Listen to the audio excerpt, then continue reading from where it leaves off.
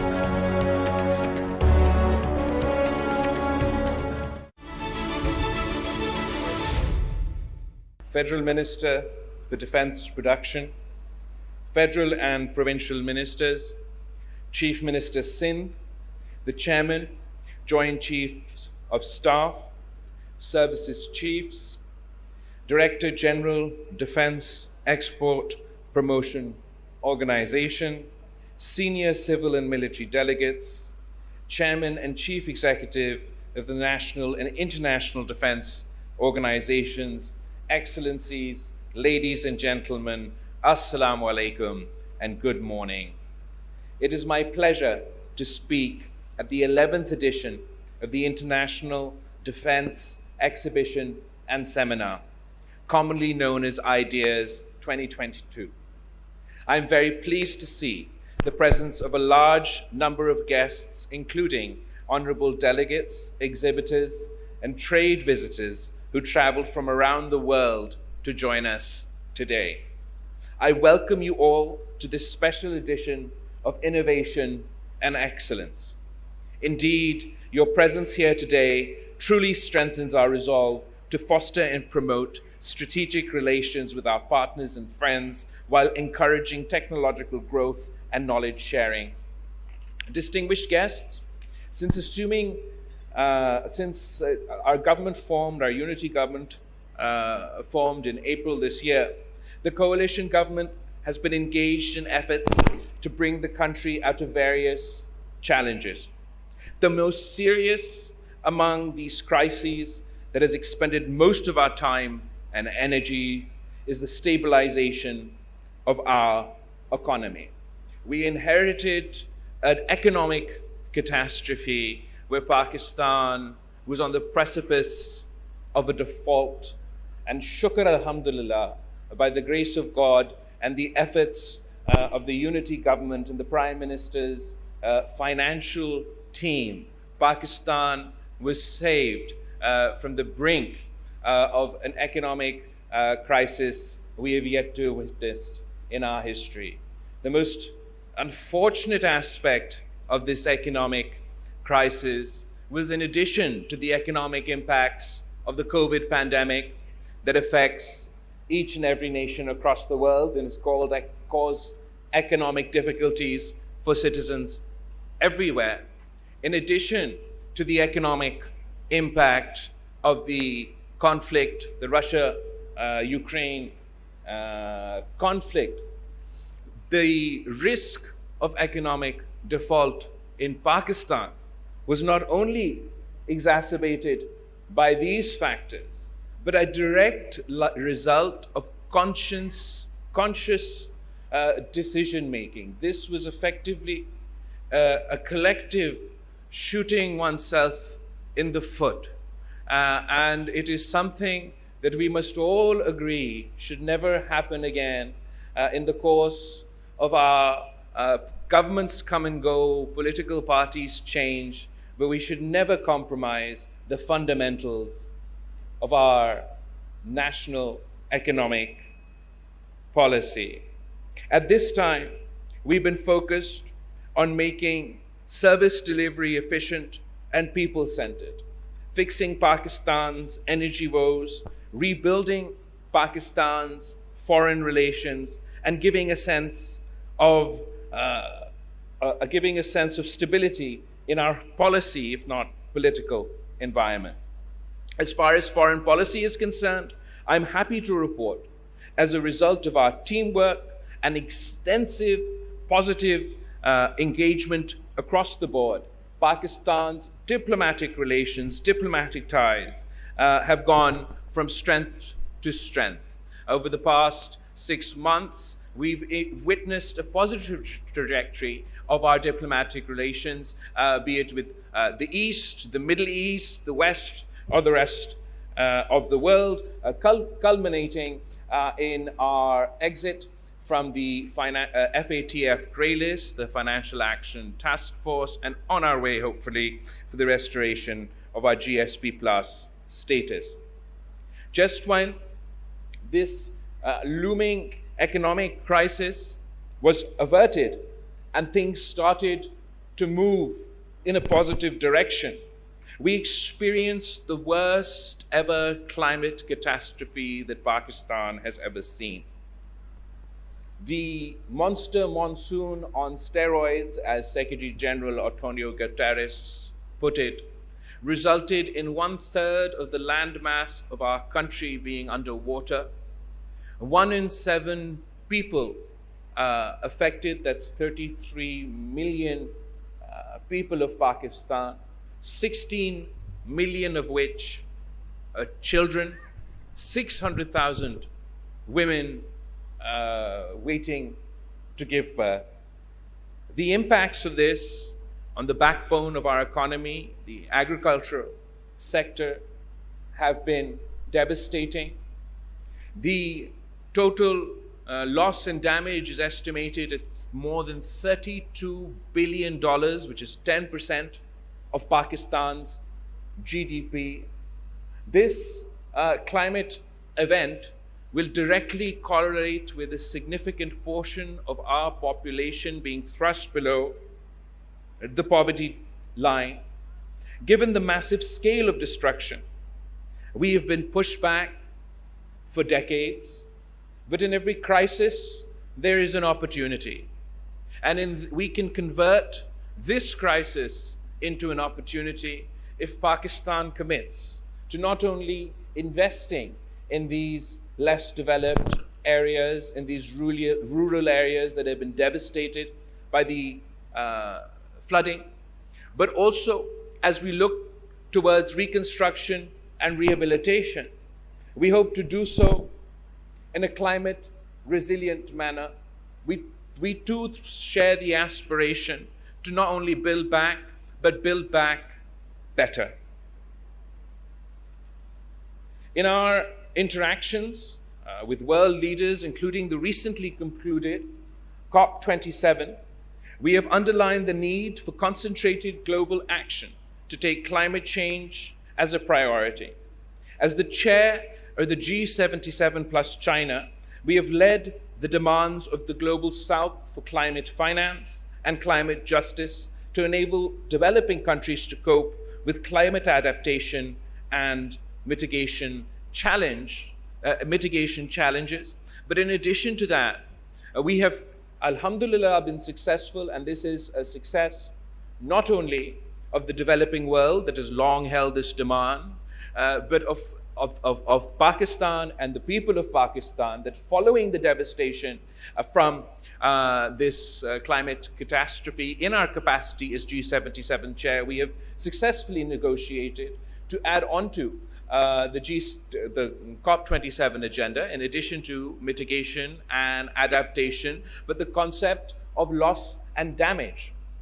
Because it was only after we in Pakistan experienced the devastation of these floods that have resulted in a 10% loss to our GDP, that it became evident to us that there was no international financing mechanism for devastation, for loss and damage of this scale.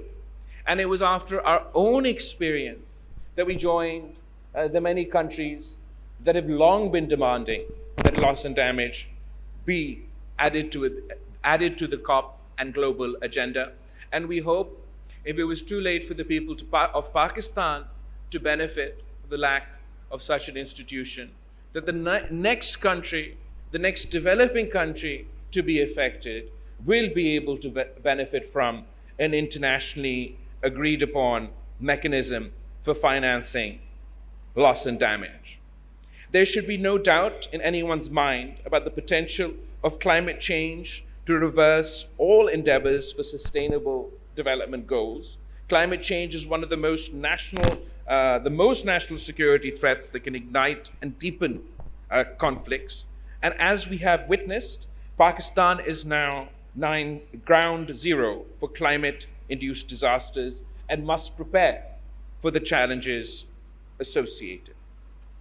Ladies and gentlemen, today the increasingly complex security environment poses multifaceted threats to national security and stability of the countries. With rapid advancement in technologies and proliferation of related knowledge, we are experiencing a visible change in the established security paradigm. In today's globalized world, the national security has emerged as a dynamic concept that is as much economic, political, social, and institutional as it is military and strategic in nature. In an age of fake news and disinformation, the threats to national security have increased manifold. The specter of rising global food and energy prices is putting immense strain on national cohesion and unity, thus deepening internal fault lines.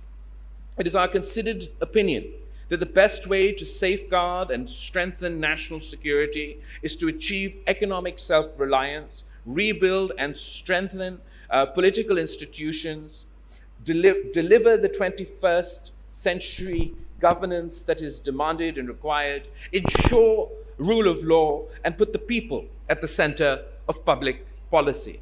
This requires a much needed reset in our thinking, as well as the way we conduct the business of the state. Internal consolidation can alone enable our nation to secure its core economic, foreign policy, and security interests. And in order to do so, each institution must function within not only their constitutional domain, but with a primary focus on their objective, on their national goal. For example, I am a politician, I am a parliamentarian, and I represent my constituency in Parliament. My job is to be answerable to Parliament, to be present in Parliament, and rather than lashing it out with my political opponents on the streets or in the public arena, we have created this forum where all people of Pakistan can be represented, where our exchange of ideas, our debate should lead to the addressing of issues of national importance through consensus, so we can move beyond our consistent state of flux and focus on the priorities of our nation.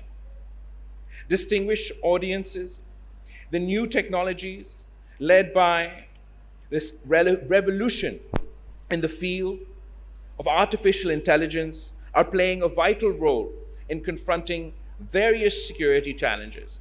In my view, the responsible use of technology advancement can make the world a better and safer place. Pakistan, being a responsible state, is always committed to play its role for international peace, stability, and order. Reciprocity, mutual interests, and international norms are the guiding principles that govern Pakistan's relations and the bilateral and multilateral levels. In the regional context, the transformation of South Asian geostrategic environment has further accentuated the importance of this region in world affairs. Resultantly, regional cooperation and active engagement of regional and global players has become imperative, particularly to achieve regional peace, security, and socio-economic development. On the other hand, instability and turmoil that has beset our region for many decades also needs a firm and coordinated response by all stakeholders. We believe in meaningful dialogue on the basis of equality, not only to resolve bilateral issues, but also to unpack the immense economic potential of our region. It is here that the peaceful resolution of the long-standing occupied Jammu and Kashmir issue is, in light of the UN resolutions and aspirations of the Kashmiris, is central to establishment of sustainable peace in South Asia. Distinguished guests, it is heartening to note that Pakistan's defense industry has now achieved a good level of quality and reliability, wherein its products are comfortably competing in the international defense market.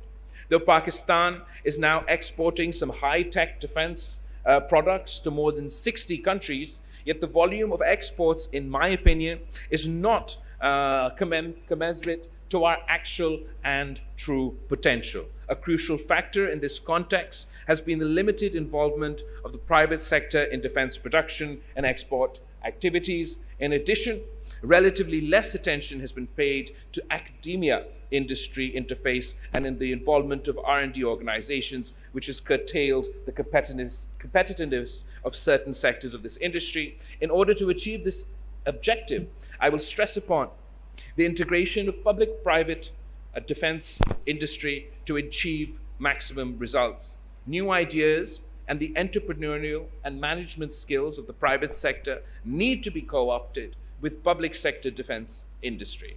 The potential of academia and R&D organizations needs to be incorporated with the defense industry for more efficiency as well as volume to our defense production exports. Our government, ladies and gentlemen, will continue to promote a business-friendly environment for investments in human capital and professional development in the demand-driven industry. The unity government is also committed to deliver an industrial strategy that contributes to growth and employment and encourages small and medium enterprises to come forward and join hands for the development of our defense industry. In this regard, I look forward to the Ministry of Defense Production's formulation of a clear policy framework to integrate the whole potential of Pakistan's defense industry. Distinguished guests, when we talk about the defense industry, International Defense Exhibition and Seminar is an iconic platform for showcasing the latest defense technologies and innovations. In fact, Ideas is a regional gateway for international manufacturers and suppliers to explore new avenues of defense cooperation through joint ventures, outsourcing, and collaborations. On the other hand, the presence of a large number of foreign exhibitors and delegates reflects Pakistan's deeply embedded and mutually beneficial relations with the international fraternity. I would say that Ideas is a shared vision for global peace, stability, and harmony amongst the community of nations. And the Ideas slogan, Arms for Peace, truly reflects Pakistan's principal stance in this regard. Ladies and gentlemen, before I wind up, allow me to appreciate the efforts of the Ministry of Defense Production, Defense Export Promotion Organization for successfully holding a series of ideas to exhibit the best of Pakistan's defense sector and promoting international cooperation in the field of defense production. I applaud the continuous support of the federal and provincial ministers, the Pakistan Armed Forces, law enforcement agencies, and the government of Sindh for the successful conduct of this mega event. I am also very pleased to know that the Pakistan Postal Services has issued a commemorative postage stamp to complement the holding of this very special edition of Ideas 2022 in the 75th year of the independence of Pakistan, and I am positive that this landmark event will achieve more progress in the years to come. I thank you all. Pakistan Zindabad.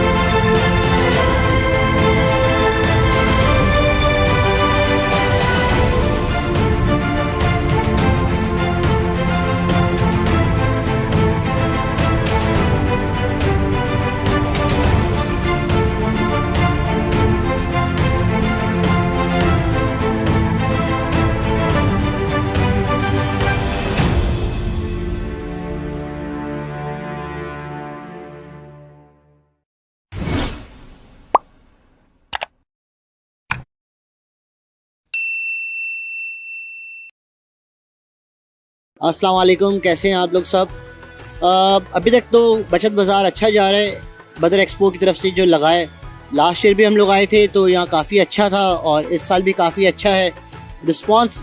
Public का footfall थोड़ा सा मेरे ख्याल से और होना चाहिए, क्योंकि जिस तरीके से हम लोग इधर काम करने के लिए बैठे हुए हैं और बचत बाज़ार जिस तरीके से हम लोग कर रहे हैं, तो बचत के अंदर लोगों को अच्छी खासी हम लोग बचत दे रहे हैं। जैसे ये आलू है, तो बाहर मार्केट के अंदर आलू 3 किलो का आलू का बैग, आपको अगर 3 किलो आप आलू लेते हैं तो आपको बाहर से मिलता है 220 रुपये तक का ऑन एवरेज प्राइस अप्रॉक्सीमेटली। हम लोग आपको दे रहे हैं 150 रुपये का 3 kg।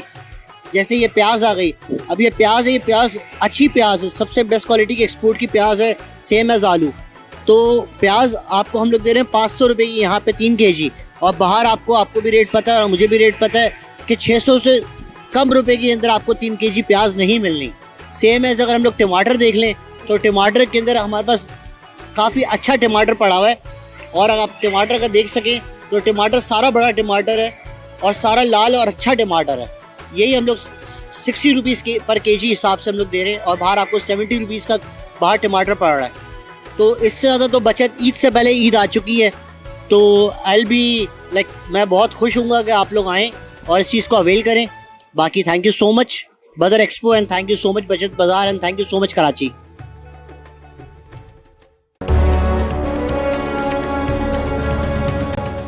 मेरा नाम मोहम्मद दानिश है और मैं बेरिया फाउंडेशन पाकिस्तान नेवी से मेरा ताल्लुक़ है। हमने एग्जीबिशन में जो है अपना स्टॉल ये लगाया है अवेयरनेस के लिए, मेडिसन की अवेयरनेस के लिए, कि जो हम आवाम को अवेयरनेस दें कि जो कि हमारे पाकिस्तान में ज़्यादातर जो है जालियत व्याध लोग बनाते हैं, तो उससे अवेयरनेस भी दें कि आप लोग जो है मेडिसन, मल्टी मेडिसन को देखें। और जो एक्सपो है ये आवाम के लिए बड़ा अवेयरनेस रखता है और इस पे है कि आवाम को जो है हमारी आवाम को अपनी हेल्थ के बारे में जो है बहुत कुछ सीखने को मिलेगा। और ये बदर एक्सपो इन्होंने बड़ा अच्छा एक इक़दाम उठाया है लोगों के लिए, आवाम के लिए, और यहाँ की जो सर्विसेज है बहुत अच्छी हैं। और बेरिया फाउंडेशन का यही है कि हम लोग चाहते हैं कि जो हमारी आवाम है इन्हें मेडिसन डिस्काउंट पर भी मिले और जो मेडिसन है वो जाली ना हो और मेडिसन ओवरऑल जो है कंपनीज़ की हो।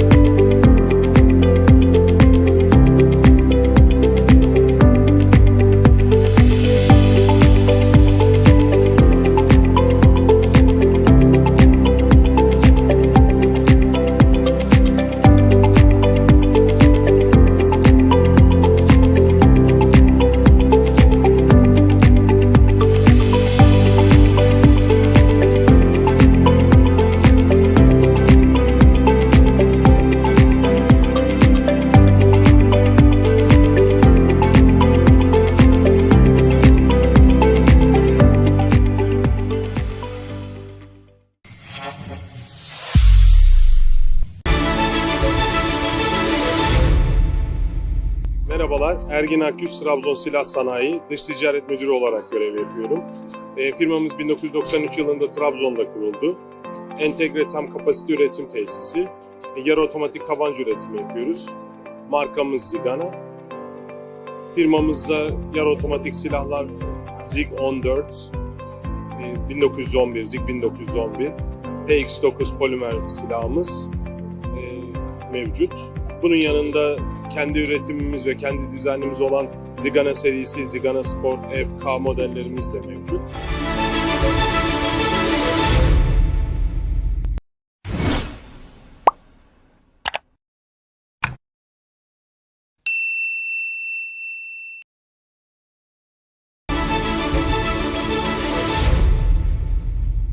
आइडियाज़ 2022 जो कि वैसे एक बाइनियल इवेंट है, हर 2 साल के बाद होता है, लेकिन इस दफ़ा कोविड-19 की वजह से जब 2020 में हम इसको नहीं कंडक्ट करा सके तो ये अब 4 साल के बाद हो रहा है। तो उसकी वजह से अब इसकी इम्पोर्टेंस और भी ज़्यादा बढ़ जाती है और हम इंशाल्लाह पूरी तरह इसके लिए तैयार हैं और हम उम्मीद करते हैं कि 2018 में जिस तरह कंडक्ट कराया गया था उससे मज़ीद बेहतर होगा और इंटरनेशनल पार्टिसिपेशन भी ज़्यादा होगा। इसमें हमारे पास काफ़ी हाई लेवल डेलीगेशंस की कन्फर्मेशंस आ चुकी हैं जो कि पूरी दुनिया के तमाम बरे-आज़मों से हमारे पास डिग्नेटरीज़ आ रहे हैं और एग्जिबिटर्स भी हमारे पास यूरोप, एशिया, हर तरह से बहुत बड़े लेवल के एग्जिबिटर्स इस एग्जीबिशन में आ रहे हैं। और साथ ही साथ मैं आपको ये भी बताता चलूँ कि इस दफ़ा हमने बहुत ज़्यादा जिस चीज़ के ऊपर फोकस किया है वो ये है कि न सिर्फ हम अपनी जो पब्लिक सेक्टर की डिफेंस इंडस्ट्री है उसके साथ साथ अपने जो प्राइवेट सेक्टर की डिफेंस इंडस्ट्री है उसको भी इसके लूप में लेके आएँ और उनको भी एक आउटलेट दें ताकि वो दुनिया के सामने अपना जो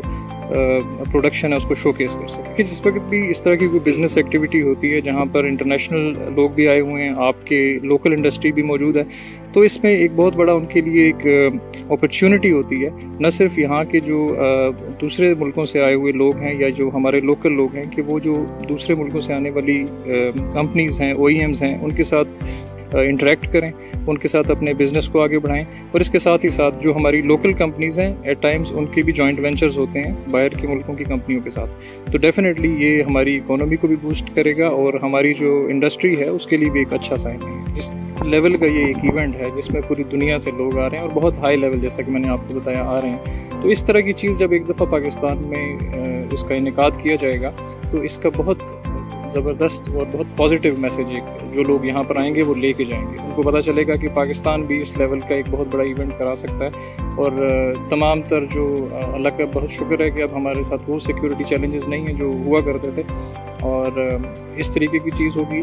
और आजकल जो फ्लड के बाद के जो हालात हैं उसके बाद इस तरह का एक इवेंट कंडक्ट होना ये हमारी इकोनॉमी को भी इंशाल्लाह इससे फ़ायदा होगा। इसके अंदर हमने एक आर्टिफिशियल इंटेलिजेंस का सेमिनार हम मुनक्किद करवा रहे हैं जो कि बेसिकली 2 सेगमेंट्स में होगा, जिसका सेगमेंट 1 टियर 1 जो है वो आइडियाज़ के पहले ही दिन उसका इनेकाद किया जाएगा और उसके अंदर 4 स्पीकर्स होंगे जो कि एक्सपर्ट्स होंगे आर्टिफिशियल इंटेलिजेंस के। और इसी तरह जो सेकंड टियर का जो नेक्स्ट डे पे कंडक्ट करा जाएगा that will be the second day of ideas. उसके अंदर जो हमारे लोकल स्टूडेंट्स हैं जो उन्होंने इस पे काम किया आर्टिफिशियल इंटेलिजेंस के ऊपर वो आके अपना काम प्रेजेंट करेंगे। और ये इन प्रेजेंट करने वालों के अलावा दोनों दिन हमने अपने स्टूडेंट्स को और यंग ऑफिसर्स को भी इनवाइट किया हुआ, वो इनको सुनेंगे और डेफिनेटली कुछ ना कुछ इनसे सीख के जाएंगे। अल्हम्दुलिल्लाह हम पूरे ज़ोर शोर से, चाहे वो कराची की सड़कें हों, आइडियाज़ के जो वेन्यू है कराची एक्सपो सेंटर उसके बाहर की कोई जगह हो, कराची एक्सपो सेंटर के अंदर का जो आउटडोर एरिया है और जो एग्जिबिशन हॉल्स का एरिया है, सब के ऊपर बहुत ज़ोर शोर से काम हो रहा है और इंशाल्लाह हम अपने टाइमलाइन को मीट करते हुए स्टार्ट से पहले ही कंप्लीट कर लेंगे। सिंध गवर्नमेंट के बारे में मैं ये कहूँगा कि उनकी पैटर्नेज हमेशा हमें मिलती रही है, पास्ट में भी मिली है और इस दफ़ा भी आपने खुद देखा कि हमारी जो 2 स्टीयरिंग कमेटी मीटिंग्स थी they were held at CM house. CM साहब वेरी काइंड ऑफ हिम, उन्होंने उसको शेयर किया और वहाँ पर तमाम सिंध गवर्नमेंट के जो डिफरेंट डिपार्टमेंट्स हैं उनके हेड्स मौजूद थे। उनको जिस तरीके से CM की तरफ से इंस्ट्रक्शंस मिली और उनका बड़ा पॉजिटिव हमने इम्पैक्ट देखा कि जब सिंध गवर्नमेंट ने अपना साथ हमें दिया तो उससे चीज़ें बहुत हमारे लिए आसान हुई।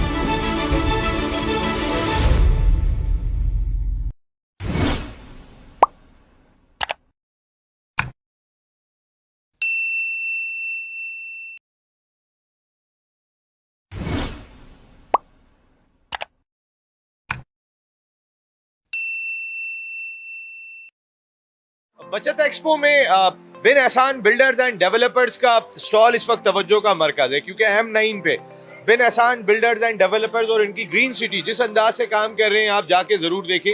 आप शानदार काम और जिस नर्ख में और बचत एक्सपो में जिस बचत के साथ अगर यहाँ पर आप आ रहे होंगे, आपको अंदाज़ा हो गया होगा कि इतने कम पैसों के अंदर आपको अपना प्लॉट मिलना है, इतना आसान काम दिखाई नहीं देता।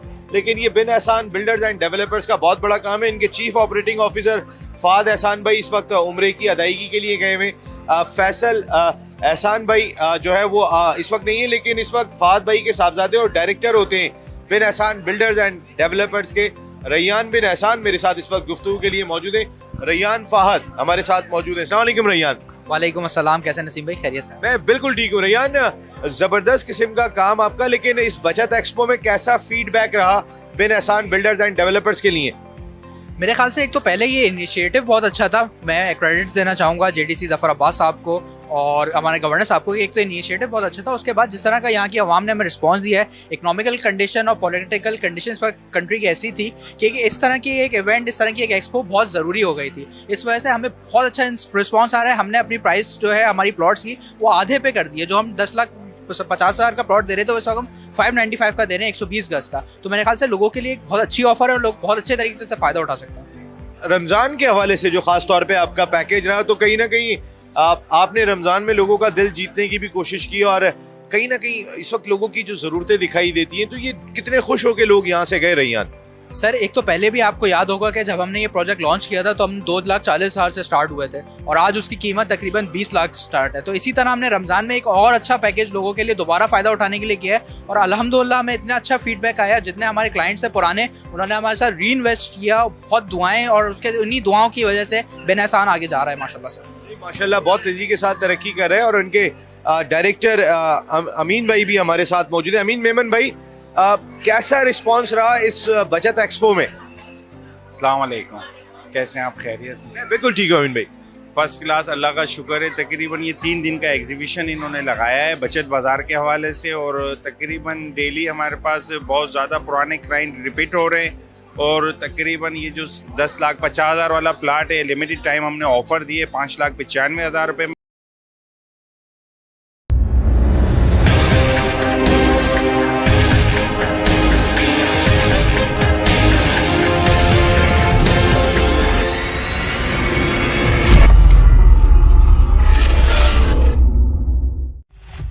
Ideas 2024 brings together stakeholders across diverse defense industries. The 4-day exhibition offers a platform for G2G, B2G, and B2B interactions, joint ventures and investments in defense production sector. A strategic seminar will also be held to facilitate discussions on global challenges within the defense sector. The 12th edition of Ideas will be held from 19 to 22 November 2024 at Karachi Expo Center.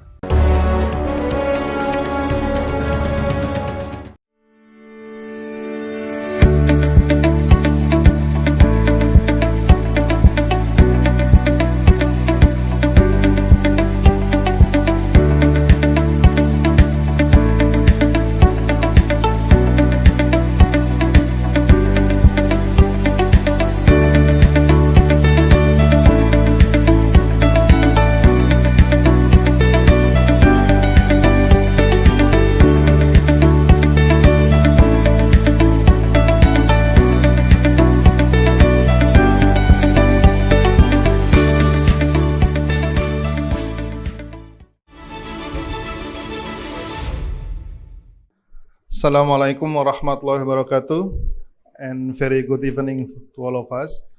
So today I would like to deliver presentations about development of 5G network-centric warfare, its component and challenges. Next slide, please. So I would divide this topic into 4 subtopics. The first one is that I will give very brief introductions about the 5G itself, the KPI, the use cases, the standardization roadmap, and so on. And then from subtopic 2 until 4, they are about the military. What are the 5G key enablers that can be used for the military? how 5G can be very beneficial or can be used for the future battlefields. And the last but not least will be, so what are some technical challenges in there that we need to consider? Okay, next slide. So I will start with this triangle, which is very famous in explaining about 5G. If I only have one slide, we can see here that in 5G, basically there are three very big use cases. The first one is called the massive broadband, which means that the speed is much faster than the existing one, the existing 4G or even the 3G and so on. And then the next one, the bottom left, no, previous slide please. Okay. The bottom left is about the massive machine type communications. So this is about so many devices are connecting to the network. For instance, in this kind of venue or in the stadium and so on, even if there are cellular signals, in most of the cases we cannot connect to the network. It is because a number of connectivity are limited. So in the 5G, this kind of problems is solved. So one big use case in the 5G will be massive machine type communications, which is later on will be used very much for the IoT, Internet of Things, and so on. And then the third use case is about critical machine type communications. This is about the very low latency, even less than 1 millisecond latency. So using these three generic subcases or big use cases, then there are many possibilities, like using 5G for sensor network, using 5G for Industry 4.0, using 5G for streaming, using 5G for autonomous driving or semi-autonomous driving, and so on and so on. Next slide, please. So if we want to see a little bit detail, then the upper left or upper right picture is showing how we can compare the 5G with the 4G. So 5G is much better in all the aspects, and then we can see also in there several KPIs of the 5G, but I think it is quite difficult for you to read. But here I just want to show you that with all these KPIs, all this performance, we have very big possibilities to use it in various type of use cases. For smart cities, for mobile broadband, for the automated controls, real-time telematics, and so on and so on and so on. And of course, 5G is connected to the AI or on also the edge computing. Next slide, please. And in this slide, you can see that the standardizations of 5G is now still ongoing. We call it the release stages. Release 14, release 15, release 16, release 17, and so on. Now is 2022, so the release 17 is already there, which means that the full set of 5G will be available in the market already. And some countries have launched the 5G. I think Pakistan is not there, but some countries like Korea, Japan, US, Germany, Saudi, and many countries have launched the 5G, so they can use all the capabilities. Next slide, please. And then, if we relate this to this event, actually, even though 5G is originally developed for civilian applications, recently there are many studies saying that 5G also can be used in defense. This study from Allied Market Research saying that global 5G in defense market is expected to reach 70,000 million US dollar. This is quite significant number. Next slide, please. Next. So, how 5G can be used for the defense? There are several key enablers. I don't know if you can read the slides because the fonts is quite small. But actually, there are some enablers in the 5G that is very significant for the military. The first one is the NFV, Network Function Virtualizations, in which most of the network functions will be virtualized. And then also SDN, software-defined network. The network will be defined using software, not hardware. And also network slicing, which is the set of parameters, can be very easily changed and done for different types of use case. And then orchestrations, end-to-end orchestrations. This one is using AI. And then cloud native, mobile edge computing, and of course, millimeter wave. Next slide. So with all those key enablers, we can see that there are many studies, many research about using the 5G for the military. This is just a few examples like the one done by LMT and then Fineable and so on and so on. Next. Okay. So this slide explaining in brief about how this 5G can be used for military applications. Okay. The first and the foremost is that it can be used for the military decision making because of the quality of connectivity, the very low latency, and so on and so on. Several studies investigating about how 5G can be used for military decision making, and then also for smart warehousing, and then for distributed command and control in the battlefields. Even some studies are investigating about the use of the 5G for NTN, non-terrestrial network. Also for tactical communication. Tacticals means that in the battlefields, using millimeter wave so that we can use very high frequency, high directivity, and very low latencies. Also for the proximity service, PROSI, 5G for the AR, VR, augmented reality, and the virtual reality, also the mixed reality, and also for the geointelligence. These are some pictures, some pictures that is showing that how this 5G can be used and has very big potential for the military applications. Next. However, we can see that still there are some challenges in the 5G. The first one, click please, next, is related to the KPI challenges. Not all KPIs are there, but it is in the process. Next. The next one is about architecture. 5G is much more efficient than other G, than 4G, than 3G, of course. Okay, but if you can see here that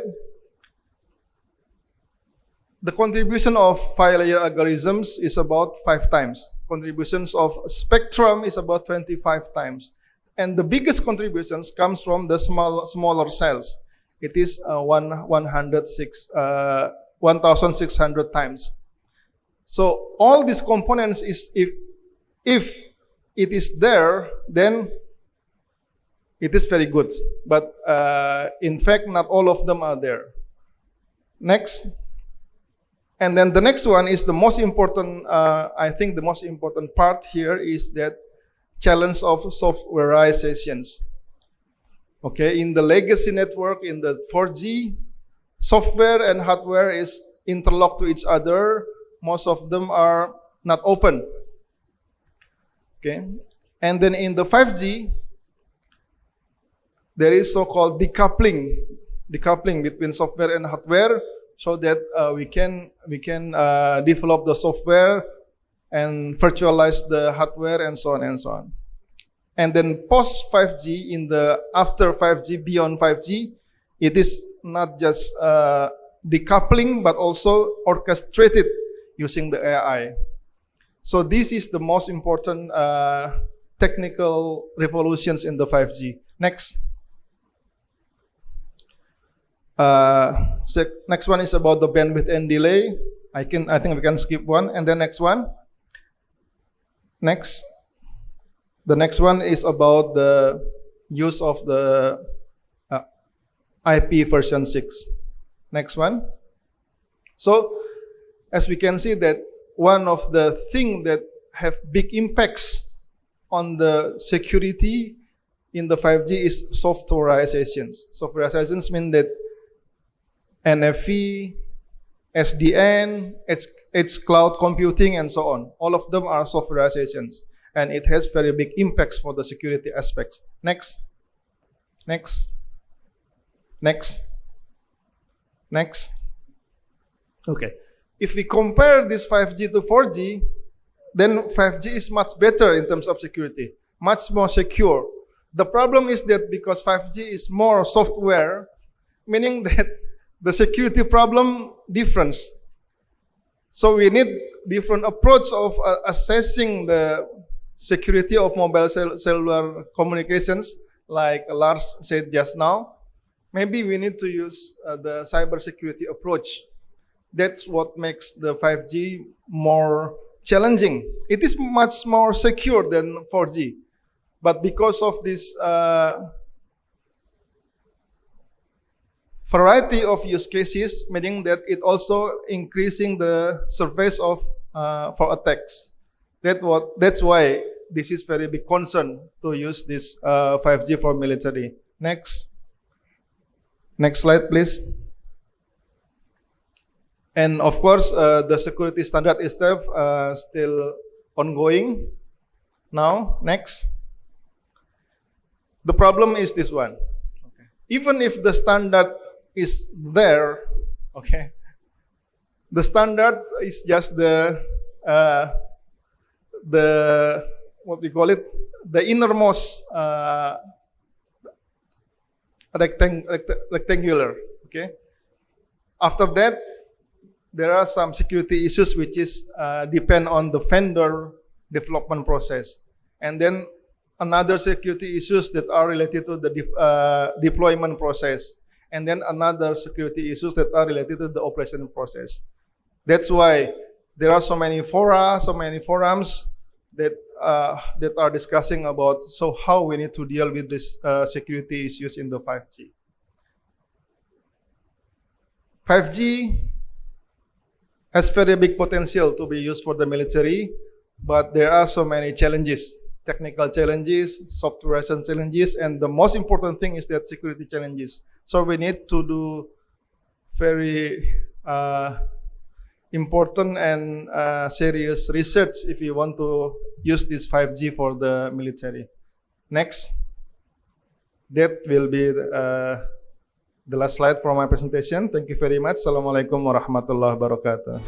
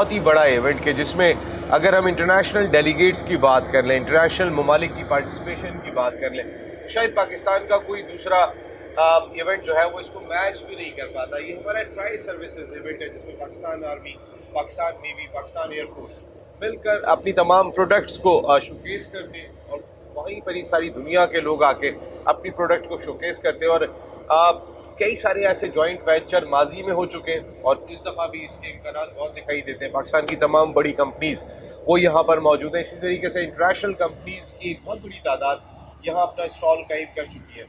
ideas 2022 जहाँ arm for piece जो उनका slogan दिखाई देता है, जहाँ slain की बात हो रही है, वही एक ख़ास टॉपिक इस आइडियाज़ 2022 में आर्टिफिशियल इंटेलिजेंस था। इस सिलसिले में एक प्रॉपर सेमिनार का इनेकाद भी किया गया और ख़ास तौर पर हमारी नौजवान नस्ल को इससे आगाही दी गई। आज अगर आर्टिफिशियल इंटेलिजेंस की बात कर लेते हैं तो सारी दुनिया में ये ख़ास सब्जेक्ट दिखाई देता है और सारी दुनिया इस पर एक ख़ास फोकस करती हुई दिखाई देती है। मेरे साथ 3 हमारे मुल्क की बड़ी इंपॉर्टेंट शख्सियत गुफ्तगू के लिए मौजूद है।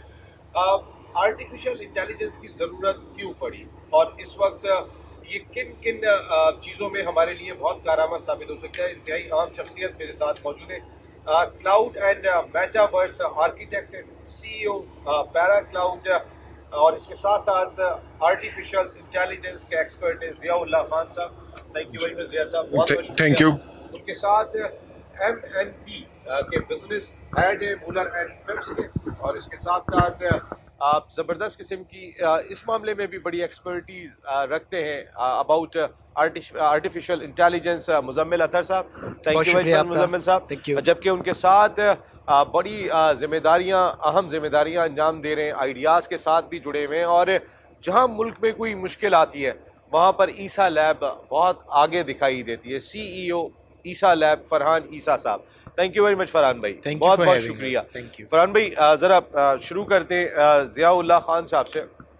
ज़िया साहब, सबसे पहले तो आम लोगों को, मुझे भी नहीं पता, तो मैं आम लोगों की बात कर रहा हूँ, हम बिल्कुल आम लोग यहाँ बैठे हुए, व्हाट इज़ आर्टिफिशियल इंटेलिजेंस? देखिए, नॉर्मली जो कंप्यूटर प्रोग्राम होते हैं ना, जब हम इस्तेमाल कर रहे होते हैं तो हमें ऐसा लगता है कि उसमें इंटेलिजेंस है, मगर वो बिल्कुल नहीं होती। मिसाल के तौर पे आप ये कहते हैं कि उसको कि भाई आपकी एज अगर 65 से ऊपर है तो प्लीज़ आइडेंटिफाई करें, इनको ब्लड ना लें इनसे। अच्छा, ये इंटेलिजेंस नहीं है, ये बहुत ही सिंपल सा प्रोग्राम है जो आपकी एज पूछ के उसका जवाब देता है।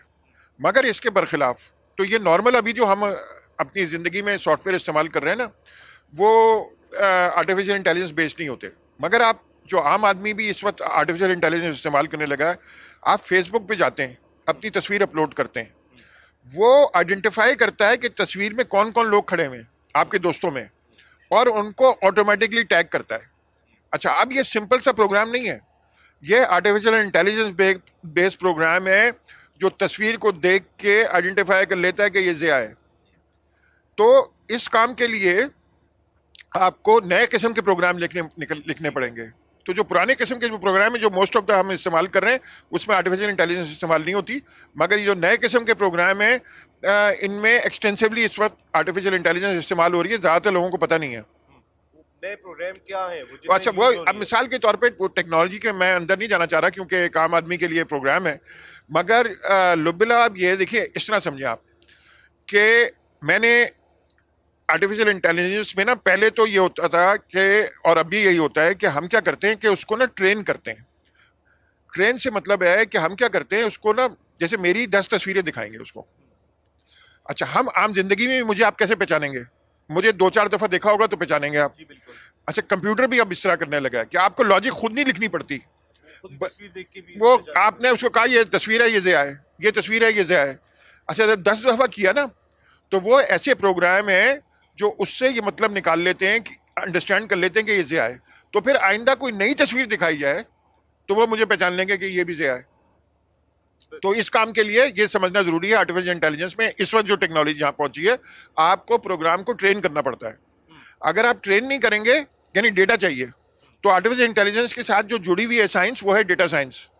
तो आपको, जैसे हमारे पास इसे लैब्स के वो बैठे हुए हैं, अगर अभी क्या होता था, ब्लड आया, ब्लड खुरबीन में वो देखता है डॉक्टर, आइंदा क्या होगा, और अभी भी हो रहा होगा, इनके पास भी हो रहा होगा, कि तस्वीर से डायग्नोज, उसको बहुत सारी तस्वीरें दिखाते हैं, मगर ट्रेन करना पड़ेगा, डेटा चाहिए होगा, और तस्वीरें दिखा के कि यार ये कैंसर है, फिर जब वो नया कैंसर सेल दिखेगा तो फौरन पहचान जाएगा कि ये कैंसर है, जो पहले इंसान कर सकते थे सिर्फ, अब मशीनें भी कर सकती हैं। मैं आपसे ये जानना चाहूँ कि आर्टिफिशियल इंटेलिजेंस को किस तरीके से आप यूज़ करते हैं आम जिंदगी के अंदर, क्योंकि एक आईटी एक्सपर्ट इसको ज़्यादा और बेहतर बता सकते हैं, क्योंकि अगर मैं बात करता हूँ ज़ियाउल्लाह साहब खुद एक ज़बरदस्त किस्म के एक्सपर्ट है, लेकिन आईटी सेक्टर के थ्रू इस इंटेलिजेंस को किस तरीके से सामने लाया जा सकता है?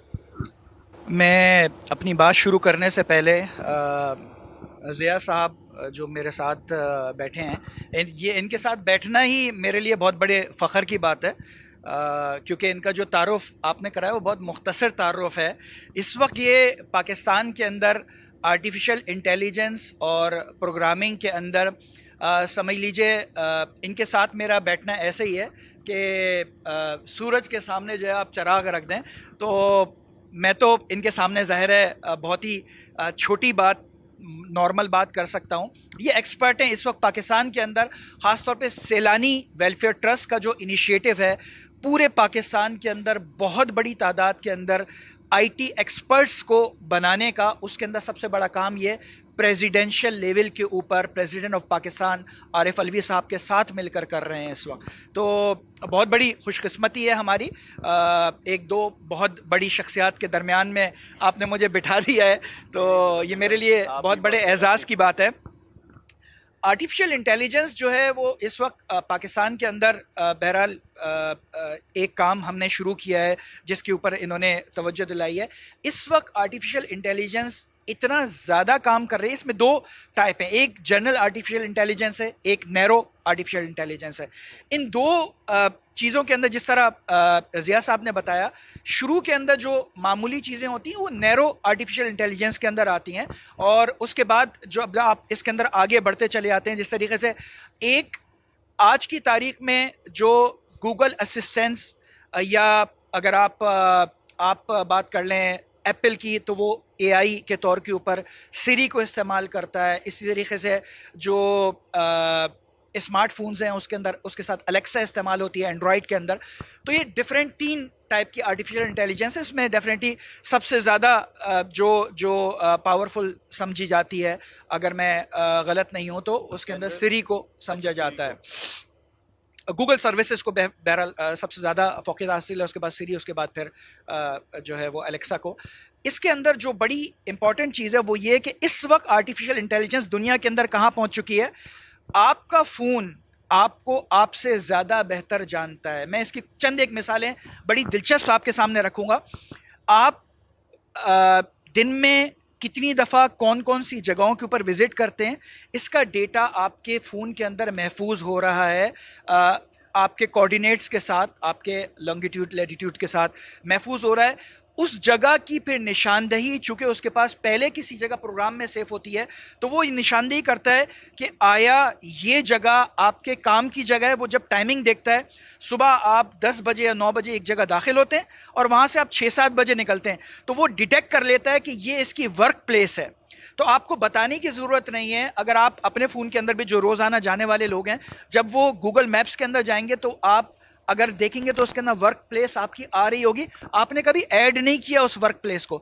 इसी तरीके से रात का टाइम चूँकि ज़्यादातर आप घर के अंदर गुजारते हैं, मैं सहाफ़ियों की बात नहीं कर रहा हूँ, लेकिन ये कि जो ज़्यादातर लोग हैं चूँकि वो शाम के बाद से लेकर सुबह तक का वक्त घर पर गुजारते हैं, इस वजह से वो उनकी होम की कैटेगरी के अंदर नज़र आ रहा होता है।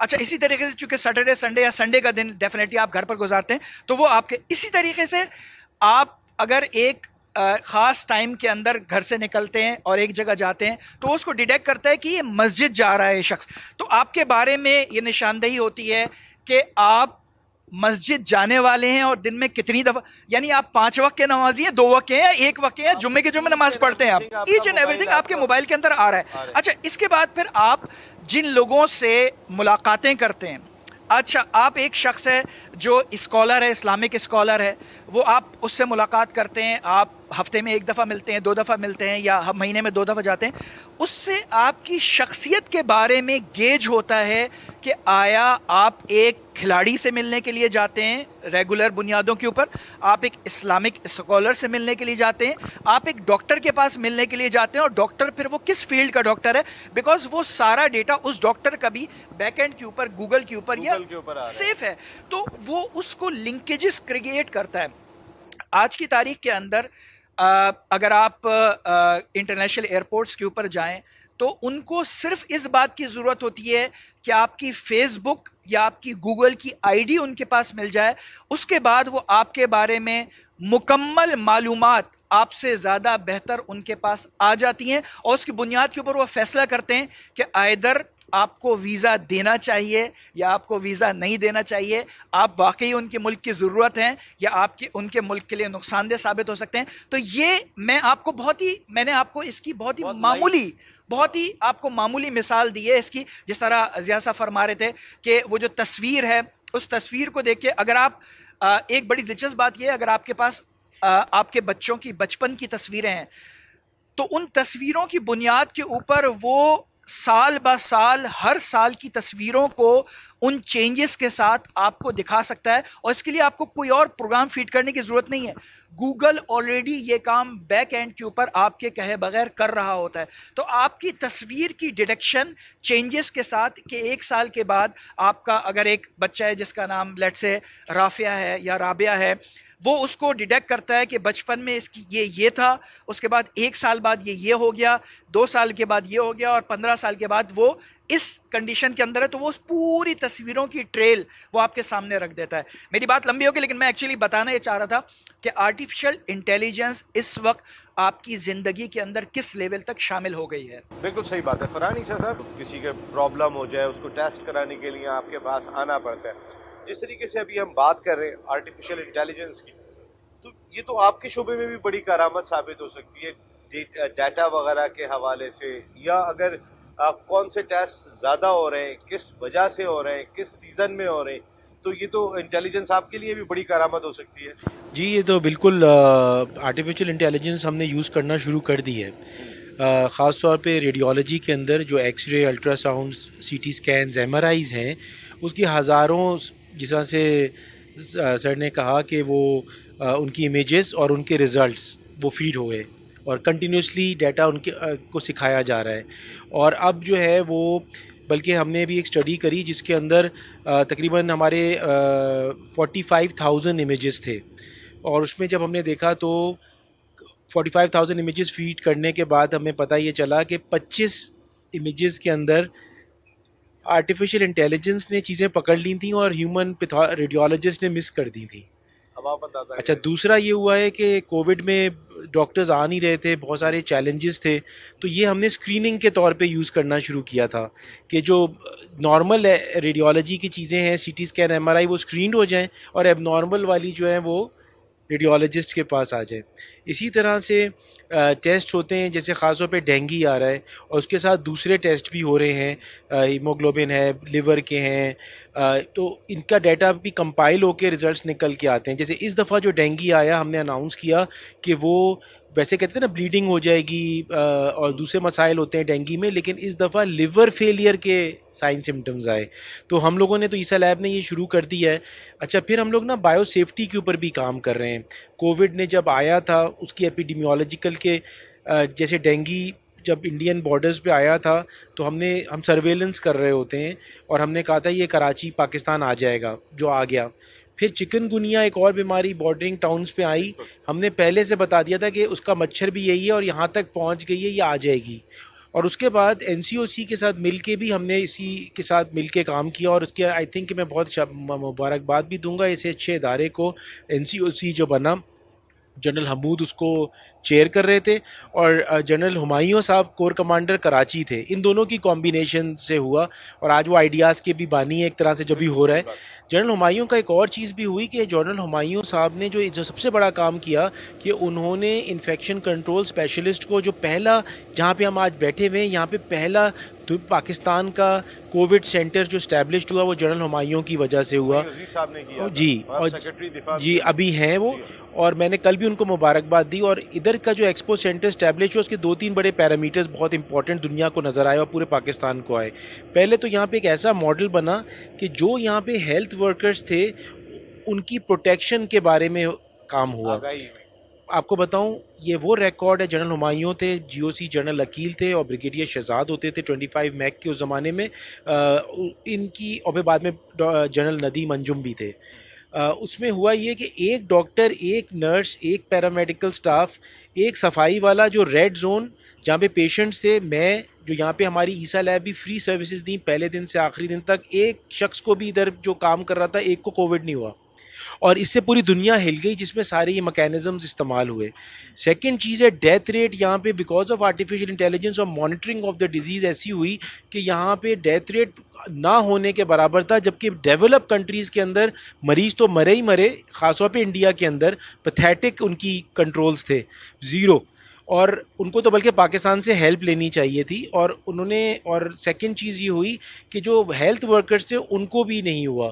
तो पाकिस्तान की जो आर्म फोर्सेस हैं और ये जो आइडियाज़ हैं, और आज हम भी यहाँ पे मौजूद हैं कि जो सिविलियंस और business community, arms for piece और सब जो मिल के काम कर रहे हैं, आई थिंक कि ये इंडेवर्स जो हैं जो कोविड में नज़र आए और रिकॉर्ड्स बनाए पाकिस्तान ने, डेथ रेट हार्डली हो सकी, आई थिंक कि ये हर जगह पे होगी।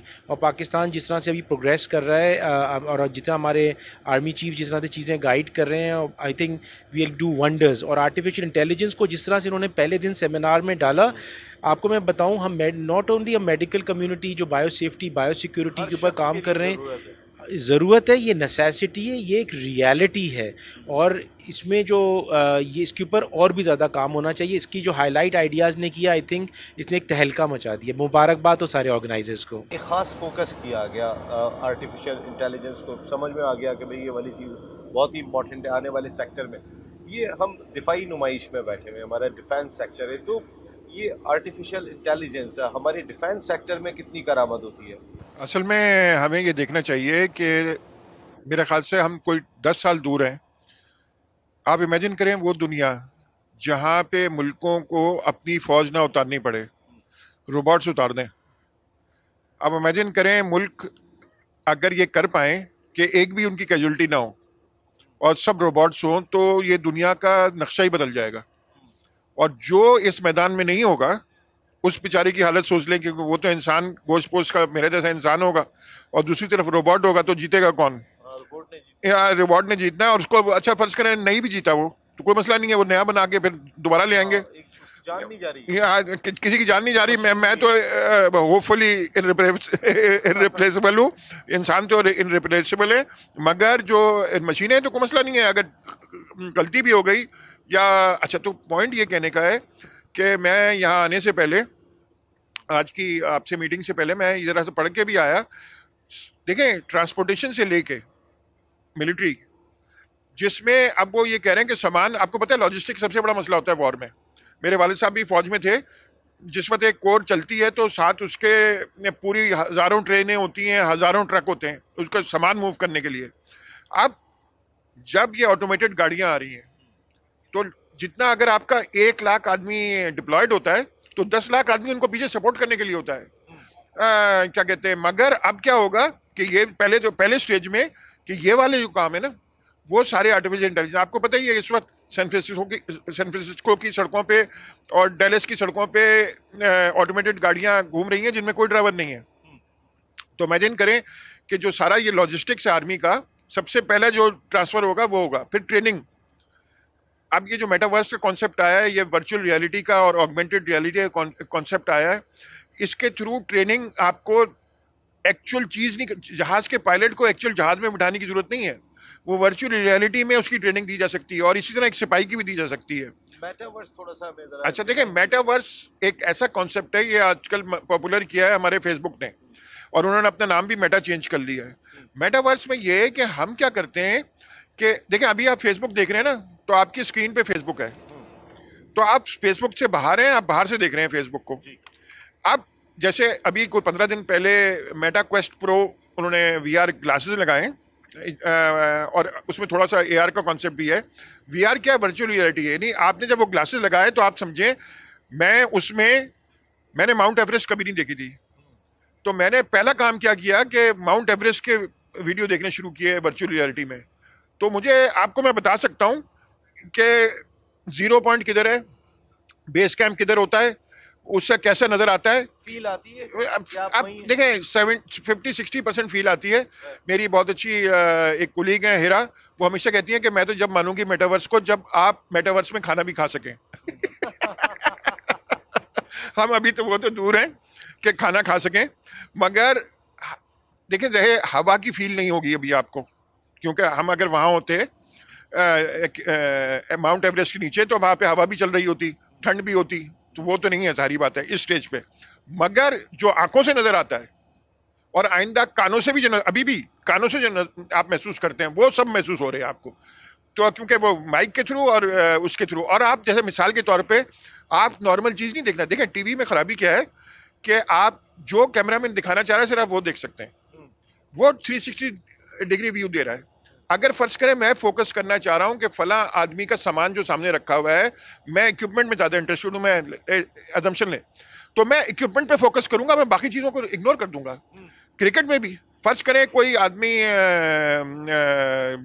किसी एक खास बाबर आजम का फैन है, तो बाबर आजम मैं देखना ही नहीं चाह रहा बॉल, मैं तो चाह रहा हूं कि बाबर आजम फील्डिंग कर रहा है, मैं उसको देखना चाह रहा हूं कि वो क्या कर रहा है।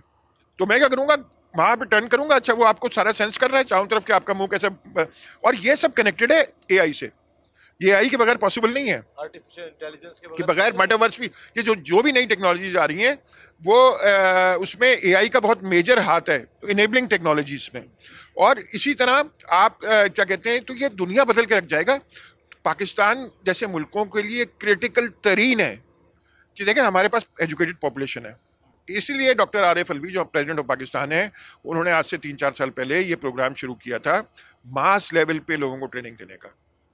तो मैं ये कह रहा हूं कि जो माँ बाप है ना, अपने बच्चों को नई दुनिया के लिए अगर तैयार नहीं करेंगे तो बड़ी गड़बड़ हो जाएगी, पाकिस्तान के लिए भी होगी और इंडिविजुअली लोगों के लिए भी होगी। कितना लेट है हम?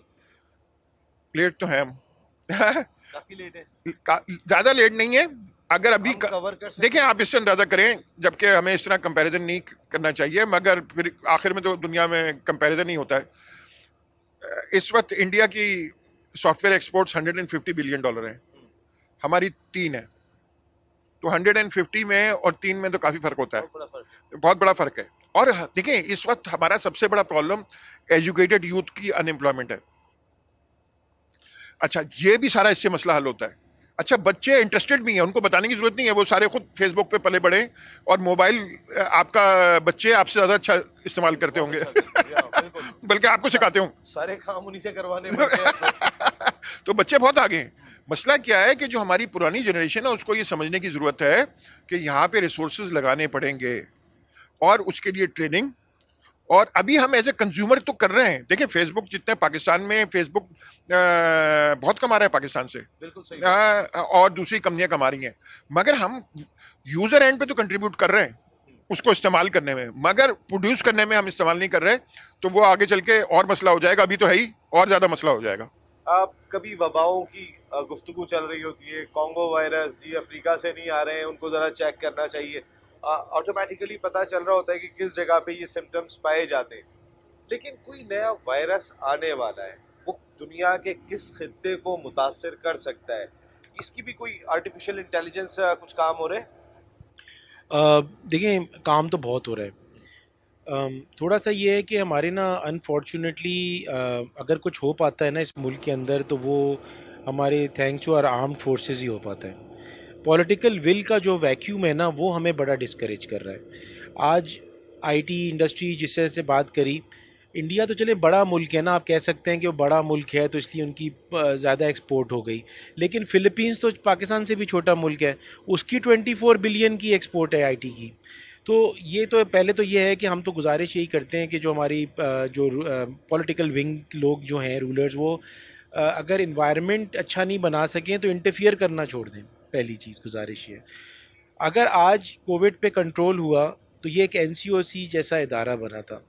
देखिए हमारे पास जो, अगर आप मेडिकल और इसकी काम के बारे में बात कर रहे हैं ना, उसका मैं एक चैलेंज को इसलिए जिक्र कर रहा हूँ कि उससे एक अपॉर्चुनिटी क्रिएट होती है हमेशा। जैसे for example 18th amendment I, 18th amendment से हुआ ये कि हेल्थ हो गई डिवॉल्व, सूबों के पास। तो जो पाकिस्तान का कॉन्सेप्ट है कि नेशनल स्पिरिट में कोई पॉलिसी बनाई जाए सर्वेलेंस की, तो अब ज़ाहिर है सिंध तो सिंध की बनाएगा ना, पंजाब पंजाब की बनाएगा। तो मैं गुजारिश ये करता हूँ, इतना इम्पोर्टेंट आपका इवेंट है कि कुछ ऐसे डिपार्टमेंट्स हैं, सेक्शंस हैं, हेल्थ हो गया जैसे, जिसमें एक नेशनल पॉलिसी बनना बहुत ज़रूरी है और उसकी कोलैबोरेशन इंटरनेशनल इदारों के साथ होनी बहुत ज़रूरी है। दूसरी चीज़ ये आ जाती है, तो अगर ये हो जाए तो ये सारी चीज़ें हो जाएंगी। एनसीओसी के थ्रू ही हो सकता है, फोर्सेस के थ्रू ही हो सकता है जी, वरना कोई पॉलिटिकल, क्योंकि फोर्सेस ही एक वाहिद है ना जो पूरे पाकिस्तान, जी चारों सूबों में नहीं, वो यही तो एक देखिए, और इसी को तो डैमेज कर रहे हैं ना लोग आजकल। हो ये रहा है कि हर मुल्क की एक सेंटर ऑफ ग्रेविटी होती है। पाकिस्तान की जो सेंटर ऑफ ग्रेविटी है, जिसने पाकिस्तान को जोड़ के रखा हुआ है, वो हमारी रिस्पेक्टेड आर्म फोर्सेस है। आप पूछें, मतलब कुछ और एग्जांपल भेजता हूँ, साउथ कोरिया की क्या है? साउथ कोरिया की मैच्योर डेमोक्रेसी है। ईरान की क्या है? नेशनल स्पिरिट है। ईरान में 30% से ज़्यादा जो लोग हैं वो अरब्स, टर्क्स और कुर्ड्स रहते हैं, किसी को नहीं पता। तो ये सेंटर ऑफ ग्रेविटी होती है, और ये जो सेंटर ऑफ ग्रेविटी हमारे मुल्क की है, आज अगर देखें, ये जो हमारे डिफेंस का एक्सपो सेंटर लगा हुआ है आर्म्स फॉर पीस के शोबे से, और एक्सपोर्ट करने के बारे में और कोलैबोरेशंस डेवलप करने के लिए, इससे ज़र मुबादला आएगा, इससे एक इमेज बिल्डिंग भी होती है। आज दुनिया के जनरल्स और सारे स्टेट मिनिस्टर्स, मिनिस्टर ऑफ जो ये जो डिफेंस आए हुए हैं, तो आज वो पीस का एक मैसेज लेके जा रहे हैं दुनिया में। ये चीज़ें साथ होना, कंबाइंड होना, और डेफिनेटली अगर आर्म फोर्सेस लीड करेंगी, आर्मी, नेवी, एयरफोर्स, तो ये चीज़ें आर्टिफिशियल इंटेलिजेंस और जो दूसरी चीज़ें हो सकती हैं। और आज ये जो टॉपिक उठाया गया है, वो भी आइडियाज़ पे इन्हीं लोगों ने उठाया है, जो आज सारे अखबारों की जीनत बढ़ाया और लोगों को थॉट प्रोवोकिंग पे लगाया हुआ है इसने। अच्छा, एक बात मैं बस ख़त्म, थोड़ा सा बात को शॉर्ट करते हुए, वो ये है कि आज के बाद जो फ्यूचर वॉरफेयर होंगी, आजकल हम हाइब्रिड वॉरफेयर से, पहले हम कन्वेंशनल वॉरफेयर पे थे, अब हम एक हाइब्रिड वॉरफेयर से गुजर रहे हैं, सोशल मीडिया और ये सारी चीज़ों की। और आइंदा आने वाले टाइम्स के अंदर हम जर्म वॉरफेयर और से गुजरेंगे। और ये कोविड जो है, ये इसके लिए एक बहुत बड़ी आई ओपनिंग कर रहा है, और इसके लिए बायो सेफ्टी और बायो सिक्योरिटी प्रोटोकॉल्स बनाए जाते हैं कि अगर ऐसी वबा कोई आती है या जानबूझ के फैलाई जाती है, और उसके लिए भी आर्टिफिशियल इंटेलिजेंस बहुत ज़रूरी है। तो आपका ये जो प्रोग्राम है, ये और लोगों को क्रिएट करेगा अवेयरनेस कि इसके अंदर शामिल हों। एक तो ना सिर्फ कि नेशनल स्पिरिट में, बल्कि एक अपॉर्चुनिटी भी है कि इसके अंदर आप आके कैसे बेहतरी ला सकते हैं, दुनिया को चेंज कर सकते हैं पॉजिटिवली। चीज़ भी ज़रूर बताइएगा, मिसाल के तौर पे अभी जैसे कोविड आया था, उसमें बहुत सारे लोग बताते नहीं थे कि उनके घर में कोविड का पेशेंट है, वो छुपाते थे कि उन्होंने हॉस्पिटल नहीं भिजवाना है। अब अगर ये जो आपकी आर्टिफिशियल इंटेलिजेंस है, उसके थ्रू हम कहीं ना कहीं कोई अप्रोच कर सकते हैं, या कोई सेक्टर को और स्ट्रॉन्ग किया जा सकता है, ताकि ये आवाम के लिए है, ये लोगों के लिए है, तो इसको हम छुपा नहीं सकें। बिल्कुल ठीक कह रहे हैं, और इसी वजह से जैसे उन्होंने बताया ना कि उसकी जो हमने वो जो भी हमने उसकी वो जो ये जो डाटा डिटेक्ट किया कि कोविड किसका था, जब हम एनसीओसी को रिपोर्ट करते थे, उसकी वजह से बहुत ये फ़ायदा हुआ कि जो लॉकडाउन्स लगे वो माइक्रो लेवल पे लगे, पूरे शहर में बाद में बंद नहीं हो रहे थे, सिर्फ इलाके लॉकडाउन हो रहे थे। और इसमें थोड़ी सी हम सबकी अपनी ज़िम्मेदारी भी है। ये जो हम छुपाते हैं ना चीज़ें, ये भी बड़ी गलत है। एक चीज़ मैं ज़रूर बात को ख़त्म करते हुए वैक्सीनेशन के बारे में बोलूँगा। ये जो आवाम की आपने बात की ना, ये आर्टिफिशियल इंटेलिजेंस से हमें इंसान को भी थोड़ा सा सीखना चाहिए। वो सीखना ये चाहिए कि आपको मैं बताऊं कि मैं तो इन्फेक्शन कंट्रोल स्पेशलिस्ट हूँ, मुझसे कभी किसी ने नहीं पूछा कि वैक्सीन लगाने से जहन तो मफलूज नहीं हो जाएगा, आँखें तो अंधी नहीं हो जाएंगी, दिल की धड़कनें तो बंद नहीं हो जाएंगी, मैं ब्लड प्रेशर का पेशेंट हूँ, डायबिटिक हूँ, मेरी बीमारी तो आउट ऑफ कंट्रोल नहीं हो जाएगी, जिगर तो नहीं फेल हो जाएगा। हमारे लोगों को यही परेशानी थी कि बच्चे पैदा हो सकते हैं कि नहीं हो सकते। तो ये जब कॉन्सेप्ट एजुकेशन से फैलेगा, और अगर हमने आज एजुकेशन नहीं ली और latest trends of artificial intelligence में नहीं हुई, तो डेफिनेटली ह्यूमन फिर रिप्लेस होना शुरू हो जाएंगे, और ये एक बहुत बड़ा थ्रेट होगा। तो इसलिए बेहतर है कि हम इस टेक्नोलॉजी को अपनाएं और इसको अपने आप को स्ट्रॉन्ग करें और अपनी विजडम को लेके आएँ। बिल्कुल सर, एक आखिरी पैगाम हमारे यंगस्टर्स के लिए आपकी जानिब से जाएगा, क्योंकि इस डिस्कशन के बाद एक चीज़ तो क्लियर हो गई कि कोई एक डिपार्टमेंट, कोई एक शोबा ऐसा नहीं है कि जहां पर हमें आर्टिफिशियल इंटेलिजेंस की ज़रूरत ना पड़े। कोई भी सेक्टर अब ऐसा नहीं बचा है, और बल्कि हम इस इंटेलिजेंस के थ्रू हम अपने तमाम उन कामों को और मज़ीद बेहतर बना सकते हैं सर ये जो हमारी नौजवान नस्ल आपको सुन रही है उनके लिए आपका पैगाम, ये आपका कैमरा है। देखिए, सबसे इम्पोर्टेंट बात ये है कि इस वक्त चाइना की एक मेजर पॉपुलेशन मिडिल क्लास में आई है, इंडिया की एक मेजर पॉपुलेशन मिडिल क्लास में आई है। आप उसका रिजल्ट देख रहे हैं। बहुत सारी और भी वजूहत हैं महंगात की, मगर मेन वजह यह है कि ये rise of the middle classes in Asia. अच्छा, जो ये मिडिल क्लास उभर के आई है, इनके पास पैसे हैं, ये सॉफ्टवेयर से और हार्डवेयर से पैसा कमा रहे हैं। ये चाइना में बैठ के एक बंदा जो है लाख $1.5 कमा लेता है, जो कि पहले $200 पे था मिडिल क्लास में, अब वो अपर मिडिल क्लास का हो गया है, तो वो गोश्त भी खाएगा। अगर हमने अपने आप को इंटरनेशनल इकोनॉमी से नहीं जोड़ा और टेक्नोलॉजी इकोनॉमी से नहीं जोड़ा, तो मैं आपको बता रहा हूँ हमें खाना भी मसला हो जाएगा। और अभी भी आप देखें गोश्त कितना महंगा हो चुका है। ये जो महंगात की एक वेव है दुनिया में, वजह क्या है कि जो टेक्निकल लोग हैं जिनके पास पैसा है वो मार्केट से उठा रहे हैं सामान, और हम और आप जो कि पुरानी तरीके से जिंदा रह रहे हैं, हमारे पास पैसा नहीं है कि हम उसकी कीमत में खरीद सकें, तो क्या होगा? हम भूखे मरेंगे, वो खाना खाएंगे। तो अगर हमने जिंदा बचना है, आप अपने लिए और अपने बच्चों के लिए, हमें अपने आप को software, artificial intelligence, metaverse, Web3 और जो latest state of the art technology है, जहाँ पे सारा भलाई है। देखें, दूध पीना अलग चीज़ है और भलाई तो सारे अमेरिकन और दूसरे इंडस्ट्रियल जो मुल्क हैं वो खा जाएंगे, हमें वो दूध भी नहीं मिलेगा, हमें वो छाछ मिलेगी दही की। तो अगर हमने अपने बच्चों को ट्रेन नहीं किया और अपने आप को ट्रेन नहीं किया। अच्छा, दूसरी बात, सिर्फ ये बच्चों के लिए नहीं है, ये जो बड़ी उम्र के भी लोग हैं, मैं खुद 60 का हूँ, मैं तो हर रोज़ अपने आप को रीट्रेन करता हूँ, और मैं यकीन से कह सकता हूँ मेरे साथ दो जो मेहमान बैठे हुए हैं, ये दोनों भी अब रोज़ाना पढ़ के अपने आप को, तो हमें ये नहीं सोचना चाहिए हमारी उम्र क्या है, जो भी उम्र है, अगर नए दौर में जिंदा रहना है तो नए तरीके से रहना पड़ेगा, और कोई तरीका नहीं है। ज़ियाउल्लाह खान साहब, thank you very much sir. आप हमारे आइडियाज़ 2022 शो के मेहमान बने, BTV के मेहमान बने, आपका बहुत बहुत शुक्रिया। और कोई चीज़ अगर आप, कोई पैगाम कंप्लीट हुआ या कुछ अगर कहना चाहते हैं सर, ये बहुत ही इंपॉर्टेंट सेक्टर जी है। असल में देखें, ये हमारी आर्म फोर्सेस के लिए, मैंने अभी पॉपुलेशन की लिए बात कर रहा था, हमारी आर्म फोर्सेस बात ये समझ रही है। देखिए, हमने एक वर्ल्ड लेवल का प्रोडक्ट बनाया है JF-17, जो 4.5 जनरेशन एयरक्राफ्ट है। जब ये पहली दफ़ा बना, मेरे बहुत सारे स्टूडेंट भी उसमें सॉफ्टवेयर डेवलपमेंट में शामिल थे, तो मैं खुद भी हैरान हो गया जब मेरे उनसे बात होती थी कि माशाल्लाह ये मार्वल है। मगर अब नया दौर आ रहा है, अब 5th जनरेशन में तो स्टेल्थ और इस टाइप के, मगर 6th जनरेशन फाइटर बन रहे हैं। 6th जनरेशन फाइटर और 7th जनरेशन फाइटर में हमारे दुनिया के बेस्ट पायलट्स हैं, मगर by the time 7th generation आएगी तो पायलट की ज़रूरत ही नहीं होगी।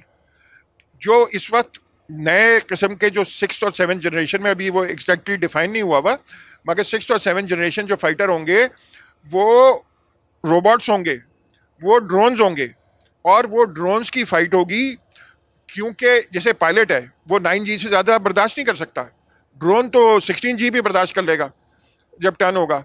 तो हमें ये हमारा एग्जिस्टेंशियल थ्रेट है।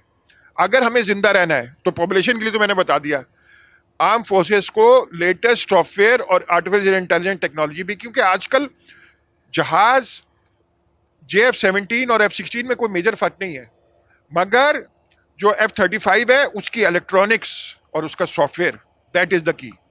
तो हमें अगर आगे बढ़ना है तो हमें ये अडॉप्ट करना पड़ेगा।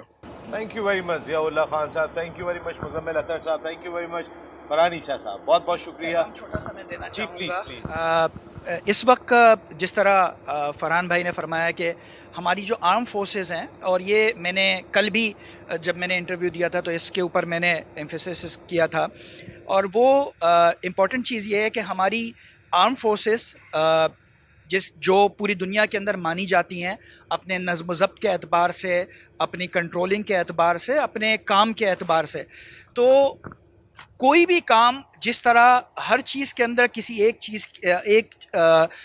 चीज़ के बारे में एक्सपर्टीज़ होती है किसी भी शख्स के अंदर, इसी तरीके से हमारी आर्म फोर्सेस की ये कैपेबिलिटीज़ हैं। इसके साथ साथ हमारा जो प्राइवेट सेक्टर है, जिस तरीके से ज़िया खान साहब जैसी शख्सियात हमारे पास मौजूद हैं, हम चाहते ये हैं कि आर्म फोर्सेस इसके अंदर कदम आगे बढ़ाएं।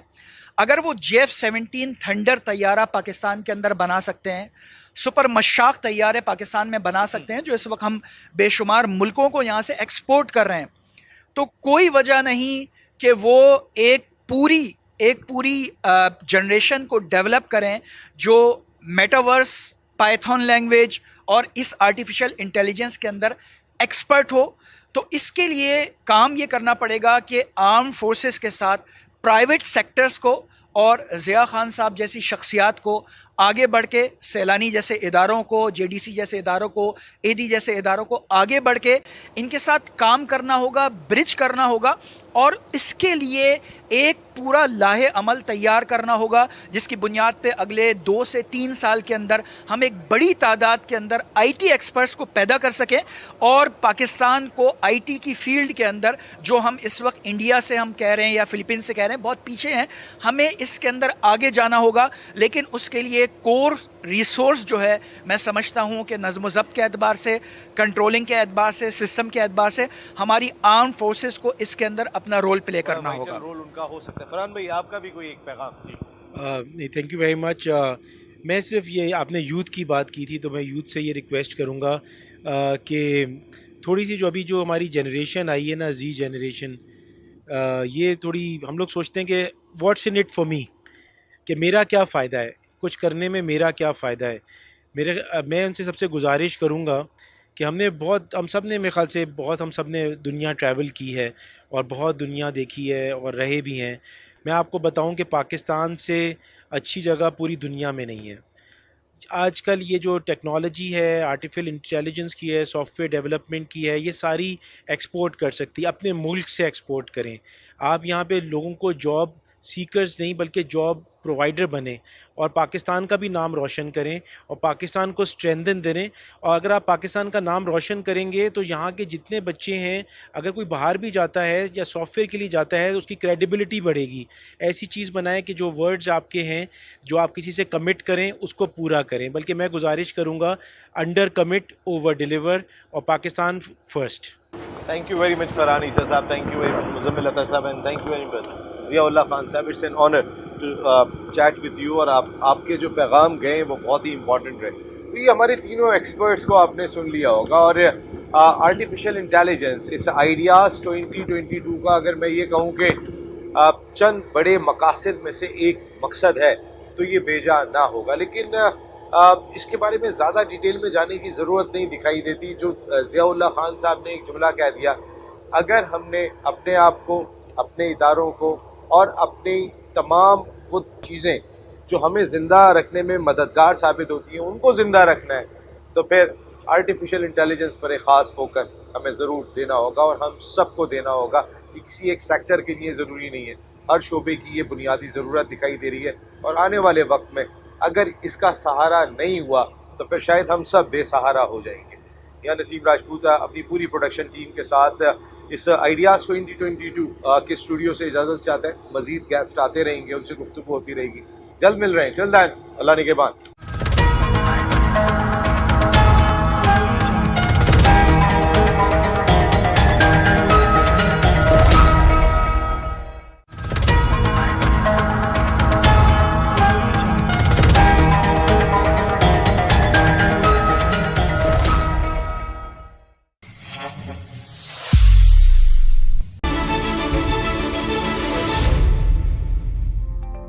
Assalamu alaikum. My name is Haider Mahbub Hussain and I am the founding editor of Defense Guardian International.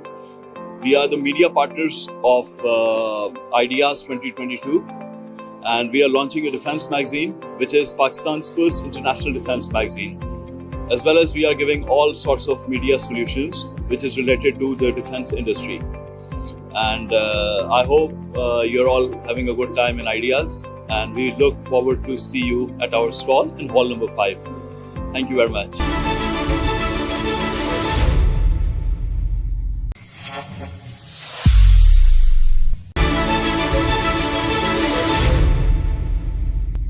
Well, hello. My name is Ayhan Shenturk, and I am the Business Development Manager for Profen Defense Technologies. We're a Turkish company. Our company was founded back in 1995, and our core expertise and experience is in satellite communication systems. So that's satellite antennas, satellite ground stations. And those are the main products that we're promoting at this exhibition. So we can design and build all the way from 65 centimeters small satellite dishes, man-pack terminals, all the way up to 7.3 meter big ground stations. So as I said, that's our main expertise. That's where our main experience comes from. But we're also an engineering company. We do systems integration. We have a very good software team supporting us in our activities. We have a materials science team helping us with the design of our antennas. And we deliver turnkey solutions to our customers.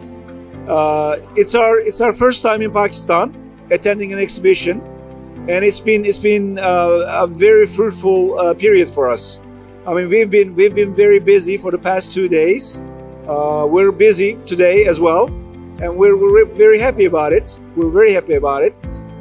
During the COVID period, we've been having a lot of online meetings or telephone meetings with our contacts in Pakistan.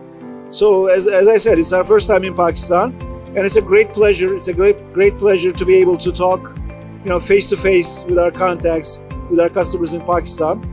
So thank you very much. Thank you very much for everything, for your hospitality.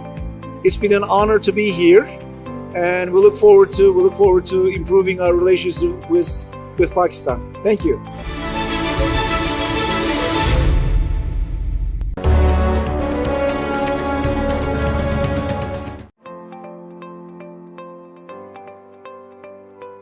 अस्सलाम वालेकुम, मेरा नाम अनीना आमिर है और मेरी एक brand है। मेरे ब्रांड का नाम है अनीना 51 और मैं ये ऑनलाइन स्टोर चलाती हूँ और इसमें आप मेरे ऑनलाइन स्टोर पर भी आकर परचेज़ कर सकते हैं। और अभी का मैंने फ़िलहाल यहाँ पर बच्चा का एक्सपो में मैंने अपना स्टॉल लगाया हुआ है, वो उसमें आप यहाँ मेरे पर ना डिस्काउंट के प्राइस में हर चीज़ अवेलेबल है। आप जो लेना चाहें हर चीज़ मेरे पास अवेलेबल है। जो भी आप लेना चाहेंगे वो सब आपको मिल जाएगा डिस्काउंट के प्राइस के साथ। और दूसरा ये है कि कैसे आम लिपस्टिक जो है वो 50 300 की मिल रही है, जो मैं यहाँ 150 200 की दे रही हूँ। बाकी ज्वेलरी पे भी डिस्काउंट है, कपड़ों में भी डिस्काउंट है। 3000 का सूट आपको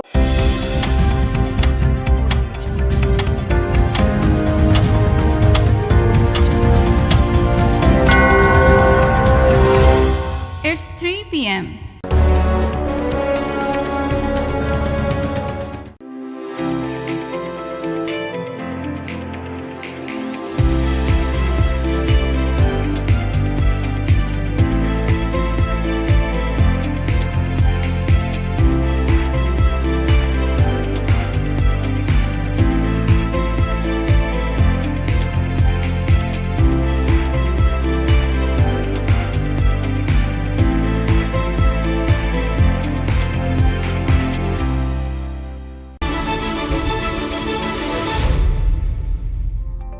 Assalamu alaikum. My name is Haider Mahbub Hussain, and I am the founding editor of Defense Guardian International. We are the media partners of Ideas 2022, and we are launching a defense magazine, which is Pakistan's first international defense magazine. As well as we are giving all sorts of media solutions, which is related to the defense industry. And I hope you're all having a good time in Ideas, and we look forward to see you at our stall in hall number 5. Thank you very much.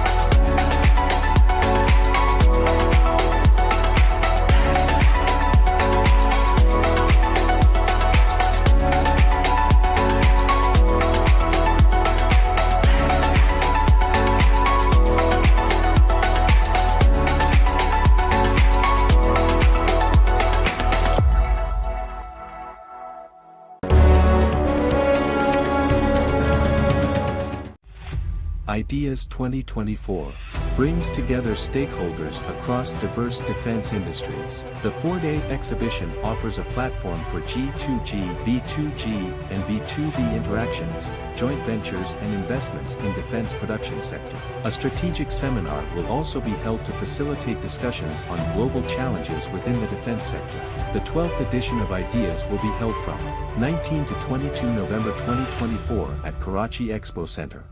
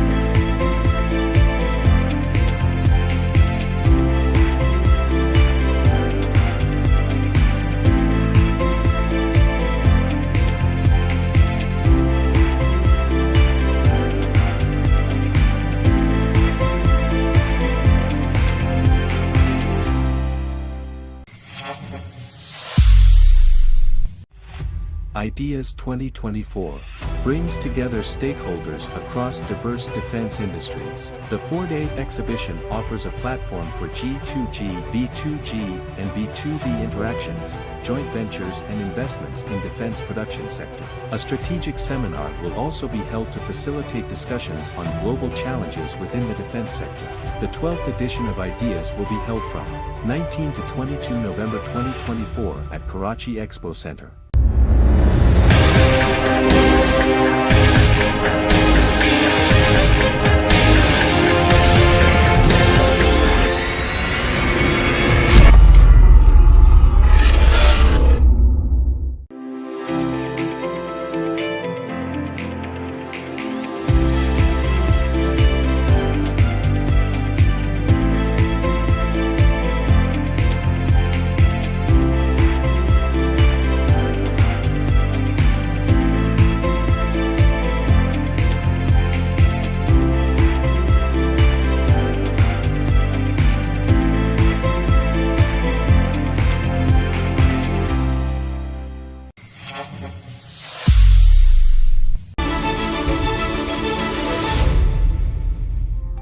Park Global is basically running a buying house.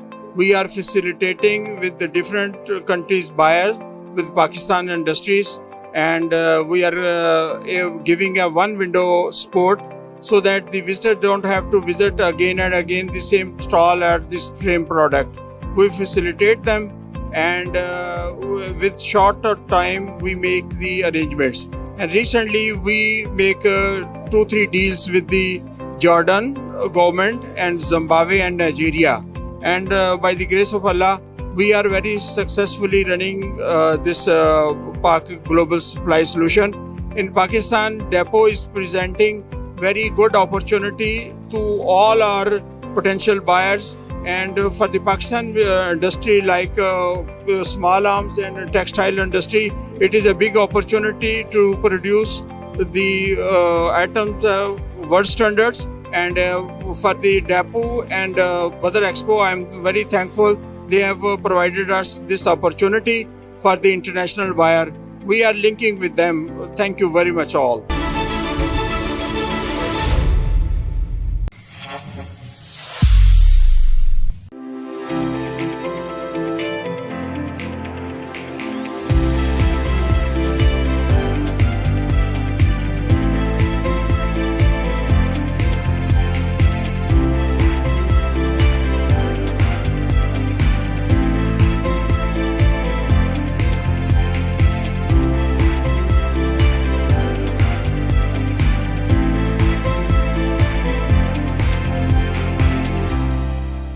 अस्सलाम वालेकुम, मेरा नाम नासिर एलिया है। मैं health services academy में business incubation centre को head करता हूं।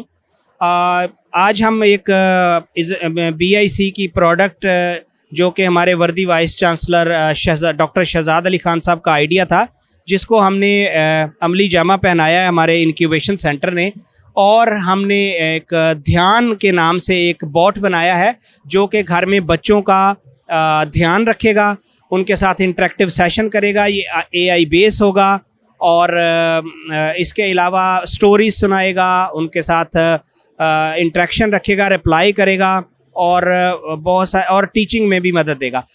शुरू में हमने ये प्रोडक्ट सिर्फ ऑटिस्टिक बच्चों के लिए बनाया था, लेकिन अभी 7 मंथ में हमने ये प्रोडक्ट कंप्लीट किया है। तो अभी ये ब्रिगेडियर रफ़ीक साहब जो कि नेवल कमांडर भी हैं यहाँ कराची में, तो हम इनके अल शिफा हॉस्पिटल में भी इसको इंशाल्लाह लेके आ रहे हैं।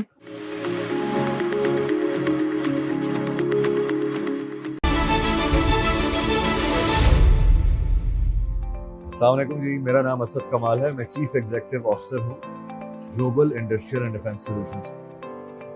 GIDSG पाकिस्तान की लार्जेस्ट स्टेट ओन्ड कंग्लोमरेट है, कंपनी है। हम आइडियाज़ का 2007 से पार्ट हैं और मैं ज़ाती तौर पे तो सन 2000 से आइडियाज़ को देख रहा हूँ। जब इसके शुरू में 3 हॉल हुआ करते थे, I was one of the first exhibitors when idea started. I have had the honour के मैंने इसको देखा है ग्रो करते हुए। 2022 है, अब माशाल्लाह 9 हॉल्स हैं इसके। तो पाकिस्तान के लिए एक बड़ा मोमेंटस ओकेजन है 2022 में, क्योंकि बहुत सारे मैं देख रहा हूँ जहाँ से हमने स्टार्ट किया था, और आज बहुत सारे इंटरनेशनल विजिटर्स हैं और एग्जिबिटर्स हैं जो इस पूरे इवेंट का पार्ट बन चुके हैं। हमारे अपने स्टैंड पे इस वक्त मेरा ख्याल है कि 50 से ज़्यादा डेलीगेशंस तो मैंने खुद रिसीव की हैं, और इससे भी ज़्यादा आई एम श्योर इन्वाइटेड होंगी। और जो एग्जिबिटिंग कंपनीज हैं, 9 हॉल्स अगर हैं, तो दैट मीन्स कि एग्जिबिटिंग कंपनीज जो पाकिस्तान में हैं वो भी बहुत ज़्यादा बढ़ चुकी हैं, लोकल और फॉरेन। बहुत सारे और मुल्कों का इंटरेस्ट भी है इसमें। मैं देखता हूँ जी कि जो डिफेंस एग्जीबिशंस होते हैं for a country like Pakistan, ये एक बहुत आइडियल प्लेटफॉर्म आपको देते हैं जहाँ पे आप अपनी डिफेंस कैपेबिलिटीज़ हर 2 साल बाद दुनिया के आगे डेमोन्स्ट्रेट कर सकते हैं कि आपका प्रोग्रेस है क्या, और आपको एक मौका मिलता है दुनिया से नेटवर्किंग करने का, बाहर की दुनिया को मौका मिलता है कि वो आ सकें और आपकी चीज़ों को एवेल्युएट कर सकें। आई विश डेपो एंड बदर expo all the best for the future endeavours, और मैं होप करता हूँ कि under their leadership and management they can take this platform and exhibition to new heights. So good luck to both of them. Thank you very much. Pakistan Zindabad.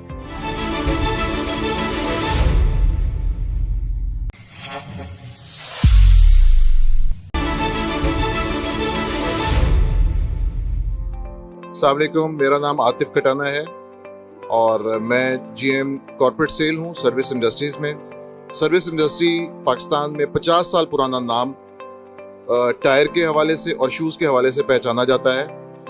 हम लोग आम लोगों के लिए जो जूते बना रहे हैं उनके अलावा हम लोग फोर्सेस के लिए भी जूते बना रहे हैं, जो कि कंप्लीट रेंज है नेवी के लिए, आर्मी के लिए, एयरफोर्स के लिए, रेंजर्स के लिए और पुलिस के लिए। इसके अलावा सर्विस इंडस्ट्रीज पाकिस्तान में कुछ और चीज़ें भी बना रही है जिसके बारे में बहुत कम लोग जानते हैं। हम लोग आर्मी के लिए सियाचिन में जो शूज़ इस्तेमाल किया जाता है के शूज़ वो भी बना रहे हैं। इसके अलावा हम गैस मास्क आर्मी के लिए बना रहे हैं जो पाकिस्तान में सिंगल सोर्स है आर्मी के लिए। इसके अलावा हम लोग अल खालिद और अल ज़रार के लिए कुछ रबर पार्ट्स भी बना रहे हैं। रिसेंटली हमारा एक जेवी हुआ है चाइना की एक कंपनी लॉन्ग मार्च के साथ, और पाकिस्तान में पहली दफ़ा ट्रक बस रेडियल के जो टायर मुतारफ करवाए गए हैं वो भी सर्विस ग्रुप की तरफ से करवाए गए हैं, सर्विस लॉन्ग मार्च की तरफ से।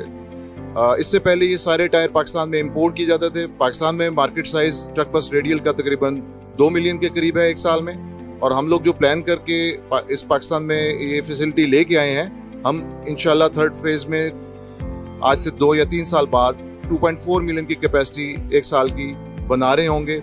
और मार्च में ये इनॉग्रेट हुआ है और इस वक्त हम लोग अमेरिका को ये टायर पाकिस्तान से बना के एक्सपोर्ट कर रहे हैं, जो कि पाकिस्तान के लिए एक फ़ख्र की बात। आइडियाज़ के हवाले से मैं ये बात करूंगा कि ये बहुत अच्छी एक्टिविटी है, क्योंकि यहाँ पे बहुत से ममालिक से लोग आते हैं, आइडियाज़ एक्सचेंज होते हैं, नए प्रोडक्ट्स के बारे में पता चलता है और दुनिया को ये जानने में आसानी होती है कि पाकिस्तान भी बहुत सी चीज़ें अपने मुल्क में मैन्युफैक्चर कर रहे हैं।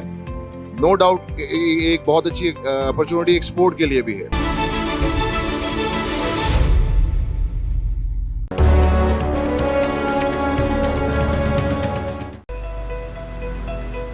I would like to start with extending my thanks, and I would also like to say Assalamu alaikum to all the dignitaries, delegates, members of the forces, our chief guest, Vice Admiral, our chief guest Admiral Shahid Karimullah Saab, DG Nima, Vice Admiral Ahmed Said Saab, and members of the business community, all others present over here, Assalamu alaikum, and thank you for granting me this audience today. I will be talking about the challenges of our shipping industry from a private sector perspective and how that relates to other stakeholders. The area of focus of this presentation is the energy supply chain. And the reason why I have chosen this topic is because I truly believe that energy is the biggest security factor for any country, especially a country like Pakistan that is heavily dominant on and reliant on energy that is being imported. Our energy comes from crude oil, from LNG, from coal. We do have indigenous local sources that we are developing, and I hope that goes on and becomes a good percentage of our energy mix. But as of today, we are a nation that imports the bulk of its energy and is reliant on imports. And that import is done through the shipping routes, through the shipping supply chain. And if we resolve those inefficiencies, some of the inefficiencies, and we are also able to capitalize on our existing shipping infrastructure, on its utilization, we can make our energy mix and our energy supply chain much better, and we can be operationally and economically efficient in managing our energy.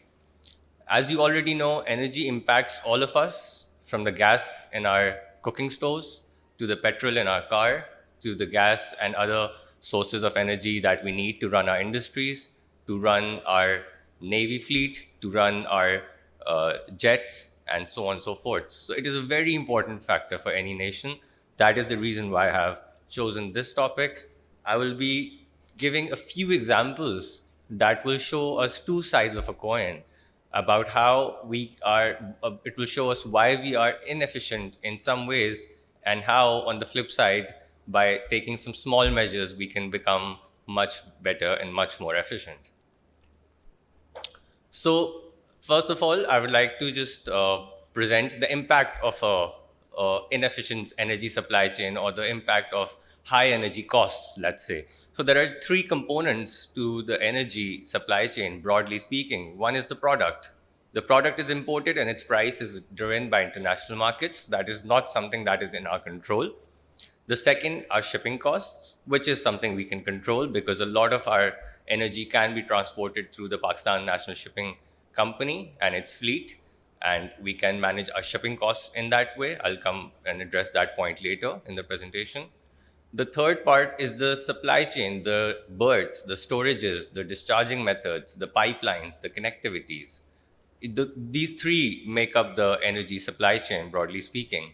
So a high energy bill translates into inflation, into a current account deficit, where we face devaluation, where we face inflation because of the devaluation, and that leads us to a certain sort of debt crisis every now and then, and also encourages hoarding because there is an imminent or shortage of commodities and energy products, and that leads to a certain sector which hoards the current inventories and aggravates the situation rather than helps it. So if I talk about the oil import, I'll be focusing on two products in my presentations. I don't want to bore you too much on this Sunday morning, so I will try and keep it simple and not too dry. So I've chosen oil and I've chosen to speak about coal to give you an insight and a holistic view about what can be done. So if we talk about oil imports, we have two ports mainly that cater to our oil imports: crude oil, furnace oil, petrol, diesel. All of this comes through Port Qasim and Karachi Port. I'll talk about Karachi Port. Karachi Port has number of berths. We have OP1, OP2, DB1, DB2. They all discharge chemical, petrochemical, and oil cargoes. So we have multiple berths over there. And most of the time, you'll find that there are idle berths at KPT for discharging oil and related products. However, the storages in KPT are slightly inefficient. They haven't been developed. The infrastructure, the pipeline connectivities has not been done over the last 10 to 15 years. Now, in contrast, if I talk about Port Qasim has very efficient storages. It is linked all the way from pipeline up to Punjab. It has multiple storages. It has a good mix of storages, but it only has one berth to discharge all oil cargoes. So you see how KPT has inefficient storage, but multiple berths, but Port Qasim has one berth and multiple storages. So the problem and the solution are sort of one and the same, in the sense that if we connect the both ports, if there was some sort of connectivity between both the ports, they could benefit off that synergy. They could benefit off that. Port Qasim does not need to make more storages, and KPT does not need to make more berths. A collaboration, a synergy, a little bit of discussions between both the ports will resolve the problem. So without spending much, we will be able to capitalize and increase the capacity utilization of the existing infrastructure. So that is a little example of how we can go about it. Just to give you a little bit more insight, there are vessels that call on Port Qasim. There is empty storages at Port Qasim available, but due to just one berth discharging one vessel at a time, we have up to 5 to 10 vessels waiting for the berth, incurring damages, sometimes to the tune of $100,000 per vessel, sometimes higher. You build that up onto 10 vessels, that's $1 million. And obviously for a country that is working on its foreign exchange reserve, such a situation can be avoided, should be avoided. And there is another port, which is not too far away from Port Qasim, that has multiple berths. All we need to do is connect them both, so we can discharge 4, 5, 6 vessels at one time. We can store our energy, we can be more efficient. Talk about coal a little bit. We are developing third coal, and I think that is a very good initiative. That is something that should go on. It should become a bigger percentage of the overall coal mix. That will help us not be reliant on imported coal, something we should all prefer. However, the reality as of today is that in 2021, Pakistan imported 16 million tons of coal through seaborne routes. And it is expected that with the added power plant capacity and the expansion of the cement sector, this will go up to 25 million tons over the next 2 years. That 16 million tons translates to 290 vessels per annum, approximately. That's 24 vessels per month. And during proceedings of the Supreme Court in 2018, there was a decision was made where all coal imports were destined towards Port Qasim to a single purpose custom built terminal, which is fine. However, that terminal also has one berth. It can only discharge one vessel at a time. The time that terminal was being built, Pakistan imported less than 1 million tons a year. Now we import 16 million tons a year. The capacity is not enough. The vessels, they wait outside during high traffic season, and they incur, again, damages up to $100,000 and $150,000 per annum, per vessel per day, I'm sorry. And that increases our import bill. And at the same time, another port, KPT, which is an hour away from Port Qasim, has idle berths lying there that can discharge coal, or a purpose-built terminal can also be developed at KPT, or some kind of railway connectivity can be done so that the discharging from the vessel onto the land and forward onto the factories is much more efficient, and we don't pay extra dollars for our energy. So if I was to sum up the gaps, if you realize both the topics that I talked about, KPT, Port Qasim, crude oil, coal, we aren't talking about any new projects that we need to do. The idea that I'm trying to float over here, I'm trying to give a dissected bird's eye view that we have the capacity within the realm. We just need to have a smarter approach. There is a concept of smart hub or smart port, which basically talks about how ports can talk to each other, how they can share data on one dashboard, and they should use that data to deploy their capital in a much more efficient manner. So in efficient capital deployment, where one port has an existing capacity which is idle, and the other port is spending more money to build the same storage facility or the same discharging facility, is inefficient capital deployment. A little bit of synergy that we can build between both the ports, between the authorities, that will help them deploy their capital in a better way and also make themselves much more efficient by building those synergies between themselves.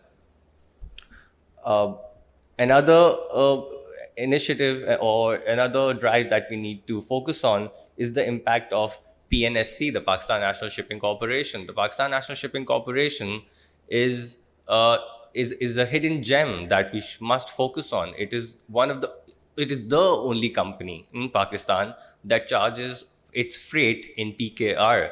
We don't have any other. If we want to pay for our shipping costs in Pak rupees, we don't have any other option except PNSC. So PNSC should be supported to increase its fleet so that it can cater to maximum energy import. Its focus is already on oil and crude oil imports that come into Pakistan. It should increase its fleet. We are trying to increase its fleet. We are talking about how PNSC should be allowed to procure second-hand vessels. It should be exempted from PEPRA rules so that it is able to increase its fleet, and we don't have to pay for our shipping costs in dollars. We pay for them in PKR. In fact, if we build excess capacity of PNSC fleet, PNSC will not only be able to reduce our shipping bill, it will be able to bring in foreign exchange by selling its freight and vessels to the foreign market. Also, if we are efficient and we build these synergies between our ports, we would also be able to benefit from low commodity prices. We all must remember when COVID hit, oil went down to $20, coal went down to $40. China and other countries in the region who had efficient energy supply chains, they bought commodities at very low prices, they stored them, and they benefited off them when prices were high. We've seen this same issue with us in LNG. When the prices are very high, we are unable to purchase them, and that leads to a gas crisis. So that is another thing that we need to focus on. The government's part, obviously, a little bit of activism, a little bit of synergy, sharing data, flow of information. I think platforms like NEMA are a great platform where all of these authorities, stakeholders can get together, share their views, help give a holistic view, a bird's eye view, rather than working in small pockets. We can share our information, we can share the data, and we can help spend less and become much more efficient. Also, incentivizing the private sector, and in the private sector, or I would always say that we should support local companies. PNSC is a great example of how a local company is benefiting us for the same services that we could have taken from international companies. That does not mean that we should discourage international investment or JVs, but local companies should be incentivized to build railway routes, shipping routes, terminals, ports, and multiple of those facilities, so that there is more competitiveness, and less monopolization, and the market should become more efficient automatically once there is more competition. So that would be all for me, and thank you very much for your time.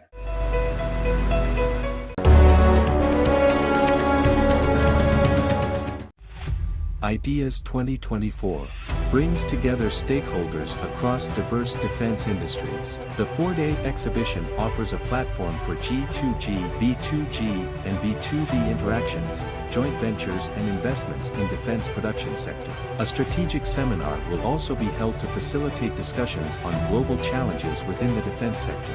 The 12th edition of Ideas will be held from 19 to 22 November 2024 at Karachi Expo Center.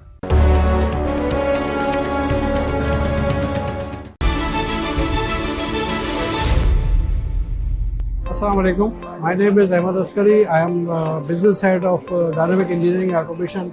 You can see मेरे पीछे आप ये company देख सकते हैं। ये हमारे यहाँ पे we are a company जो हम alternate gas solution देते हैं पाकिस्तान में। आपको पता है आजकल के जो गैस है वो पाकिस्तान में नापैद हो रही है।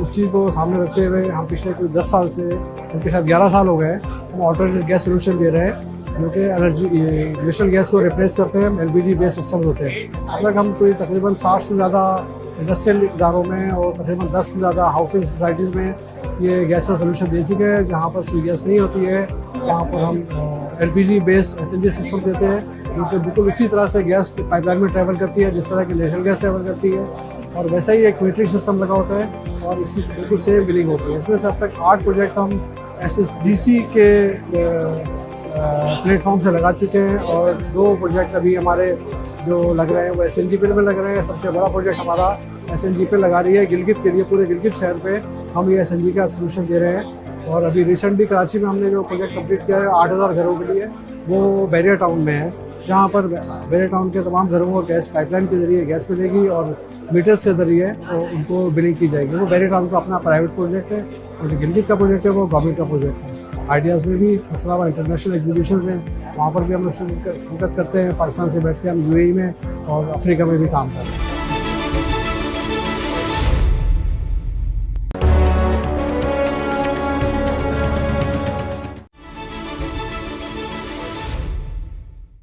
So my speech today will be about artificial intelligence and its evolution in the defense market. If we can please have the slides.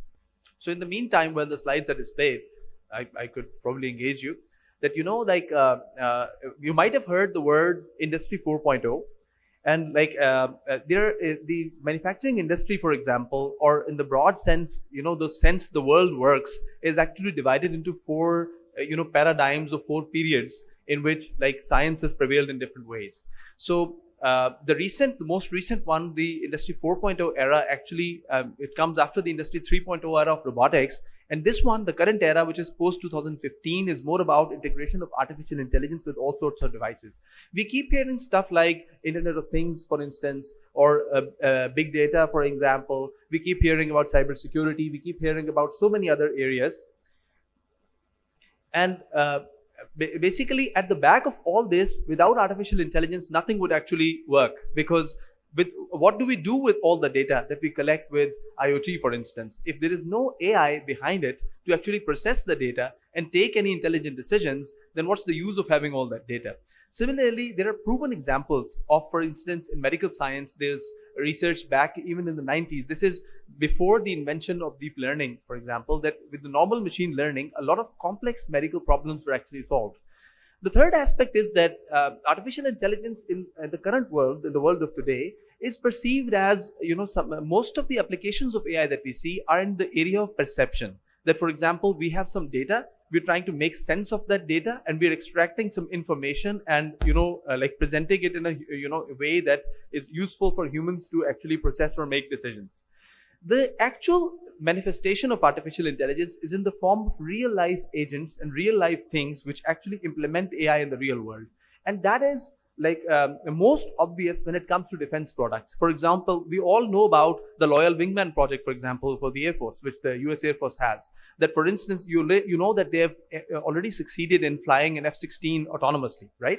So the Loyal Wingman project focuses on, a wingman flying with a real pilot, and the plane being totally pilotless. And a lot of the decisions to be taken by the Loyal Wingmen basically depend upon the data, but they're real-time decisions which have elements of all sorts. The implementation of AI can come from search-based algorithms, it can come from logic-based algorithms, and it can come, some aspects of it can come from the machine learning algorithms as well.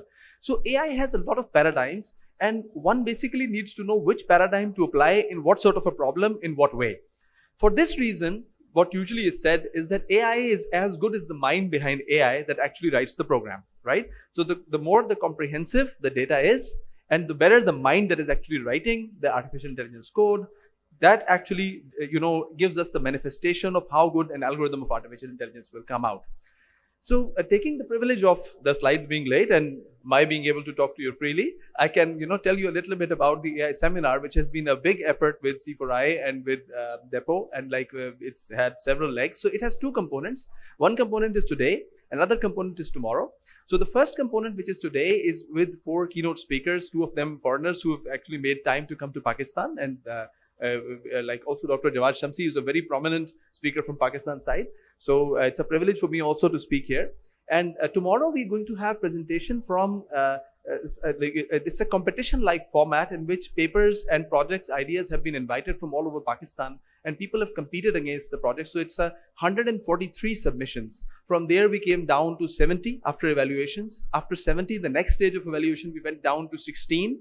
And after 16, we have the top 6 basically projects and papers which are going to be presented here. So great effort done by Depot and C4I with some input from the National Center of Artificial Intelligence.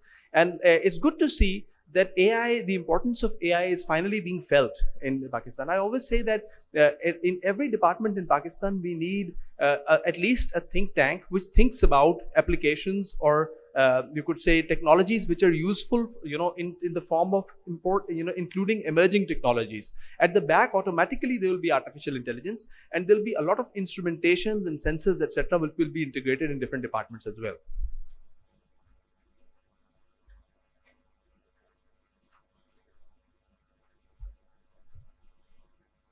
AI is, by the way, not a new area. AI has been around for a long time. I think since there are successful examples of artificial intelligence being applied even as old as the Second World War. And the reason why AI has become more significant right now is the advent of a lot of the computational resources as well. And you could see that there is a lot of new resources are evolving, and the defense technologies are becoming more and more advanced with artificial intelligence now, incorporated in them.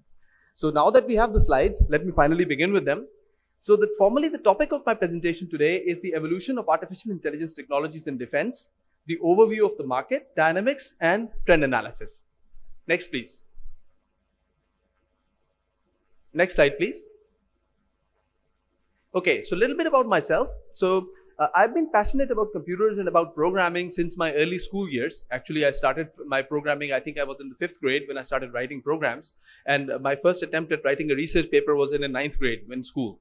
So I've been teaching the AI and robotics at NUST. Actually, I founded the Department of AI and Robotics back in 2009 at NUST after my PhD from Japan. And this is the oldest program in artificial intelligence and robotics that exists in Pakistan with this title as well. And right now, I'm the chairman of the National Center of Artificial Intelligence. Next, please. So this is a glimpse of some of the research which predates NCI that I've done. So just to give you an idea which background I'm coming from. So I'm really fond of putting artificial intelligence into real life systems and into machines that actually interact with the real world. For example, the robots that you see on your left and my right, these are the humanoid robots playing soccer completely autonomously. So this is one of my famous projects that was covered in the media a lot. And this was about 6 robots on one side, 6 robots on the other side, and they're completely like playing with each other autonomously without any human intervention, without even connecting to an external computer, with a pre-trained algorithm which we actually train and we feed inside the robot. And they work by themselves to realize where the other robots are, where the goal is, where the ball is, and independently make strategy to actually score a goal and to also defend their own goals. There are technologies for rehabilitation which we have made for Sakura wheelchairs of Japan. And there are other projects, for example, this prosthetic hand project which we have worked with AFIRM. And this one has tactile sensation, which actually gives back feedback to the humans. And actually, on 2 of these, like the soft grasping and the hand projects, we won Best Paper Awards in London and Sydney as well. So the prosthetic leg you see, this is also AFIRM actually. So this is an adaptive leg, which actually adapts to the walking speed of the person. So a lot of other projects like that. This is just a glimpse of the sort of projects that we do. Next, please. So the organization I'm currently leading is the National Center of Artificial Intelligence. This is a competitive grant awarded through the Higher Education Commission of Pakistan. And it's like in 2016, the government of Pakistan issued a call to all the Pakistani universities, all the professors, that everybody, whatever they're doing in artificial intelligence, they come forth. And looking at their research, looking at the background of their work, they awarded funding to 9 labs across Pakistan. I was very fortunate to be one of them. And then again, through competition, select which one person should lead the whole center. So right now, like I'm leading the center as the National Center of Artificial Intelligence. 9 labs are there. And we've also awarded 12 research-funded projects in different domains of artificial intelligence. So we are very applied. We actually implement AI, and a lot of it is deployed in the real world as well. Next, please. So coming to artificial intelligence and its significance. We see that the financial impact of artificial intelligence, this saying from Forbes is actually very insightful, that it is forecasted to add $15.7 trillion to the global GDP by the year 2030. The main reason is that this technology is general purpose. It has applications that span industries like healthcare, like transportation, like financial services, energy, and so on. Some consider AI to be on par with what we saw with the evolution of electricity in the 20th century. So this is the reason why everybody keeps saying that AI is so significant. Some say that AI is as significant as electricity. Some say that AI is the most important invention that human beings have ever worked on. So another saying, for example, that whoever leads in AI will rule the world. So all this buzz around artificial intelligence, what's so special about it, and why is this the case? And then how does this apply to defense? Next, please. So let me share with you a small quote that I actually extracted from one of the letters which 3,000 researchers from around the world actually signed and sent to the UN. So this is like the quote reads that autonomous weapons which threaten to usher in the third revolution in warfare after gunpowder and nuclear arms will permit armed conflict to be fought at a scale greater than ever and at time scales faster than human can comprehend. So this is the perception about AI right now, particularly with focusing on defense, right? That the scale of the war and also the speed of the war will go behind, completely beyond the way that we've been fighting wars before. And with completely autonomous systems, we've all seen how the Iron Dome has worked in the recent conflict between Israel and its neighbor, like the Hamas as well, the Palestine. And we've seen how artificial intelligence-based systems are real-world systems applied in real life right now. There are others, for example, we've got the Loyal Wingman project, the autonomously flying plane, for instance. We've got Valkyrie. We've got so many other land systems. I didn't show any pictures of naval systems here, but there are autonomous ships as well. There are submerged vehicles too. So there are helicopters. This one, for example, this is like a Black Hawk helicopter. So this is the project Elias.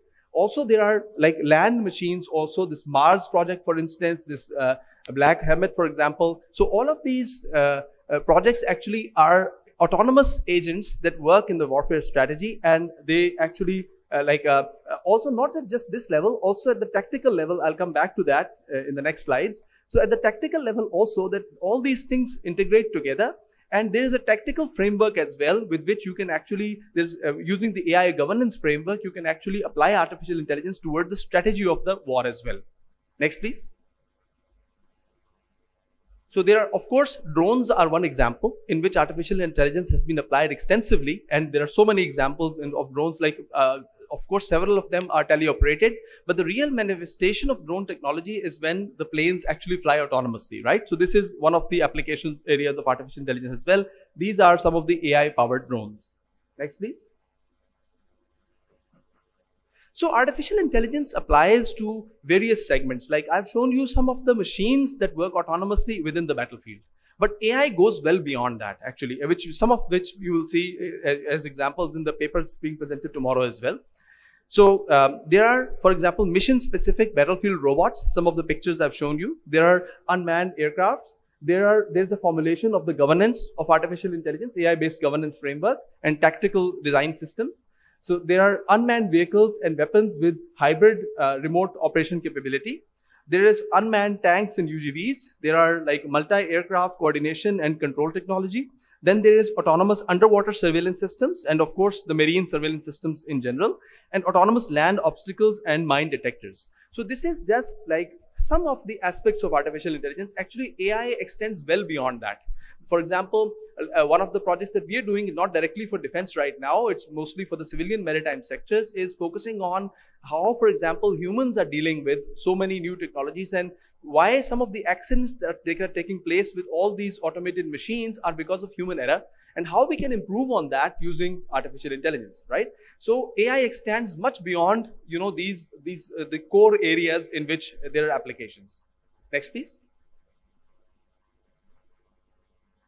So if we look at statistics, if we look at numbers, right, because there are some analytics involved as well, the market share in defense, particularly for the defense AI market, because this is the depot, this is defense export promotion. So if we look at that, the market is expected to grow at an compound annual growth rate of 13.4% annually. So this is according to the Emergen. And this is actually the software market. If you look at the hardware market of artificial intelligence, because AI requires, computational capabilities to be developed at the same time as well. And now for a lot of, this is probably one of the major applications other than the mobile phone industry, where a lot of hardware is being designed looking at what sort of software is going to be deployed on this hardware to efficiently run that. So in the hardware industry, there's another 13.6% growth, the compound annual growth rate, CAGR, expected for the hardware industry itself. So if you look at, for example, the global market share, so it's like 28.8% of global market revenue was accounted for that in the Asia Pacific region. But there is, so far, the development of AI is fragmented. It's not in just one place. And actually, Forbes did a very famous article in January 2019 in which they compared the American capability with the Chinese capability and assessed which thing is better where, right? Particularly for like artificial intelligence technologies. So hardware and software both. So next, please. There are other statistics as well. For example, in case of the global newswire, they say that the growth rate is not going to be 13.4%. Their assessment is 12.9%. There are other studies which I did not include in this presentation, but for North America, for example, or certain regions, the growth rate in artificial intelligence actually exceeds 30%, right? So it's like really huge growth. Wherever people are coming, applying artificial intelligence to the industry, so huge growth rates are expected there. So this is what I was talking about, that apart from the development of autonomous and intelligent weapon systems, it is like the efficient information, you could say, retrieval, the deployment of sensors and the information which is coming, back to you, the raw intelligence which comes from the real world data, and also the automation of multi-sensor data fusion and intelligent sensing techniques to leverage better situational awareness. And once you have that situational awareness, then you can get to the tactical level, right? So cloud-based integration of land, airborne, and naval assets into a battlefield management system to leverage tactical capabilities. So this is, also something which is being worked on by artificial intelligence, like developers who are developing systems based on AI. Next, please.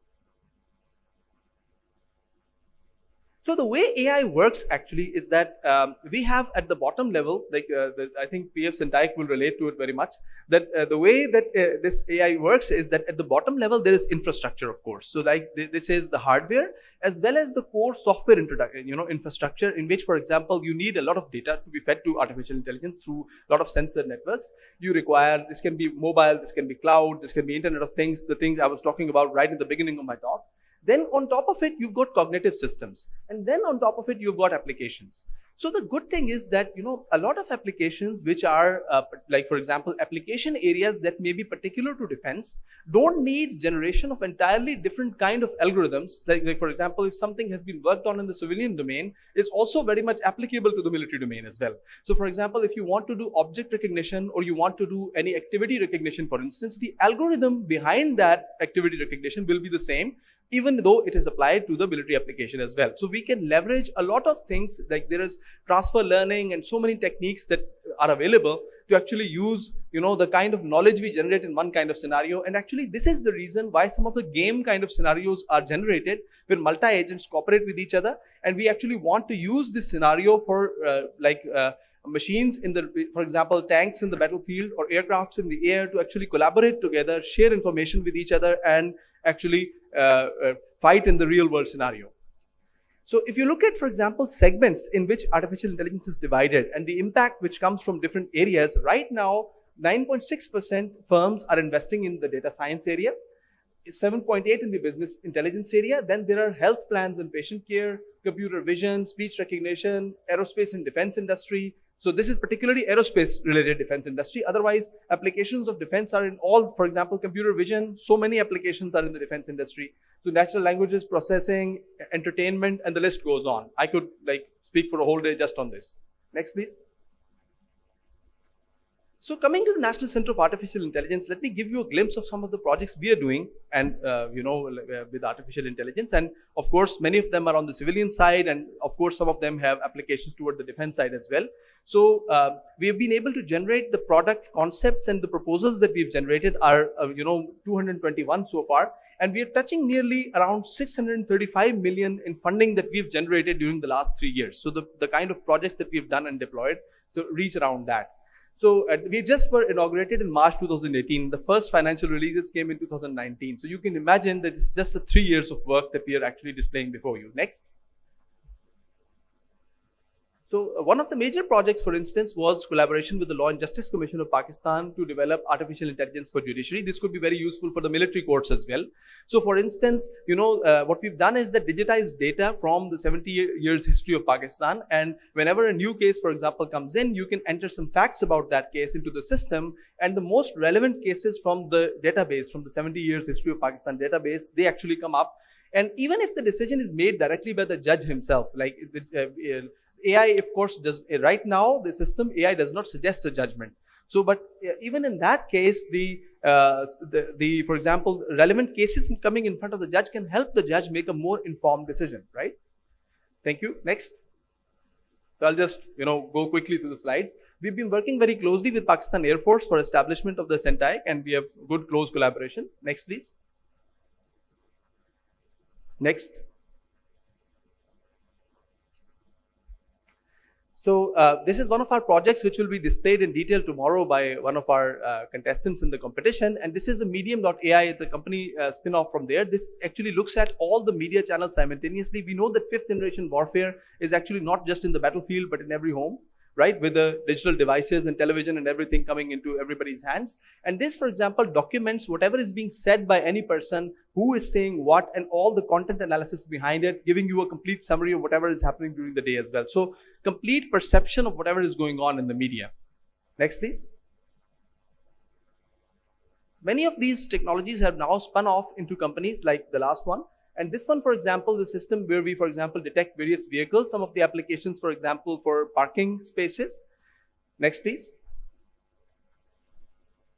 So this is another one for tickets, for example, like how many suspicious vehicles or persons could any human possibly remember. So this is AI-based system which is actually reading the number plates, actually looking at the make and model of the car, and based on that it can extract which kind of vehicle, for example, needs to be stopped. If a suspicious vehicle comes in, it can relate back with the database and stop that vehicle right there. Next, please. So this is another system, for example, in which you can detect weapons, for instance. This is object detection. You're actually detecting weapons. And on the left and on the right, you can see activity recognition. So for example, one person is crossing, in a different side, like not walking in the direction where everybody else is going. So this is statistical modeling of the dominant motion in the scene. So we can actually predict with a lot of accuracy whenever somebody is doing something different from the crowd. So this is good for mob analytics. Next, please. So this is an example of what we do with the mob analytics. So many persons are there. Whichever persons, for example, are holding sticks are pointed out separately, right? So on the right, you can actually distinguish activity recognition. For example, if two persons are fighting with each other, or for example, a gun is being pointed, because in a real scenario, guards are always going to be carrying weapons, right? So detecting a weapon only may not mean a lot, but something being done with the weapon actually means something, right? So this is why, for example, this is activity recognition. And when the gun is pointed at someone, that's when we raise the alarm. Next, please. So this is like just a glimpse from the lost and found system that we've been able to deploy with the Punjab Safe City Authority. And I'm happy to share with you that in the past year, in one of the very major events that was taking place in Lahore, we were actually able to catch some of the miscreants using the artificial intelligence-based face recognition technology, using our completely home-developed systems, actually. Next, please. So these are medical applications. One system that we've developed for thalassemia detection and assessment, another one for breast cancer. Next, please. So these are two other systems. BrainWays is a very popular system for brain like tumor detection and cancer anticipation, lifespan prediction, and also for tuberculosis, COPD, and other pulmonary diseases. Next, please. Just actually, I think day before yesterday, our system has been deployed in the PIMS hospital in Islamabad. So another initiative, which, for example, you should all know about, is the AI TechVerse competition that we organized. So this is initially it was scheduled in these dates, but we moved it forward because of ideas, and it's going to be scheduled, inshallah, in the coming February, inshallah. So if you want to, for example, we are going to sponsor a prize money of ₹1 million in this for the winner. And if some company wants to sponsor, for example, a particular challenge that you want to entice people to develop a product of this sort, and you want to offer a prize money for the one who develops the best product, you're welcome to contribute to this. And otherwise also you're welcome to visit. Next, please. Also, like to address the need of the defense market, and particularly the shortage of AI human power, which could actually develop efficient algorithms, a professional level human manpower which is required. We've started the Certified Artificial Intelligence Program, the CAIP certification. So this is an expert level certification. If you want your team to enroll in this, you want them to develop the expertise, it's a 4-month long course in which they can develop their expertise. Doctor, last 2 minutes. Already finished, sir. Okay. Next, please. So this is my contact information. If any one of you would like to contact me, so you're very much welcome to do that. I got the time up reminder, so this is why I really hurried up with the things. Thank you very much. I hope you enjoyed the talk, and I hope we interact and get on some real AI stuff together. Thank you.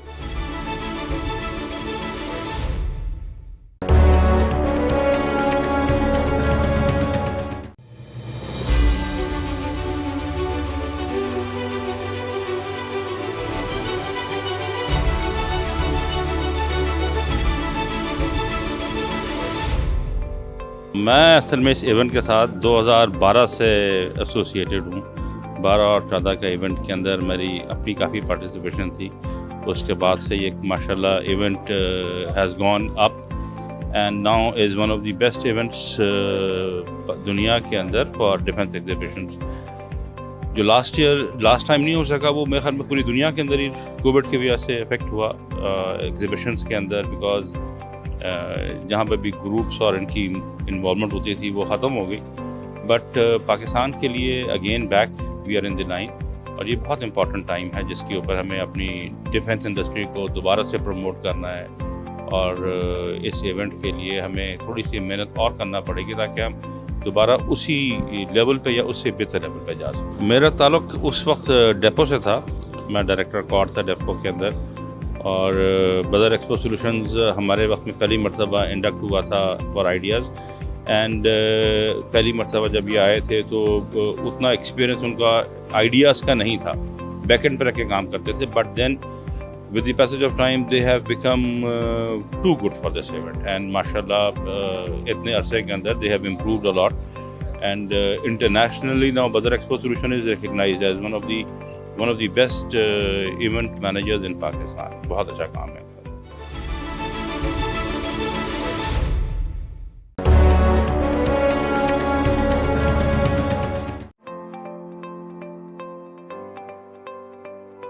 अस्सलाम वालेकुम जी, मेरा नाम असफ़ान अली शेख है हम यहाँ लिबास studio पे हैं। हमारे ब्रांड पे जो होती हैं, जो अनस्टिच कपड़ा भी आपको मिल सकता है, जेंट्स का सिलसिला भी सूट मिल सकता है। उसमें आपको चेक वाली शर्ट भी मिल सकती है, कैजुअल जैसे कि आप देख रहे हैं, ट्राउज़र, टी शर्ट्स, लेडीज़ जो भी ब्रांड में आपको अवेलेबल सारी चीज़ें यहाँ पे मिल सकती हैं।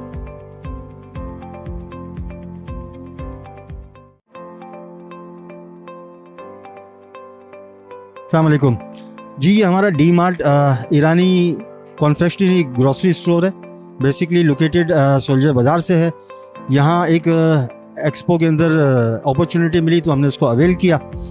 हमारे पास यहाँ noodles, spaghettis, juices, biscuits, oil, Surf, laundry liquid, dish wash, hand wash, इस तरह की तमाम चीज़ें यहाँ, सॉफ्टनर वगैरह मौजूद हैं।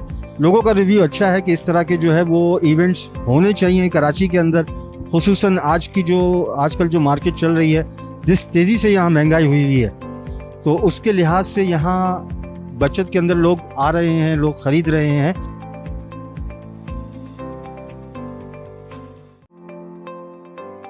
बचत एक्सपो, जो कि आपने गुज़िश्ता दिनों नाम सुना कि एक्सपो सेंटर में पहली दफ़ा पाकिस्तान की तारीख में एक बचत एक्सपो रमज़ान में लगाई गई, जिसका भरपूर फ़ायदा आवाम को हुआ। बहुत सारे पार्टिसिपेंट्स रह गए। इसका सेकंड फेज़ भी होना चाहिए, जो कि इंशाअल्लाह ताला 23 से 25 जून के अंदर इसका इनेकाद किया जा रहा है। तो मेरी ये अपील है तमाम ही होलसेलर्स कि वो इसमें पार्टिसिपेट करें। मैं बदर एक्सपो का शुक्रगुजार हूँ।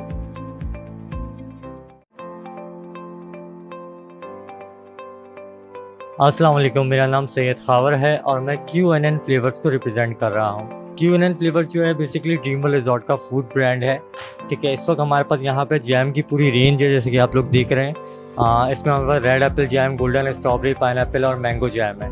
इसी तरीके से चटनी है, हमारे पास सॉसेस हैं, मिक्स पिकल है और कुकिंग पेस्ट की पूरी रेंज है, जिसमें जिंजर गार्लिक की रेंज है, red chilli, green chilli, papaya वगैरह तमाम पेस्ट वगैरह है।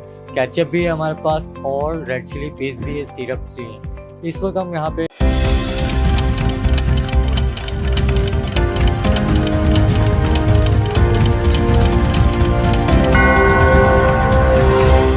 It's 4 p.m.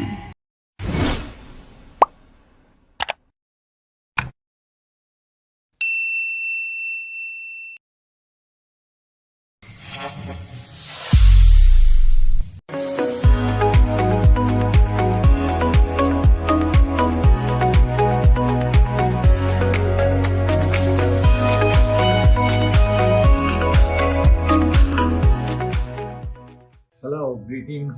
I'm Badar. I'm director at Powerhouse Private Limited, and we are very excited from Powerhouse to participate in IEEE 13 Industrial Fair, which is organized here in Karachi by IEEE, and we are participating as a platinum sponsor. We believe that IEEE platform is a great platform which benefit the industry, and it gives us a opportunity to interact with the B2B customers and some foreign delegates who are going to attend this great exhibition here in Karachi. IEEE platform and fairs are excellent fairs, and they are providing opportunity for all the commercial entity to participate and exhibit their products, so that we can get the benefit and we can also participate in many other exhibitions organized by IEEE. So I congratulate once again to IEEE for organizing such a great exhibition, as they always do, and we see that this time again we will meet all our business colleagues and our customers and different people who are going to attend this exhibition.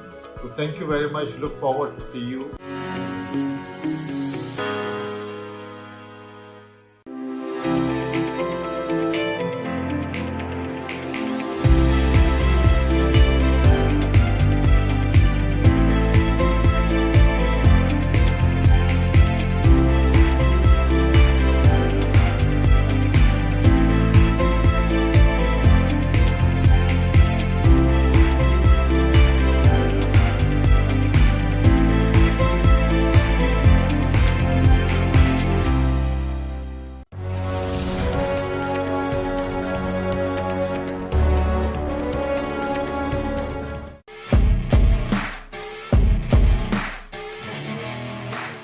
ये जो event हम करने जा रहे हैं extreme shooting competition, ये hand gun का event होगा पिस्टल के साथ।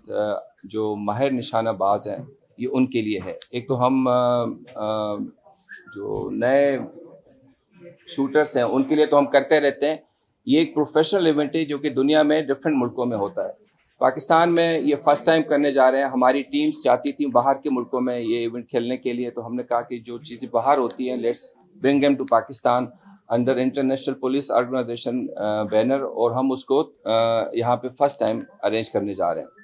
इसकी सबसे ख़ास बात यह है कि जितने भी यूनिफॉर्म ऑर्गेनाइजेशन हैं पाकिस्तान में, चाहे वो नेवी है, आर्मी है, रेंजर्स है, ASF है, या इवन जो बाकी प्रोविंस की जितनी भी पुलिस है, कमांडोज हैं, इन सबको हमने इनवाइट किया है कि वो अपनी स्किल्स के साथ जो अपने उनके प्रोफेशनल शूटर्स हैं वो आके इस इवेंट में हिस्सा लें और अपनी काबिलियत को सामने रखते हुए इसमें सबको ओपन चैलेंज किया है। और हमने कुछ इसमें ख़ास इनामात रखे हैं, सर्टिफिकेट्स और ट्रॉफीज़ रखी हैं। उसके अलावा जब हम ये अरेंज करने जा रहे थे तो यूनिफॉर्म पर्सन तो हम शूटिंग करते रहते हैं, तो सिविलियन जो थे जो बेहतर शूटर्स हैं उनकी तरफ से भी रिक्वेस्ट आई कि हम भी इसमें हिस्सा लेना चाहते हैं। तो हमने एक सिविलियन कैटेगरी रखी है कि उसमें जितने भी सिविलियंस हैं जिनके लाइसेंस वेपन है वो आके अपने शूटिंग की जो स्किल्स हैं वो आजमाएं और इसमें एक ओपन कंपटीशन में हिस्सा लें। फिर एक हमारी जो नेक्स्ट कैटेगरी है 50% हमारे 50+ हमारी वुमेन की आबादी है। तो ख़वातीन के लिए हमने स्पेशल कैटेगरी रखी है। इसमें जो भी ख़वातीन शूटर्स जिनकी वेपन हैंडलिंग बेहतर है या जिनको लाइसेंस वेपन है वो आके इसमें हिस्सा लें और इसमें भी अपनी जो स्किल्स हैं उसको आजमाएं। तो ये हमने इनिशियली 6 सितंबर को डिफेंस डे पे रखा था, मगर क्योंकि चैलम का मौका है और इसमें तमाम हमारे लोग मसरूफ़ हैं तो हमने इसको 9 सितंबर पर लेके गए।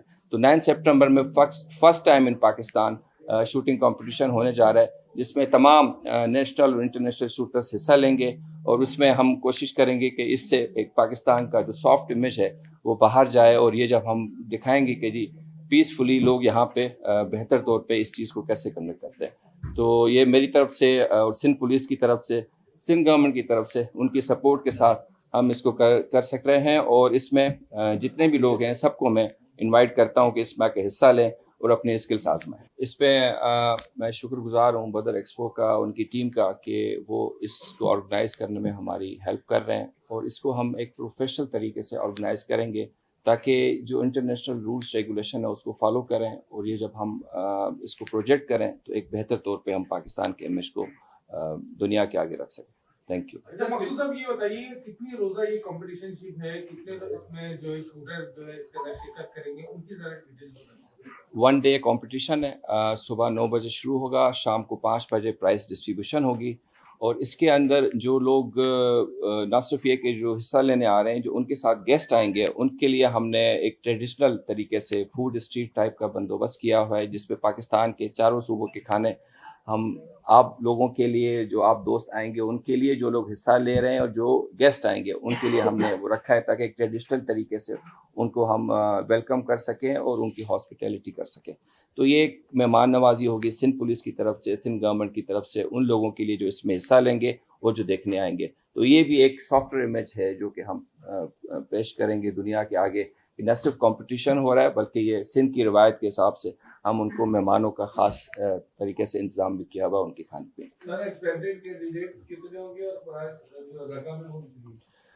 इसमें इस टाइम जो रजिस्ट्रेशन हो चुकी है वो 60+ लोगों ने रजिस्टर किया है तमाम पाकिस्तान से, आज़ाद कश्मीर से, गिलगित बल्तिस्तान से और लोकल। ये वो लोग हैं जो कि यूनिफॉर्म पर्सन है। उसके अलावा सिविलियन कैटेगरी मिला के टोटल जो रजिस्ट्रेशन हो चुकी है 140 लोगों ने इसको अपने आप को रजिस्टर किया है। प्राइस हमने उसमें रखा है कि 1 लाख फर्स्ट प्राइस है, सेकंड प्राइस 50,000 है, थर्ड प्राइस 30,000 है। इसके अलावा हम उनको मेडल्स देंगे और ट्रॉफी देंगे और सर्टिफिकेट्स देंगे।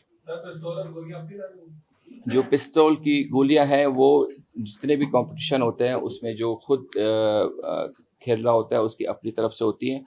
उसके लिए हमने POF वाह फैक्ट्री को रिक्वेस्ट किया कि वो अपना स्टॉल लगाए, वहीं से वो बुलेट्स ले सकेंगे और वहीं से वो अपनी शूटिंग में हिस्सा ले सकेंगे। और प्रैक्टिस के लिए भी हमने 3 दिन पहले अपनी शूटिंग रेंज को ओपन किया है ताकि वो आके अपने प्रैक्टिस करें ताकि मैच डे पे कोई उनको नया सरप्राइज ना मिले। तो ये सब के लिए हमने एक ही जैसा स्टैंडर्ड रखा है ताकि सब अपनी जो है काबिलियत को आजमा सके।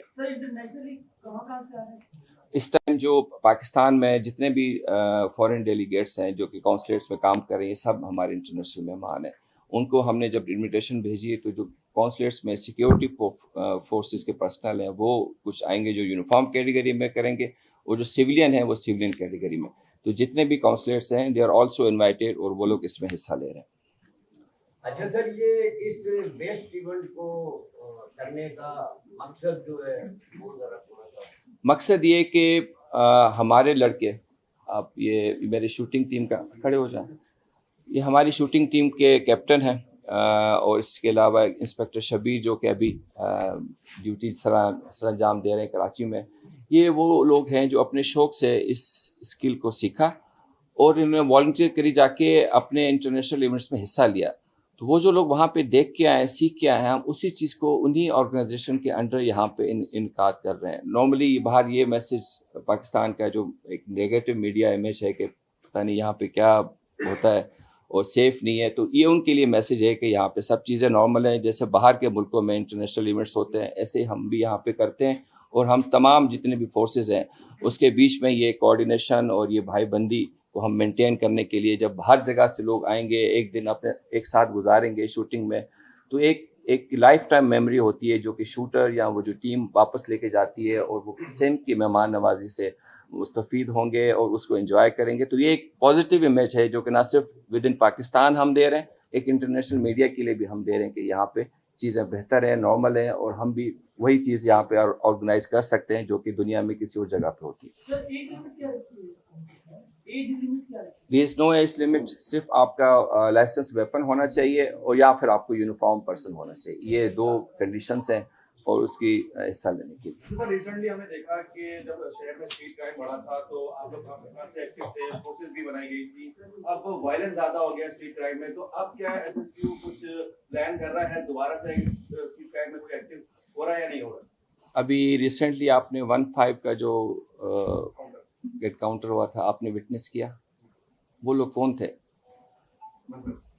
वो एसएसयू ही ऑपरेट कर रहा है, एसएसयू की टीम वहाँ बैठी हुई है। ये स्ट्रीट क्राइम में हमारा एज अ फर्स्ट रिस्पॉन्डर जाते हैं डिफरेंट तरीके से। जब भी हमें रिक्वायरमेंट आती है कि कहीं पे अगर कोई सेंसिटिव एरिया है या ज़्यादा है तो हम उस पर पेट्रोलिंग भी अपनी बढ़ाते हैं।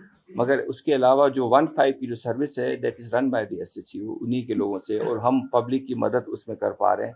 उनकी एक इंस्टेंट हेल्प की वजह से एक कॉन्फिडेंस है शहरियों में कि अगर हम 15 पे कॉल करते हैं तो टाइम से पुलिस आ जाती है, और ये डेटरेंस, ये खौफ क्रिमिनल्स के लिए उस चीज़ को रोकने का बायस बनता है। तो हम अपनी कोशिश कर रहे हैं जहाँ जहाँ पे भी हम चीज़ें बेहतर कर सकते हैं उसको कर रहे हैं, और आइंदा इसी तरीके से करते हैं।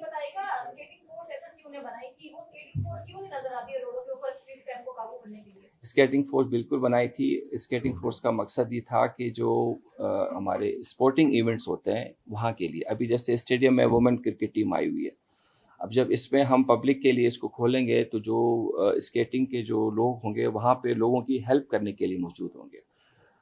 जो स्केटिंग फोर्स का था कि शहर के अंदर जहाँ पे गाड़ी नहीं जा सके या जो वॉकिंग जगह है वहाँ पे करें, मगर यहाँ पे ऐसी कोई फैसिलिटी नहीं है, तो इसलिए उनको हमने लिमिटेड किया है। वो 20 लोगों की टीम है, वो जहाँ पे रिक्वायर्ड होती है हम उसको भेजते हैं, मगर मेनली उसको हमने स्पोर्टिंग इवेंट के लिए रखा है। अभी आप देखेंगे जब टीम होगी, इनकी मैचेस होंगे, जब खवातीन आएंगी तो आप लेडी कमांडोज को भी स्केटिंग में देखेंगे, उनके लोगों की हेल्प करते हुए, उनके साथ गाइड करते हुए, और बाकी हमारे मेल कमांडोज को भी देखेंगे। तो that is for sporting events only. साहब ये बताइएगा कि इस इवेंट का बजट क्या है? दूसरा ये बता दीजिएगा कि कराची में हॉटस्पॉट बनाए गए थे स्ट्रीट क्राइम के हवाले से, और ये भी कहा गया था कि एसएसक्यू कमांडो जो है वो सड़कों पे रहेंगे, जो थाना पुलिस है वो गली मोहल्लों को देखेगी। कहीं पे भी एसएसक्यू कमांडो की गाड़ियां और जो पेट्रोलिंग है वो दिखाई नहीं देती है। जिस तरीके से आपने बताया कि 15 में मुकाबला किया और हमने रैपिड रिस्पांस किया, तो 15 की एक अलग मोबाइल अलग से थी, लेकिन एसएसक्यू के अपने कमांडोज हैं हॉटस्पॉट पे खड़े होते थे। एक दो दफा जो है वो तस्वीरें भी शायद की गई, लेकिन उसके बाद कहीं दिखाई नहीं दी। जब कराची पुलिस की तरफ से रिक्वायरमेंट आती है कि हमें यहाँ पे रिक्वायरमेंट है तो हम उसको डिप्लॉय करते हैं। उसके अलावा जो 15 की भी हमने स्ट्रेंथन की है वो एसएसयू के कमांडो से की है, तभी ये पॉसिबल है कि 3 शिफ्टों में वो 24/7 काम कर रहे हैं और लोगों की मदद कर रहे हैं। तो जब भी हमें रिक्वायरमेंट आएगी मज़ीद तो हम इंशाल्लाह उसी तरीके से हॉट स्पॉट्स को भी कवर करेंगे, उसी तरीके से लोगों की मदद के लिए क्विक रिस्पॉन्स भी करेंगे। अच्छा, बजट के हवाले से इसमें कोई बजट नहीं है। जो आपकी फ़ीस है उसी से हम उनका जो खर्चा वही निकालेंगे, प्लस स्पॉन्सर्स का जो फूड अरेंजमेंट है वो है। फीस हमने 2000 रखी है for uniform person, 5000 for civilian person,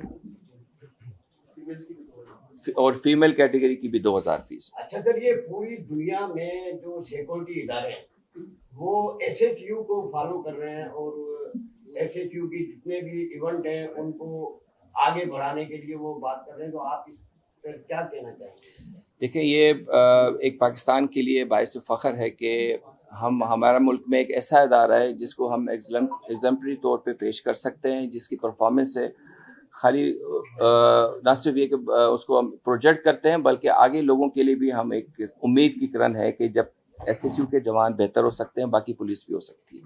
तो एक बेहतरी की तरफ एक हमारा इक़दाम है।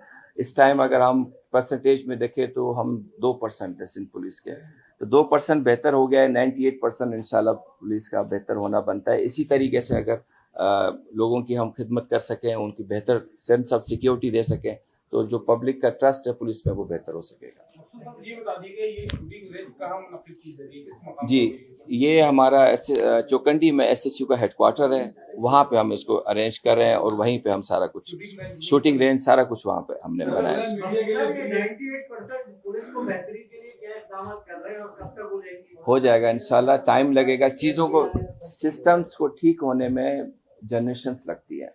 एक उसकी तरफ कदम है। शुरू में आप देखें कि मोटरवे पुलिस का जो इमेज था कितना बेहतर हुआ, उसी पुलिस के लोग जाके वहाँ पे काम करते हैं तो वो चीज़ें बेहतर होती हैं और पब्लिक भी उससे मुतमईन होती है। इसी तरीके से एसएसयू की, तो ये एक थोड़ी सी स्ट्रगल है, टाइम लगेगा इन चीज़ों को, मगर ये कि बेहतरी की तरफ डायरेक्शन पे हम चल रहे हैं। वक्त आएगा कि सारे लोग इसी तरीके से बेहतर तौर पे काम कर सकें। सर, मीडिया के लिए भी आजकल टारगेट है, तो उनके लिए हम ये कर सकते हैं कि जो मीडिया के दोस्त हैं जिनके लाइसेंस वेपन है उनका आपस में मुकाबला कराएं। उनके लिए हम स्पेशल टारगेट रखेंगे। आप अपने वेपन्स के साथ हैं, वो मेरी तरफ से फ्री ऑफ चार्ज है। आप अपने स्किल्स के वेपन्स के साथ हैं, वहीं पे अपने आपस में मुकाबला करें। उसकी हम प्राइस की कैटेगरी अलग से करें। उसमें आपसे रिक्वेस्ट प्रोजेक्ट पर आप काम कर रहे हैं, बहुत अच्छा काम कर रहे थे, आपने बजट भी कम किया, ऐसा क्या हुआ, आप क्यों हटे? सर, और अब ये होने वाला है, बहुत जल्द ये आगाज हो जाएगा, तो आपने इतना अरसे पे काम किया, अब ये एक्चुअली होने जा रहा है, तो उसमें ना होना क्या आपके लिए फीलिंग है?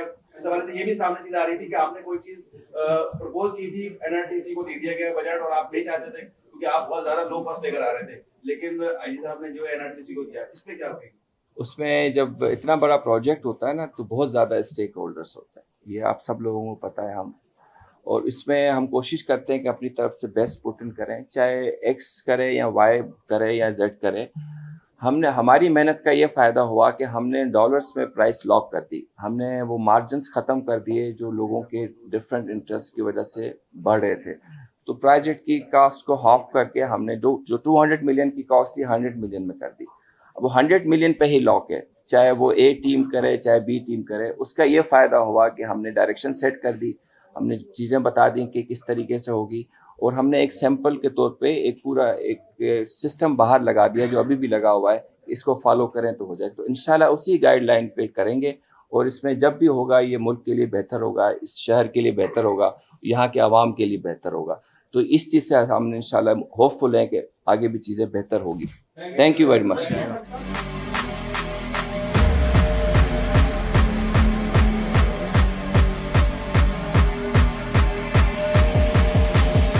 अस्सलाम वालेकुम, मेरा नाम अब्दुल मुगीस है और मैं बीटीएल मेडिकल को रिप्रेजेंट कर रहा हूँ। मैं यहाँ पे सेल्स स्पेशलिस्ट हूँ और हमारे पास मेडिकल इक्विपमेंट्स में हमारे पास कंप्लीट रेंज है, जिसमें हमारे पास कार्डियोलॉजी सेगमेंट में है, एस्थेटिक इक्विपमेंट्स हैं और हमारे पास जो रिहेबिलिटेशन है जिसको हम फिजियोथेरेपी भी बोलते हैं वो हमारे पास हैं।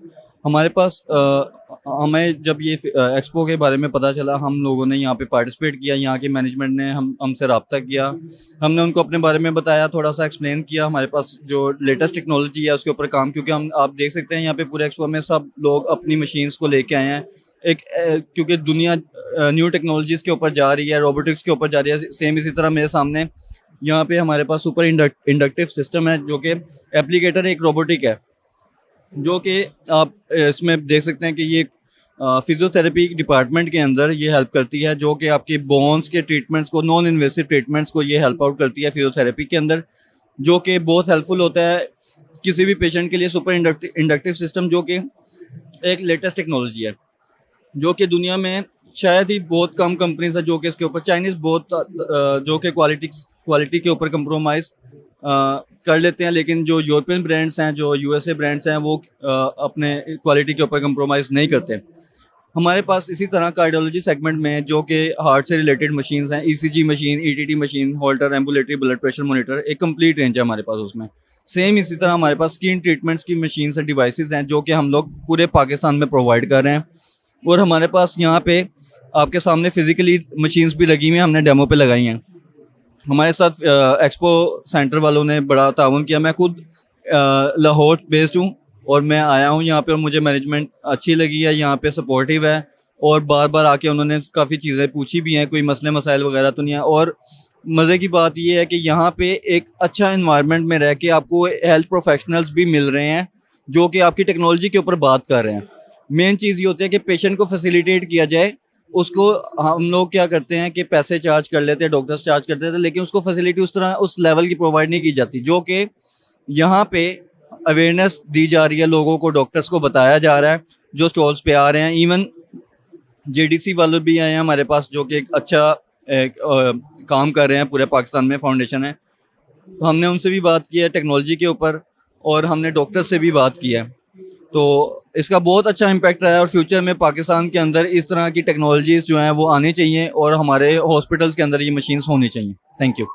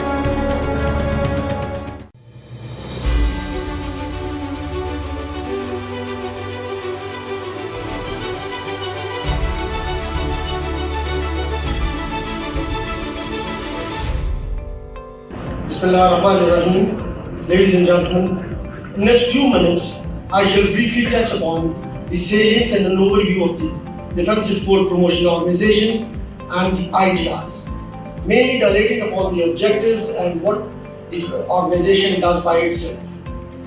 And thereafter, we will have a pictorial documentary which will take you through the journey of the depot and the activities of the ideas. Depot was raised in 2000 under Joint Staff Headquarters, which was later placed under Ministry of Defence Production in 2002. And since then, Depot is working under the ambit of MODP. The basic aim was to promote and project Pakistan military's industrial prowess and defence export potential.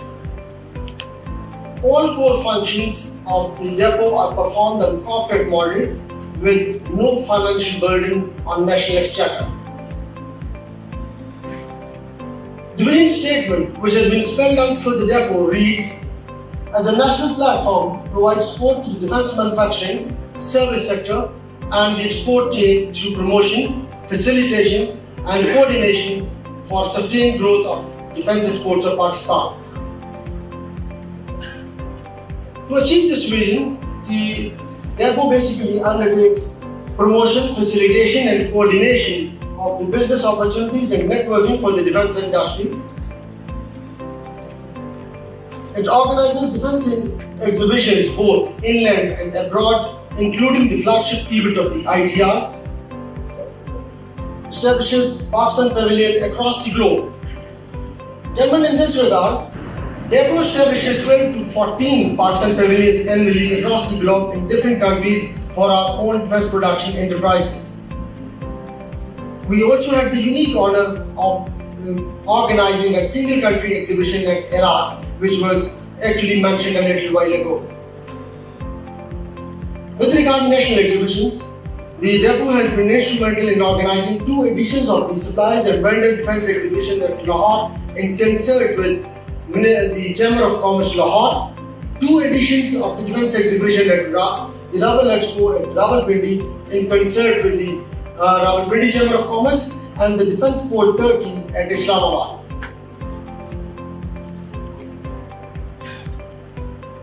The Ideas has been a flagship event which is conducted biannually since 2000, and it has grown over a period of time both in stature as well as in size. Other than these 4 subjects, the depot also maintains an international standard space center here at Islamabad. We have carried out an extensive mapping of the private defence industry, wherein the potential buyers across the globe are now directly interfaced with public as well as the private defence manufacturers. A comprehensive defence products catalog has been prepared, which is not only available online but has also been provided to all our foreign missions and is presented to all the visiting dignitaries. In addition, the depot also conducts seminars other than the main seminar during ITRs. Now, just briefly touch upon the centerpiece of the recent efforts of the depot, which is basically focused on magnetizing of the private defence industry, and wherein the private sector is facilitated for international participation. It is heartening to note that 8 private companies participated in World Defence Show KSA without the government support.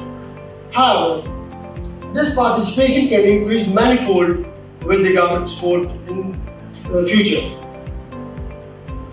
We are also focused on integrating and participating along with the Chamber of Commerce in our different defence, national as well as international exhibitions. Besides, we are focused on the suppliers, vendors and the small scale manufacturers, basically to link them with the large scale manufacturers and our private and public large scale defence production enterprises. Now coming over to the flagship event of Ideas. As you are aware, the Ideas is the flagship event of international stature for Pakistan, which is a sought after rendezvous for business and knowledge sharing. With synergistic interaction of the global defense industry, it serves as a shared platform both for global peace and stability. International recognition and participation thus truly reflects deeply embedded, mutually beneficial relations. Gentlemen, the main objectives which are actually desired to be accrued out of the ideas include provision of the business opportunity for the defense industry, both for the international exhibitors as well as the domestic exhibitors. Attract maximum numbers of the domestic as well as the international exhibitors. Demonstrate organizational skills and increase in the defense exports. Image building of the country. Promulgate Pakistan's point of view internationally. And reinforce diplomatic efforts in the realm of defense diplomacy. Now with this, gentlemen, with a brief introduction, I shall now take you through a documentary which will actually show you both these, whatever I have spelled out about ideas and depot. How did it actually reach to this where we are standing today? Thank you very much.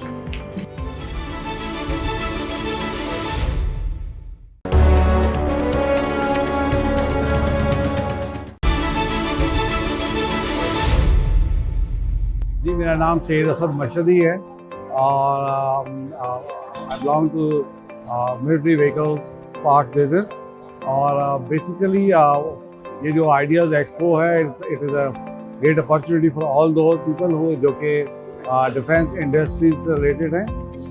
एक window पे ये opportunity provide की गई है thanks to organisers और मैं बड़ा मुबारकबाद पेश करना चाहूँगा डेपू को जिन्होंने ये सारा इवेंट ऑर्गेनाइज किया है आफ्टर दिस लॉन्ग कोविड जो सारी दुनिया ने फेस किया है। और उसके बाद ये एक जब दुनिया में B2B मीटिंग पॉसिबल नहीं हो रही थी तो मेरा ख्याल है ये डेपू ने एक अपॉर्चुनिटी प्रोवाइड की है कि लोग अपने एंड यूजर्स तक यहाँ पे पाकिस्तान में मीटिंग अरेंज कर सके, अपने प्रोडक्ट को डिस्प्ले कर सके और अपने प्रोडक्ट्स को एडवर्टाइज कर सके। सो मैंने देखा है कि यहाँ पे बहुत सारे पाकिस्तानी जो डिफेंस इंडस्ट्री से रिलेटेड वेंडर्स हैं, डिस्ट्रीब्यूटर्स हैं, एजेंट्स हैं, उन्होंने अपने डिस्प्ले भी किया है। एट द सेम टाइम बहुत सारे फॉरेन कंपनीज जो है उन्होंने भी यहाँ पे डिस्प्ले किया है जो कि बहुत अच्छा एक इंकरेजिंग पॉइंट है पाकिस्तान की ओवरऑल इकॉनमी के लिए भी। और साथ साथ ये भी दिखाया जा सकता है दुनिया को कि yes we are ready, we are here to serve all over the world. और मेरा ख्याल है जो पाकिस्तान की डिफेंस इंडस्ट्री है एट द सेम टाइम ये पाकिस्तान की इकॉनमी के लिए भी बहुत कुछ कंट्रीब्यूट करती है। सो ये जितना भी इवेंट ऑर्गेनाइज किया गया है विन विन सिचुएशन था for both sides, for the procurement agencies और फॉर द जितने जो इसके सेल कर रहे थे या अपने आप को इंट्रोड्यूस कर रहे थे या अपने नए प्रोडक्ट्स को इंट्रोड्यूस करने आए थे। सो थैंक्स टू डेपू, थैंक यू वेरी मच।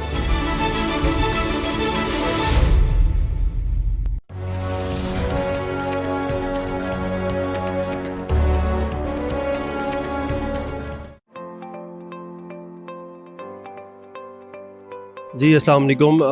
मैं इग्लू पाकिस्तान प्राइवेट लिमिटेड को इस वक्त यहाँ पे रिप्रेजेंट कर रहा हूँ। Igloo Pakistan dairy products private limited. हमने अपनी इग्लू आइसक्रीम और हमारी होममेड की रेंज है वो कंप्लीट हमने यहाँ बदर एक्सपो जो कि बदर एक्सपो की तरफ से बचत बाज़ार लगाया गया एक्सपो सेंटर कराची में।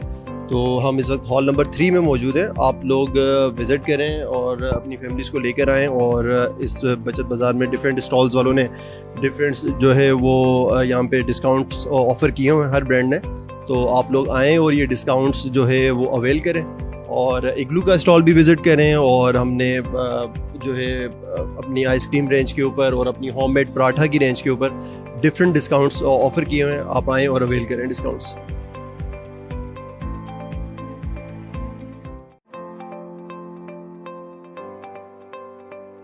अस्सलाम वालेकुम, मेरा नाम मारिया फातिमा है और मैं यहाँ पे बचत एक्सपो में खड़ी हूँ और ये इसके ऑर्गेनाइज़र हैं बदर एक्सपो। और हमारी आइसक्रीम कंपनी का नाम है केटी आइसक्रीम जो कि हमें बहुत अच्छी है जो कि और 1 स्कूप इसमें 100 रुपीज़ का यहाँ पर चल रहा है।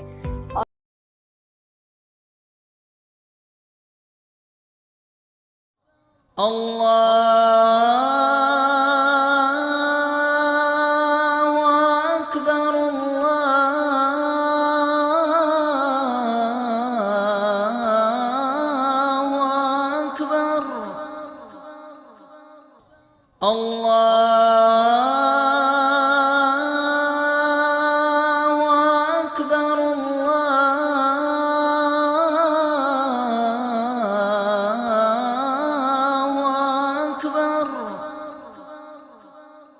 أشهد أن لا إله إلا الله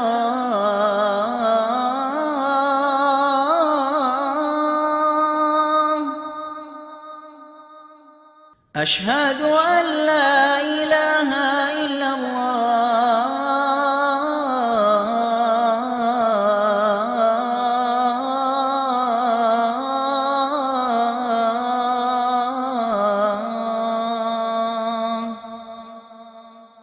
أشهد أن محمدا رسول الله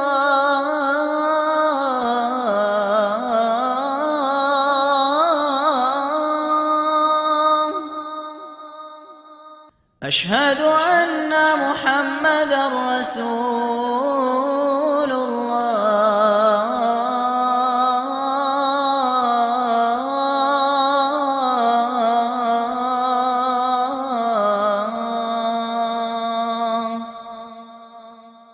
حي على الصلاة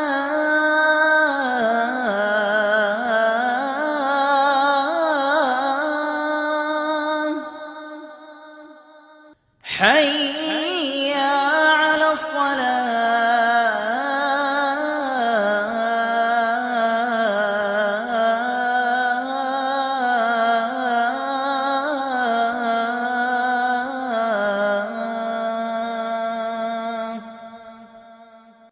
حي على الفلاح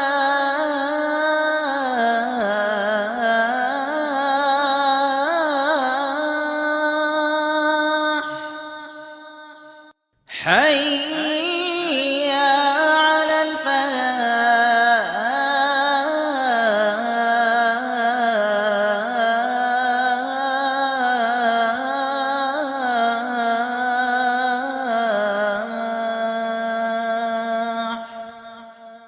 الله أكبر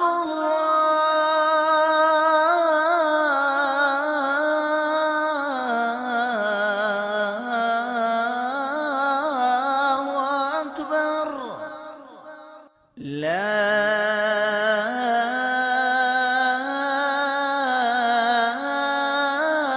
إله إلا الله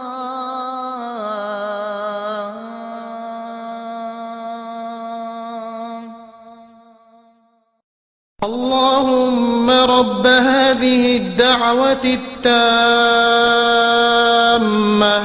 والصلاة القائمة آت سيدنا محمدا الوسيلة والفضيلة والدرجة الرفيعة وابعثه مقاما محمودا الذي وعدته وارزقنا شفاعته يوم القيامة إنك لا تخلف الميعاد ऐ अल्लाह इस दावत कामिल और ता क़यामत कायम होने वाली नमाज के रब तू मोहम्मद सल्लल्लाहु अलैहि वसल्लम को जन्नत में नुमाया मकाम फजीलत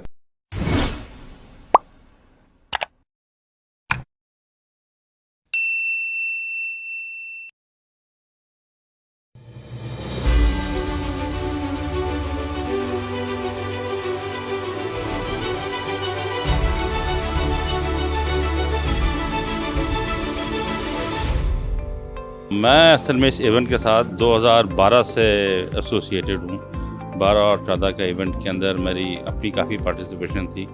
उसके बाद से ये माशाल्लाह event has gone up and now is one of the best events दुनिया के अंदर फॉर डिफेंस एग्जीबिशंस। जो लास्ट टाइम नहीं हो सका वो मेरे ख्याल में पूरी दुनिया के अंदर ही कोविड की वजह से इफ़ेक्ट हुआ एग्जीबिशंस के अंदर, बिकॉज जहाँ पे भी ग्रुप्स और इनकी इन्वॉल्वमेंट होती थी वो ख़त्म हो गई। बट पाकिस्तान के लिए again back we are in the line, और ये बहुत इंपॉर्टेंट टाइम है जिसके ऊपर हमें अपनी डिफेंस इंडस्ट्री को दोबारा से प्रमोट करना है। और इस इवेंट के लिए हमें थोड़ी सी मेहनत और करना पड़ेगी ताकि हम दोबारा उसी लेवल पे या उससे बेहतर लेवल पे जा सकें। मेरा ताल्लुक उस वक्त डेपो से था, मैं डायरेक्टर कॉर्ड था डेपो के अंदर, और बदर एक्सपो सॉल्यूशंस हमारे वक्त में पहली मरतबा इंडक्ट हुआ था फॉर आइडियाज़ एंड पहली मरतबा जब ये आए थे तो उतना एक्सपीरियंस उनका आइडियाज़ का नहीं था, बैक एंड पर रख के काम करते थे, but then with the passage of time they have become too good for this event and mashallah itne arse ke andar they have improved a lot and internationally now Badar Expo Solution is recognized as one of the best event managers in Pakistan. बहुत अच्छा काम है.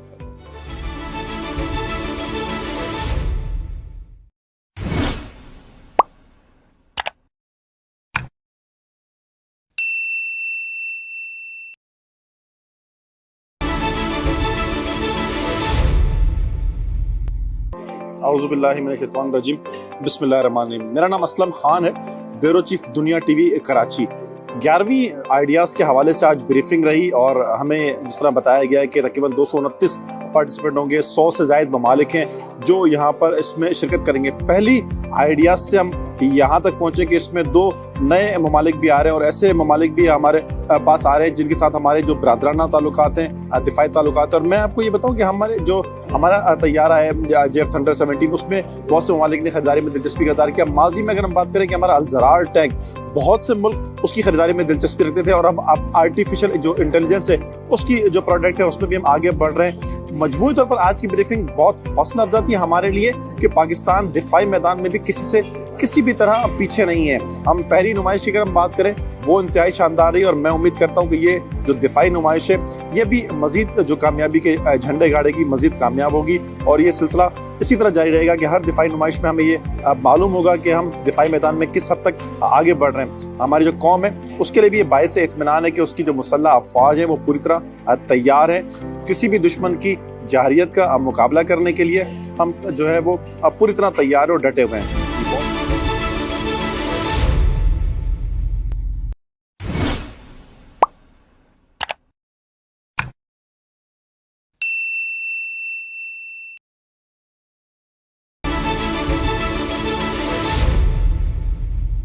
Ideas 2022 जो कि वैसे एक biennial event है, हर 2 साल के बाद होता है, लेकिन इस दफ़ा कोविड-19 की वजह से जब 2020 में हम इसको नहीं कंडक्ट करा सके तो ये अब 4 साल के बाद हो रहा है। तो उसकी वजह से अब इसकी इम्पोर्टेंस और भी ज़्यादा बढ़ जाती है और हम इंशाल्लाह पूरी तरह इसके लिए तैयार हैं और हम उम्मीद करते हैं कि 2018 में जिस तरह कंडक्ट कराया गया था उससे मज़ीद बेहतर होगा और इंटरनेशनल पार्टिसिपेशन भी ज़्यादा होगा। इसमें हमारे पास काफ़ी हाई लेवल डेलीगेशंस की कंफर्मेशंस आ चुकी हैं जो कि पूरी दुनिया के तमाम बरे-आज़मों से हमारे पास डिग्नेटरीज आ रहे हैं और एग्जिबिटर्स भी हमारे पास यूरोप, एशिया, हर तरह से बहुत बड़े लेवल के एग्जिबिटर्स इस एग्जीबिशन में आ रहे हैं। और साथ ही साथ मैं आपको ये भी बताता चलूँ कि इस दफ़ा हमने बहुत ज़्यादा जिस चीज़ के ऊपर फोकस किया है वो ये है कि न सिर्फ हम अपनी जो पब्लिक सेक्टर की डिफेंस इंडस्ट्री है उसके साथ साथ अपने जो प्राइवेट सेक्टर की डिफेंस इंडस्ट्री है उसको भी इसके लूप में लेके आएँ और उनको भी एक आउटलेट दें ताकि वो दुनिया के सामने अपना जो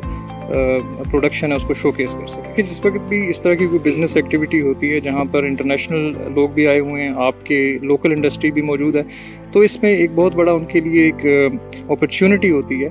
न सिर्फ यहाँ के जो दूसरे मुल्कों से आए हुए लोग हैं या जो हमारे लोकल लोग हैं कि वो जो दूसरे मुल्कों से आने वाली कंपनीज़ हैं, OEMs हैं, उनके साथ इंटरेक्ट करें, उनके साथ अपने बिज़नेस को आगे बढ़ाएं और इसके साथ ही साथ जो हमारी लोकल कंपनीज़ हैं एट टाइम्स उनके भी जॉइंट वेंचर्स होते हैं बाहर के मुल्कों की कंपनियों के साथ। तो डेफिनेटली ये हमारी इकोनॉमी को भी बूस्ट करेगा और हमारी जो इंडस्ट्री है उसके लिए भी एक अच्छा साइन है। जिस लेवल का ये एक इवेंट है जिसमें पूरी दुनिया से लोग आ रहे हैं और बहुत हाई लेवल जैसा कि मैंने आपको बताया आ रहे हैं, तो इस तरह की चीज़ जब एक दफ़ा पाकिस्तान में इसका इनेकाद किया जाएगा तो इसका बहुत ज़बरदस्त और बहुत पॉजिटिव मैसेज एक जो लोग यहाँ पर आएंगे वो लेके जाएंगे। उनको पता चलेगा कि पाकिस्तान भी इस लेवल का एक बहुत बड़ा इवेंट करा सकता है और तमाम तर जो अल्लाह का बहुत शुक्र है कि अब हमारे साथ वो सिक्योरिटी चैलेंजेस नहीं हैं जो हुआ करते थे और इस तरीके की चीज़ होगी।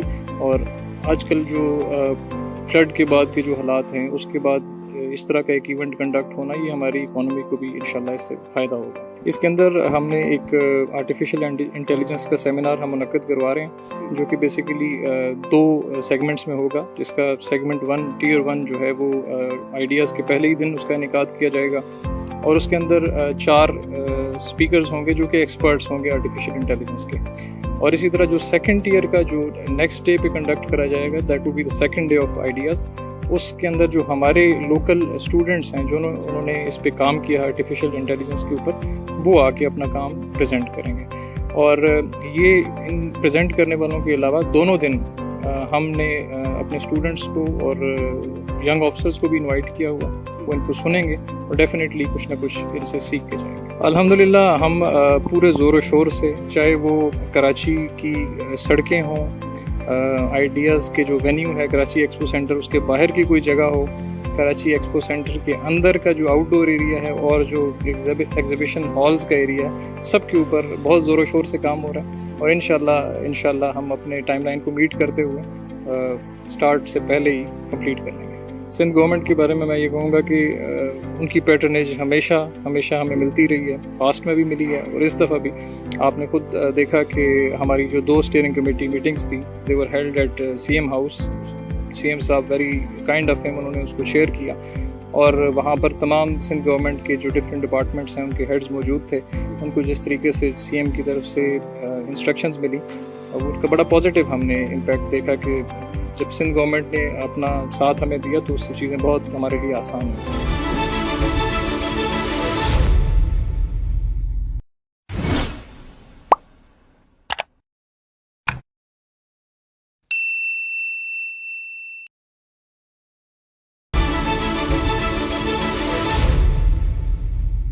Assalamu alaikum. My name is Mohammad Arsalan Khan. I am VP Sales at Shibli.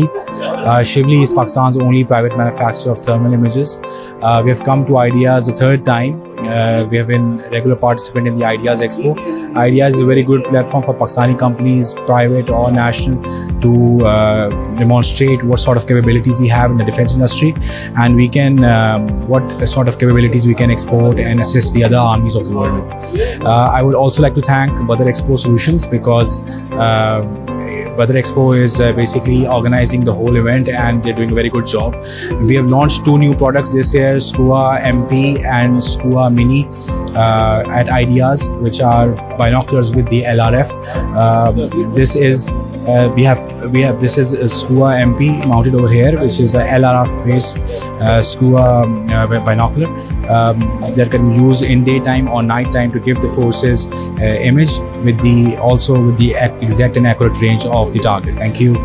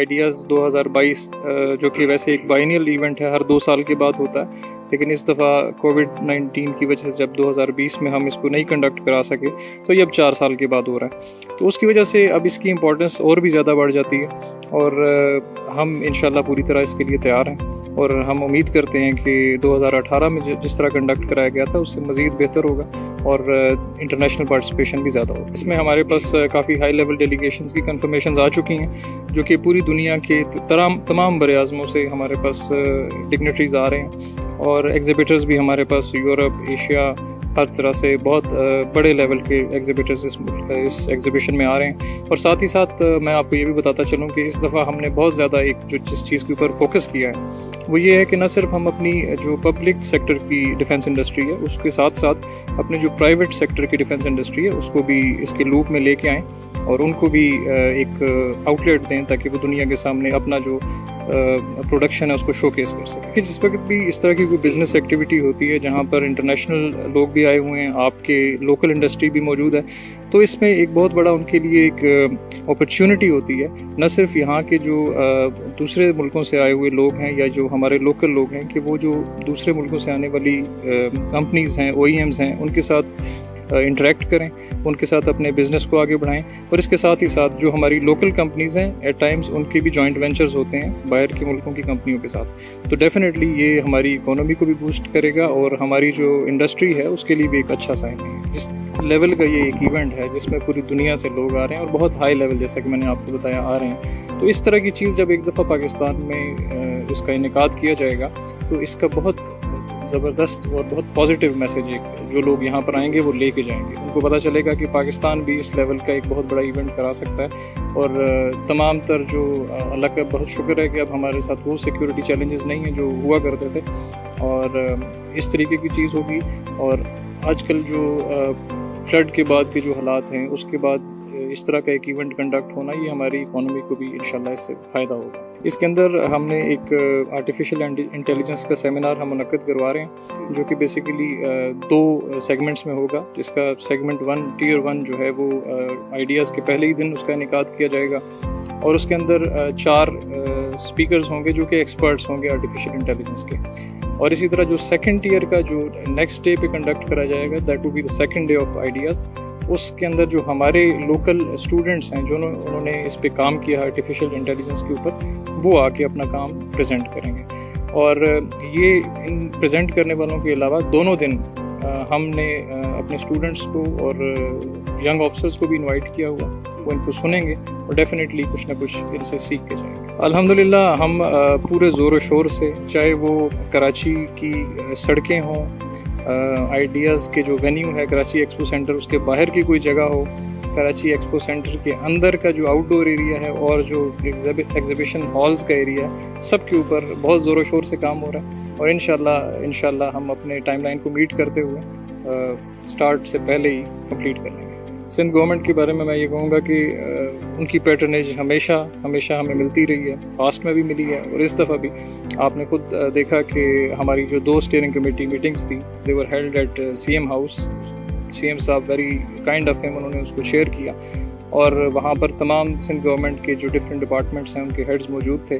उनको जिस तरीके से CM की तरफ से इंस्ट्रक्शंस मिली, और उनका बड़ा पॉजिटिव हमने इम्पैक्ट देखा कि जब सिंध गवर्नमेंट ने अपना साथ हमें दिया तो उससे चीज़ें बहुत हमारे लिए आसान हुई।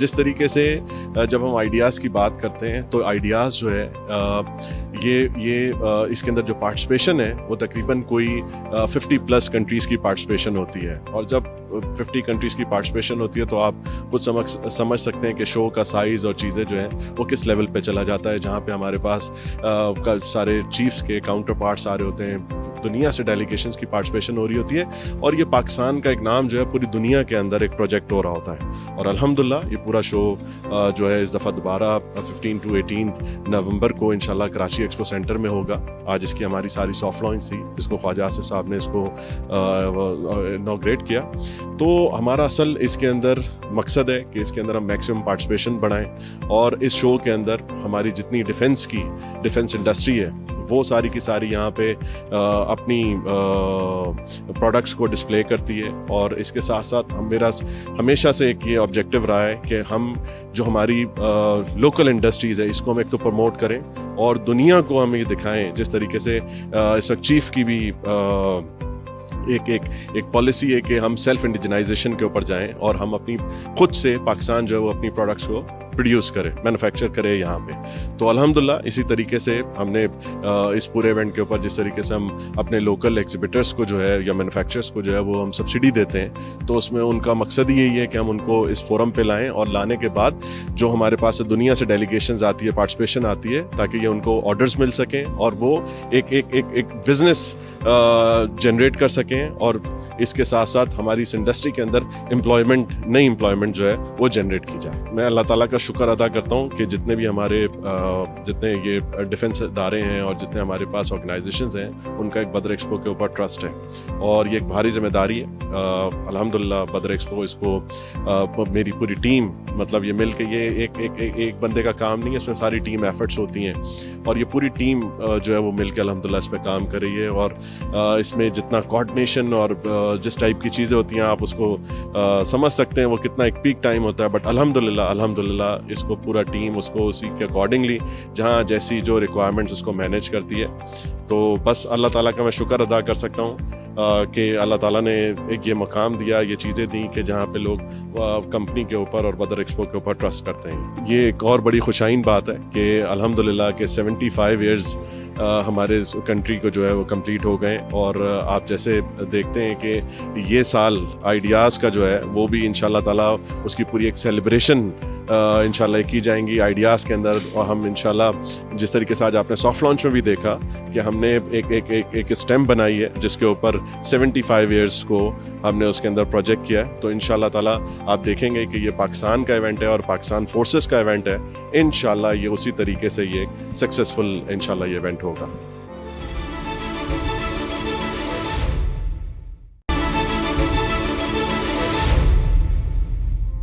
अस्सलाम वालेकुम जी, मेरा नाम असद कमाल है। मैं चीफ एग्जीक्यूटिव ऑफिसर हूँ global industrial and defence solutions. GIDSG Pakistan की लार्जेस्ट स्टेट ओन्ड कंग्लोमरेट है, कंपनी है। हम आइडियाज़ का 2007 से पार्ट हैं और मैं ज़ाती तौर पे तो सन 2000 से आइडियाज़ को देख रहा हूँ। जब इसके शुरू में 3 हॉल हुआ करते थे, I was one of the first exhibitors when idea started. जी आई हैव द ऑनर के मैंने इसको देखा है ग्रो करते हुए। 2022 है, अब माशाल्लाह 9 हॉल्स हैं इसके। तो पाकिस्तान के लिए एक बड़ा मोमेंटस ओकेजन है 2022 में, क्योंकि बहुत सारे मैं देख रहा हूँ जहाँ से हमने स्टार्ट किया था और आज बहुत सारे इंटरनेशनल विजिटर्स हैं और एग्जिबिटर्स हैं जो इस पूरे इवेंट का पार्ट बन चुके हैं। हमारे अपने स्टैंड पे इस वक्त मेरा ख्याल है कि 50 से ज़्यादा डेलीगेशंस तो मैंने खुद रिसीव की हैं और इससे भी ज़्यादा आई एम श्योर इन्वाइटेड होंगी। और जो एग्जिबिटिंग कंपनीज हैं, 9 हॉल्स अगर हैं तो दैट मीन्स के एग्जिबिटिंग कंपनीज जो पाकिस्तान में हैं वो भी बहुत ज़्यादा बढ़ चुकी हैं, लोकल और फॉरेन। बहुत सारे और मुल्कों का इंटरेस्ट भी है इसमें। मैं देखता हूँ जी कि जो डिफेंस एग्जीबिशंस होते हैं for a country like Pakistan, ये एक बहुत आइडियल प्लेटफॉर्म आपको देते हैं जहाँ पे आप अपनी डिफेंस कैपेबिलिटीज़ हर 2 साल बाद दुनिया के आगे डेमोन्स्ट्रेट कर सकते हैं कि आपका प्रोग्रेस है क्या, और आपको एक मौका मिलता है दुनिया से नेटवर्किंग करने का। बाहर की दुनिया को मौका मिलता है कि वो आ सके और आपकी चीज़ों को एवेल्युएट कर सके। आई विश डेपो एंड बदर expo all the best for the future endeavours, और मैं होप करता हूँ कि under their leadership and management they can take this platform and exhibition to new heights. So good luck to both of them. Thank you very much. Pakistan Zindabad.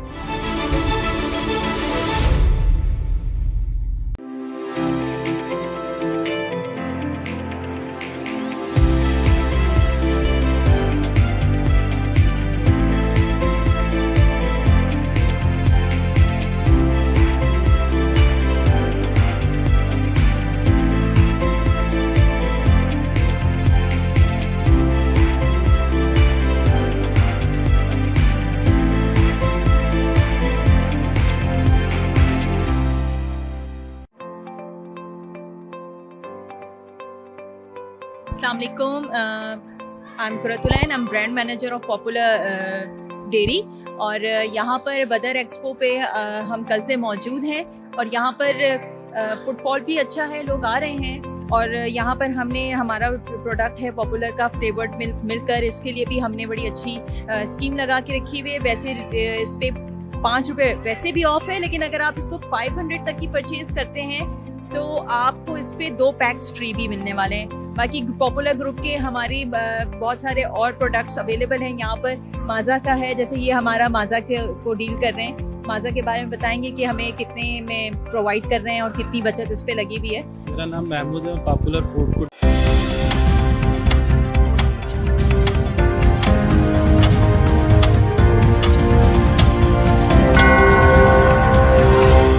It's 5 p.m.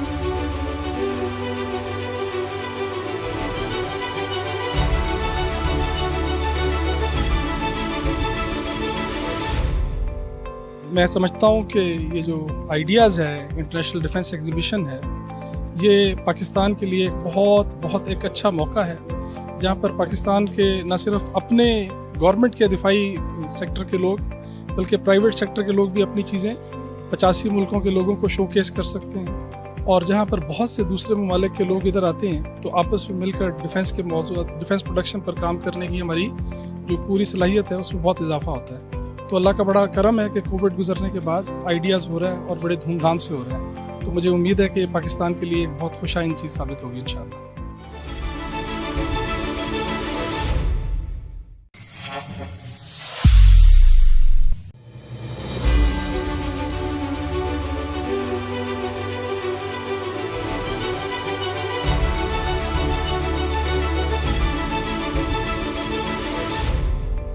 मैं असल में इस event के साथ 2012 से associated हूँ।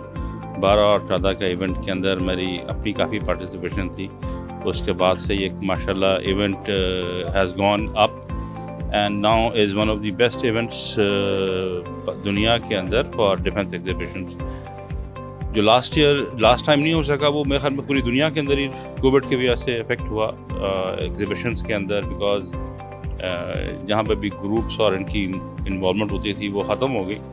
But Pakistan के लिए again back we are in the line और ये बहुत इंपॉर्टेंट टाइम है जिसके ऊपर हमें अपनी डिफेंस इंडस्ट्री को दोबारा से प्रमोट करना है और इस इवेंट के लिए हमें थोड़ी सी मेहनत और करना पड़ेगी ताकि हम दोबारा उसी लेवल पे या उससे बेहतर लेवल पे जा सकें। मेरा ताल्लुक उस वक्त डेपो से था, मैं डायरेक्टर कॉर्ड था डेपो के अंदर और बदर एक्सपो सॉल्यूशंस हमारे वक्त में पहली मरतबा इंडक्ट हुआ था फॉर आइडियाज़ एंड पहली मरतबा जब ये आए थे तो उतना एक्सपीरियंस उनका आइडियाज़ का नहीं था, बैक एंड पर रख के काम करते थे। But then with the passage of time they have become too good for this event and माशाल्लाह इतने अरसे के अंदर they have improved a lot and internationally now Badar expo solution is recognised as one of the best event managers in Pakistan. बहुत अच्छा काम है।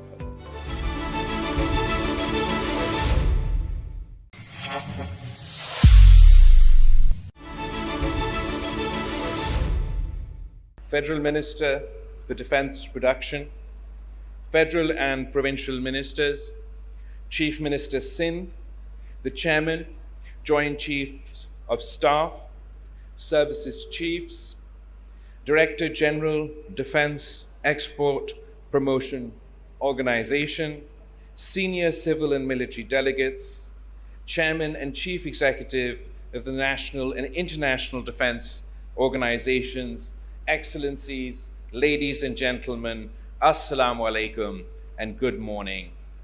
It is my pleasure to speak at the 11th edition of the International Defence Exhibition and Seminar, commonly known as Ideas 2022.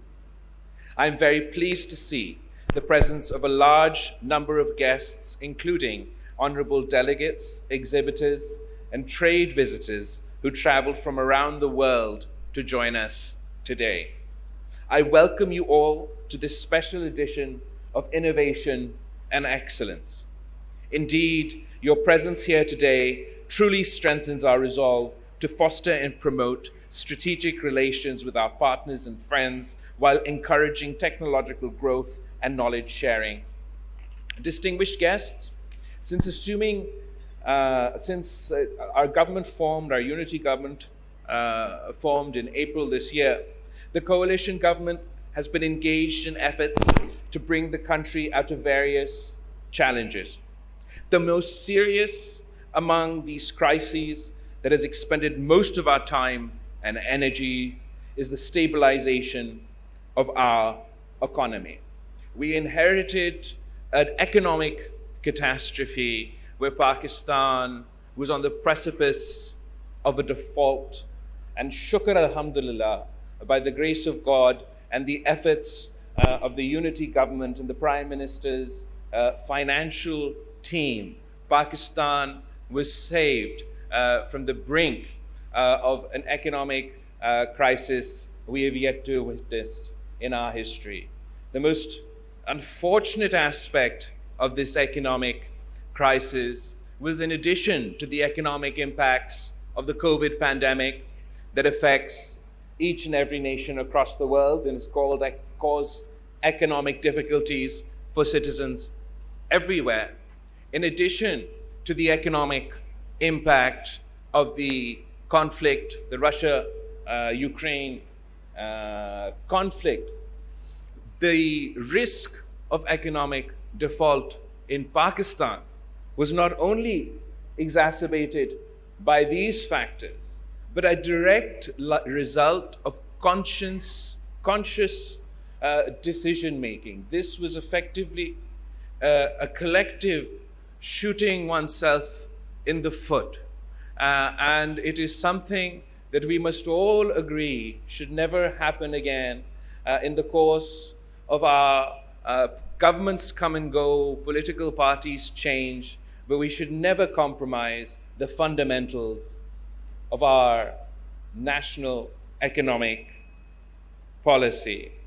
At this time, we've been focused on making service delivery efficient and people-centered, fixing Pakistan's energy woes, rebuilding Pakistan's foreign relations, and giving a sense of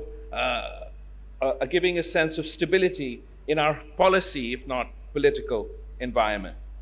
As far as foreign policy is concerned, I'm happy to report, as a result of our teamwork and extensive positive engagement across the board, Pakistan's diplomatic relations, diplomatic ties have gone from strength to strength.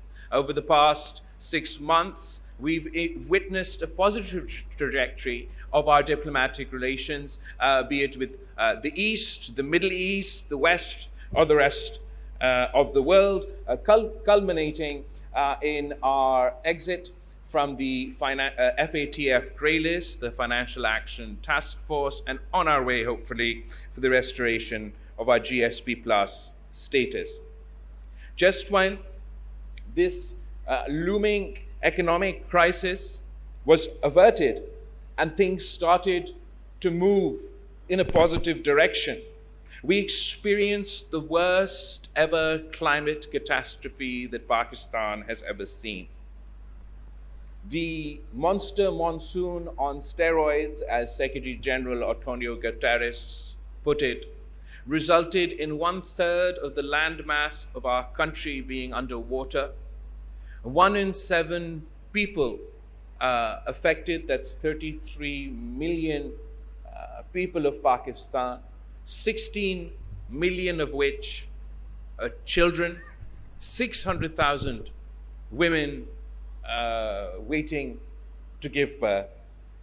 The impacts of this on the backbone of our economy, the agricultural sector, have been devastating. The total loss and damage is estimated at more than $32 billion, which is 10% of Pakistan's GDP. This climate event will directly correlate with a significant portion of our population being thrust below the poverty line. Given the massive scale of destruction, we have been pushed back for decades, but in every crisis, there is an opportunity. And we can convert this crisis into an opportunity if Pakistan commits to not only investing in these less developed areas, in these rural areas that have been devastated by the flooding, but also as we look towards reconstruction and rehabilitation, we hope to do so in a climate resilient manner. We too share the aspiration to not only build back, but build back better. In our interactions with world leaders, including the recently concluded COP27, we have underlined the need for concentrated global action to take climate change as a priority. As the chair of the G77 plus China, we have led the demands of the Global South for climate finance and climate justice to enable developing countries to cope with climate adaptation and mitigation challenges. But in addition to that, we have, alhamdulillah, been successful, and this is a success not only of the developing world that has long held this demand, but of Pakistan and the people of Pakistan, that following the devastation from this climate catastrophe, in our capacity as G77 chair, we have successfully negotiated to add on to the COP27 agenda, in addition to mitigation and adaptation, but the concept of loss and damage. Because it was only after we in Pakistan experienced the devastation of these floods that have resulted in a 10% loss to our GDP, that it became evident to us that there was no international financing mechanism for devastation, for loss and damage of this scale. And it was after our own experience that we joined the many countries that have long been demanding that loss and damage be added to the COP and global agenda. And we hope, if it was too late for the people of Pakistan to benefit from the lack of such an institution, that the next country, the next developing country to be affected, will be able to benefit from an internationally agreed upon mechanism for financing loss and damage.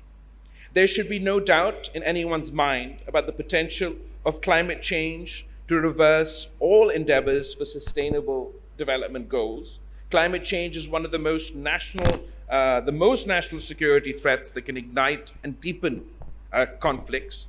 And as we have witnessed, Pakistan is now ground zero for climate-induced disasters and must prepare for the challenges associated. Ladies and gentlemen, today the increasingly complex security environment poses multifaceted threats to national security and stability of the countries. With rapid advancement in technologies and proliferation of related knowledge, we are experiencing a visible change in the established security paradigm. In today's globalized world, the national security has emerged as a dynamic concept that is as much economic, political, social, and institutional as it is military and strategic in nature. In an age of fake news and disinformation, the threats to national security have increased manifold. The specter of rising global food and energy prices is putting immense strain on national cohesion and unity, thus deepening internal fault lines. It is our considered opinion that the best way to safeguard and strengthen national security is to achieve economic self-reliance, rebuild and strengthen political institutions, deliver the 21st century governance that is demanded and required, ensure rule of law, and put the people at the center of public policy. This requires a much needed reset in our thinking, as well as the way we conduct the business of the state.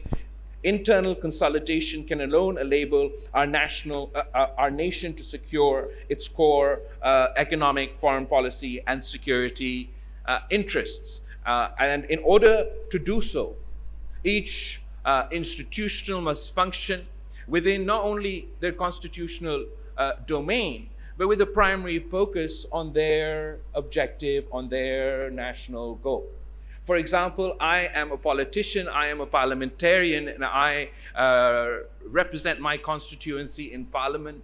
My job is to be answerable to Parliament, to be present in Parliament, and rather than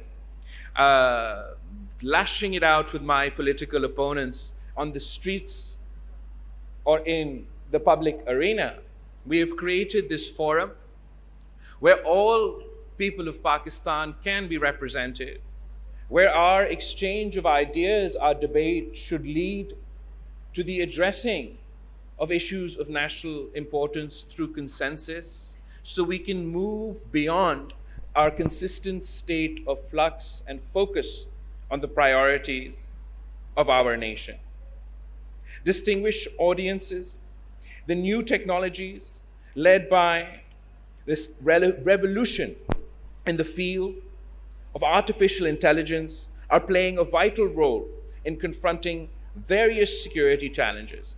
In my view, the responsible use of technology advancement can make the world a better and safer place. Pakistan, being a responsible state, is always committed to play its role for international peace, stability, and order. Reciprocity, mutual interests, and international norms are the guiding principles that govern Pakistan's relations and the bilateral and multilateral levels.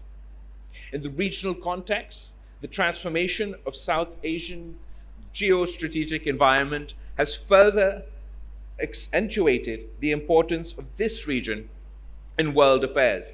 Resultantly, regional cooperation and active engagement of regional and global players has become imperative, particularly to achieve regional peace, security, and socio-economic development.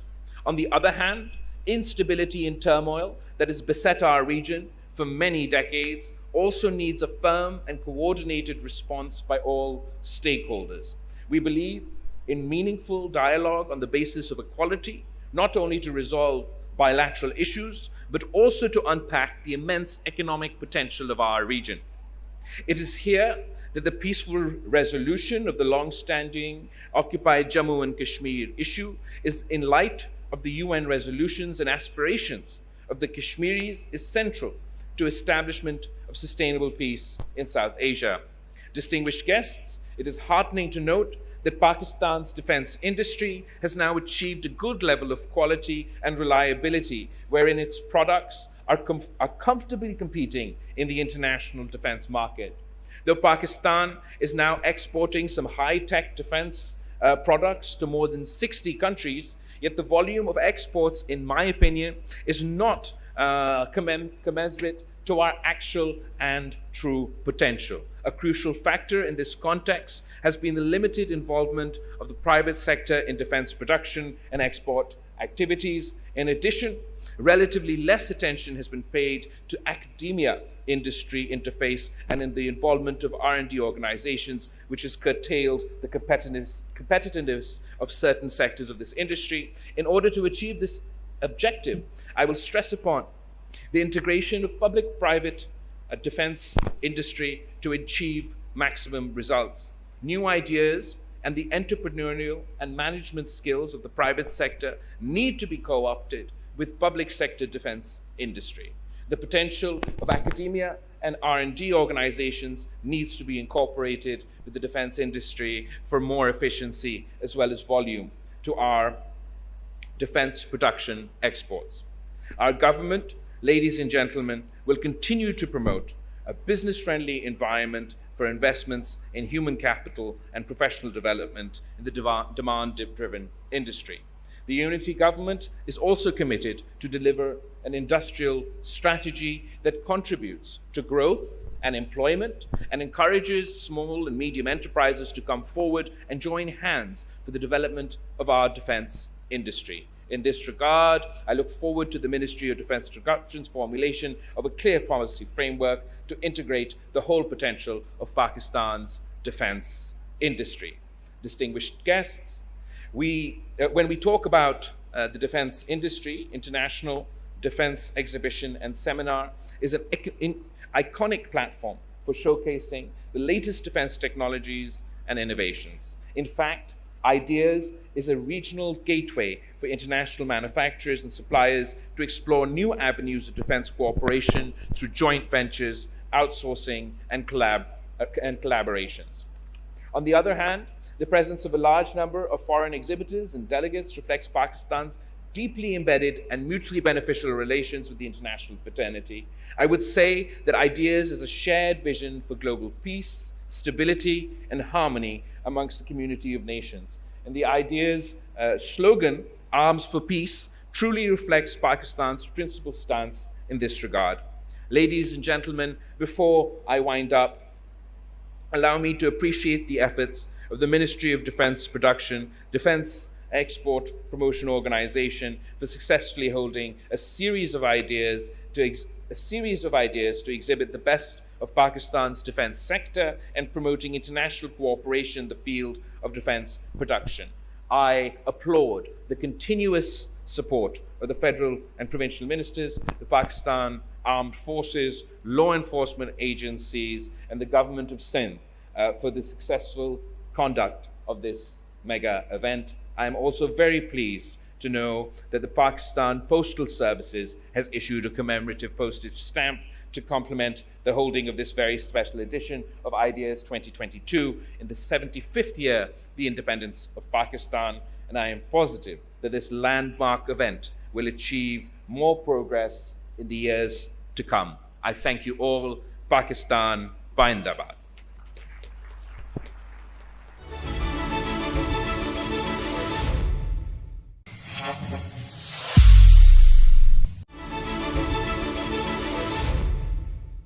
Bismillahirrahmanirrahim. Wassalatu wassalamu ala Rasulihil Kareem. Professor Dr. Syed Irfan Haider, the chair, distinguished panel members, General Arif, DG Defence Export Promotion Organization, worthy delegates from the friendly countries, general officers, dignitaries, honorable ladies and gentlemen, Assalamu alaikum. It's a great privilege for me to be standing here and thanking the distinguished panel for educating us on a subject which is still evolving but very important for us. I followed the discussion with a lot of interest, and I wanted to make some of the comments which I will now be sharing with you. One of the points that we discussed was intelligence. I believe intelligence is the ability to assimilate the information in one situation and then analyze it in a manner that it can be applied in a totally different situation, and also to be able to sift the information from the noise and to be able to make corrections if something goes wrong. So all that combination which is there in the intelligence, which distinguishes us from the animals, we are trying to put it through algorithms into the IT system. So far, the Turing test appears far away. So I think we are not yet in danger of being eliminated by the computers or robots. But at the same time, we have to be very cautious, as Dr. Irfan said in the end, in use of any technology. It can't be panacea for everything. And also, we have to understand that AI's use will vary from situation to situation. Take the example of chess. Now, chess has very defined rules, and chess has two opponents contesting with each other over a board of 64 pieces, 64 32 pieces over 64 squares. This is something which AI can understand. It can comprehend, because no matter who the two opposing sides are, they have to follow a set of rules, and then they have to apply it on a very, very limited scale. So AI can master chess better than human beings maybe. The other example that came here was that of the stock exchange. Now, stock exchange is a very limited field where there is no opponent. It's just a lot of data crunching and associating it with the happenings around the globe, how they are going to impact it. In normal circumstances, a flood in China would not be linked with the stocks in New York Stock Exchange. But with the help of AI and giving it a data of years and years, the AI will be able to correlate something which human minds will need a lot of exercise to understand. For a normal mind, it will need, okay, the flood has come in a certain area. How does it affect production? How does it affect the transportation? Does it affect the tanker movement? Does it affect the petrol supply? Does it affect the container movement? With AI being able to utilize a data of years and linking it with everyday stock exchange ups and downs, can reach that level quickly where any happening around the globe and its impact on the stock can be worked out. Now, taking these two examples onto the side, look at what is actually warfare and what is defense.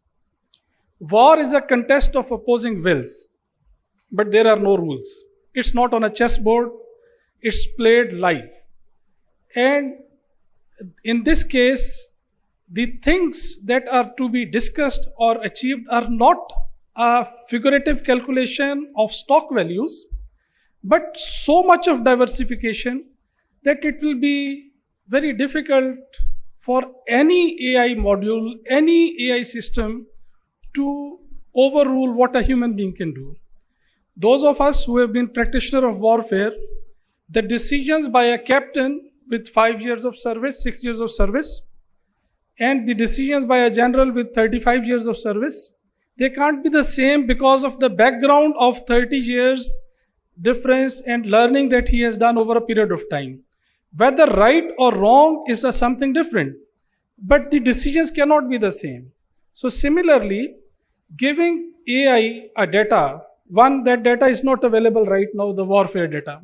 Every war has different dynamics, every war has different kinds of weapons, every war has different kinds of adversaries. Every war has different thought processes on both sides. The man of 1945, Second World War, his way of thinking, and the man of 2022, these are two different things. So war cannot be totally predicted by the AI or cannot be controlled by the AI. Because essentially war is what? It is contest of the opposing wills.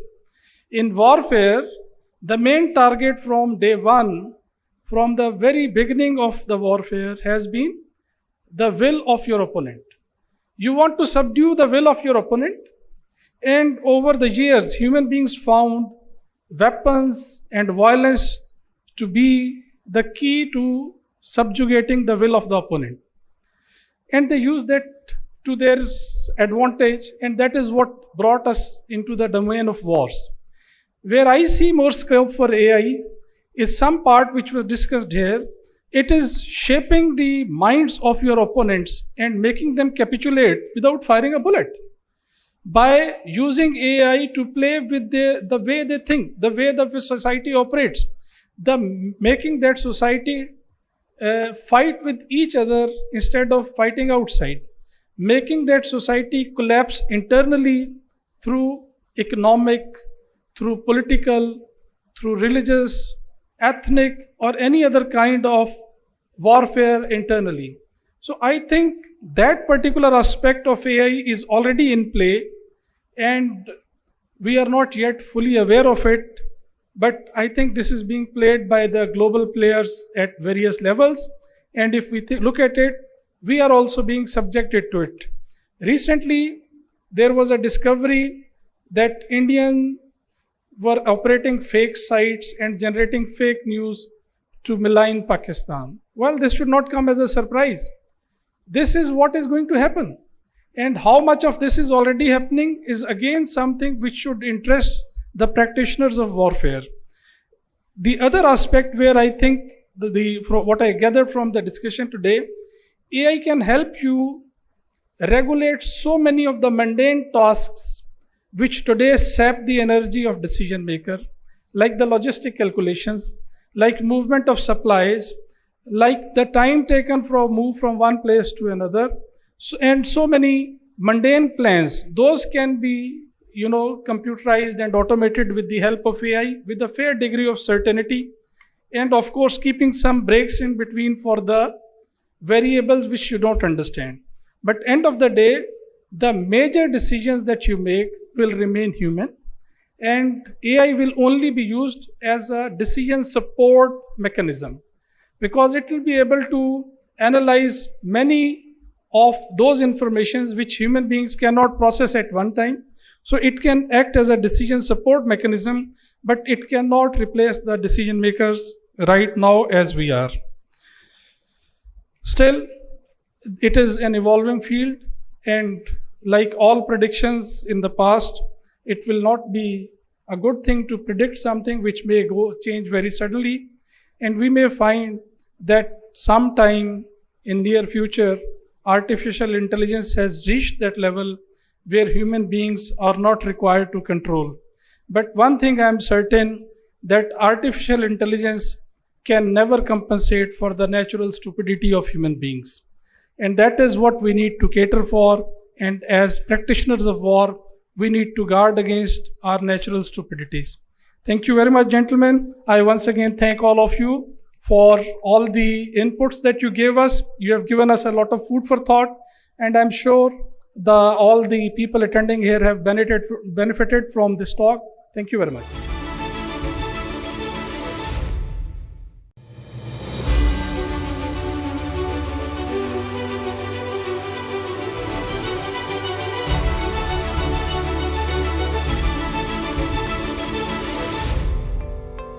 Bismillahirrahmanirrahim. Honorable Defense Minister, Major Muhammad Asif, Excellencies, distinguished guests, Assalamu alaikum and good afternoon. It is a matter of great honor to me to extend a very warm welcome to the Defense Minister, Federal State Ministers, Secretaries, Ambassadors, High Commissioners, legacy of senior serving and retired officers from armed forces, our guests from national media, business group and government parties. We are grateful to the Honorable Defense Minister for placing the occasion to formally launch International Defense Exhibition Seminar 2022, better known by its acronym IDEAS. Ladies and gentlemen, we entered into the International Defense Exhibition industry by organizing the first IDEA year 2000 at Expo Sanchi, 105 international exhibitors and 150 delegates. During the last 2 decades, IDEA has grown steadily, based volume exhibitor and colleagues. In the facility, we had a participation of 224 exhibitors and 231 representing 2 importers. And we are lucky that this year was the region and we had a record partner across the world. The opportunity to see the idea got affected when Mega 2020 has to battle due to the COVID, which was one of the worst of our living. In general and particular, fought with determination. But it's still not over. We have learned how to do it. Ladies and gentlemen, I am glad to share that one edition of I scheduled 15 to 18 November 2022, the year of 70th edition of independent Pakistan. Despite a gap of 4 years, we have received booking for more than 70 of the available space rate. This year, the idea 2020 much bigger in literature than ever, inshallah. We are also in the process of accreditation to the defense base around 85 years and expect we also respond to all the developments. IDEA has established itself as an effective and ground to promote future and trust, friendship, and cooperation. In this regard, the industry offers a great opportunity to defense industry of the country. Gentlemen, it becomes like defense industry, the outfit by showcase on defense production capability is the conventional level. Aimed at exploring ways and means of partnership in defense production through joint ventures, outsourcing, and cooperation. Ladies and gentlemen, I would like to take this opportunity to share the vision of IDEA, which is twofold. On one hand, it aimed at increasing space for joint cooperation between Pakistan public and private enterprises with their regional and global partners, while on the other hand, it is meant to enhance the possibilities of public-private partnership, providing a unique opportunity to our friendly countries to visit Pakistan, sit together, interact with each other, collaborate, cooperate to build defense ties, and find solutions to the problem confronting the region and the world. I wish to make a special mention of Ministry of Commerce as well as the Trade Development Authority of Pakistan for their all-out support and availability of Expo Center Karachi as a venue for the Ideas 2022. I would also like to thank Ministry of Communication and Director General for Pakistan Post for according approval for issuance of commemorative postage stamp on 14th of August 2022, signifying the holding of 11th edition of Ideas in 75th year of celebration of independence of Pakistan. May I also mention that the Government of State and Karachi District Administration have always been forthcoming and very supportive of holding this mega event in Karachi. I would also like to thank Badar Expo Solution, our event organizer, for his untiring efforts and wholehearted. Ladies and gentlemen, in the end, I would like to thank all the worthy guests for accepting the invitation to attend this ceremony. Honorable Defence Minister, we are personally grateful for your presence on this occasion. I thank you all, ladies and gentlemen. Pakistan Zindabad.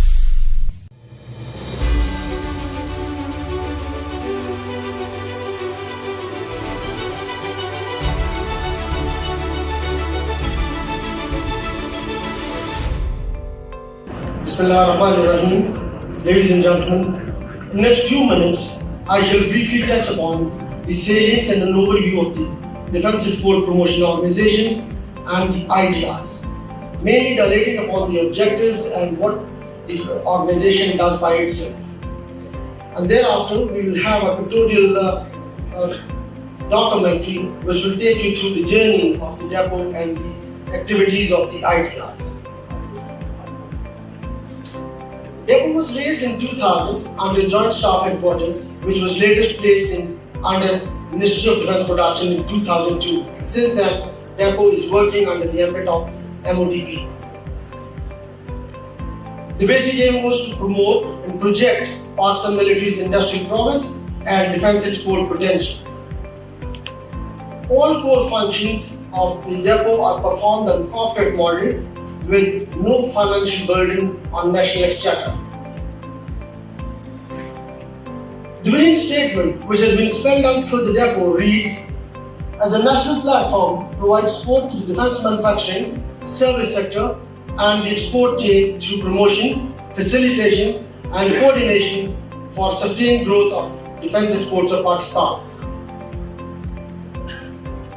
To achieve this vision, the depot basically undertakes promotion, facilitation and coordination of the business opportunities and networking for the defence industry. It organizes defence exhibitions both inland and abroad, including the flagship event of the ideas. Establishes Pakistan Pavilion across the globe. Gentlemen, in this regard, Depot establishes 12 to 14 Pakistan pavilions annually across the globe in different countries for our own defence production enterprises. We also had the unique honor of organizing a single country exhibition at Iraq, which was actually mentioned a little while ago. With regard to national exhibitions, the depot has been instrumental in organizing 2 editions of the Supplies and Vendor Defence Exhibition at Lahore in concert with the Chamber of Commerce Lahore, 2 editions of the Defence Exhibition at the Rawal Expo at Rawalpindi in concert with the Rawalpindi Chamber of Commerce and the Defence Port Turkey at Islamabad.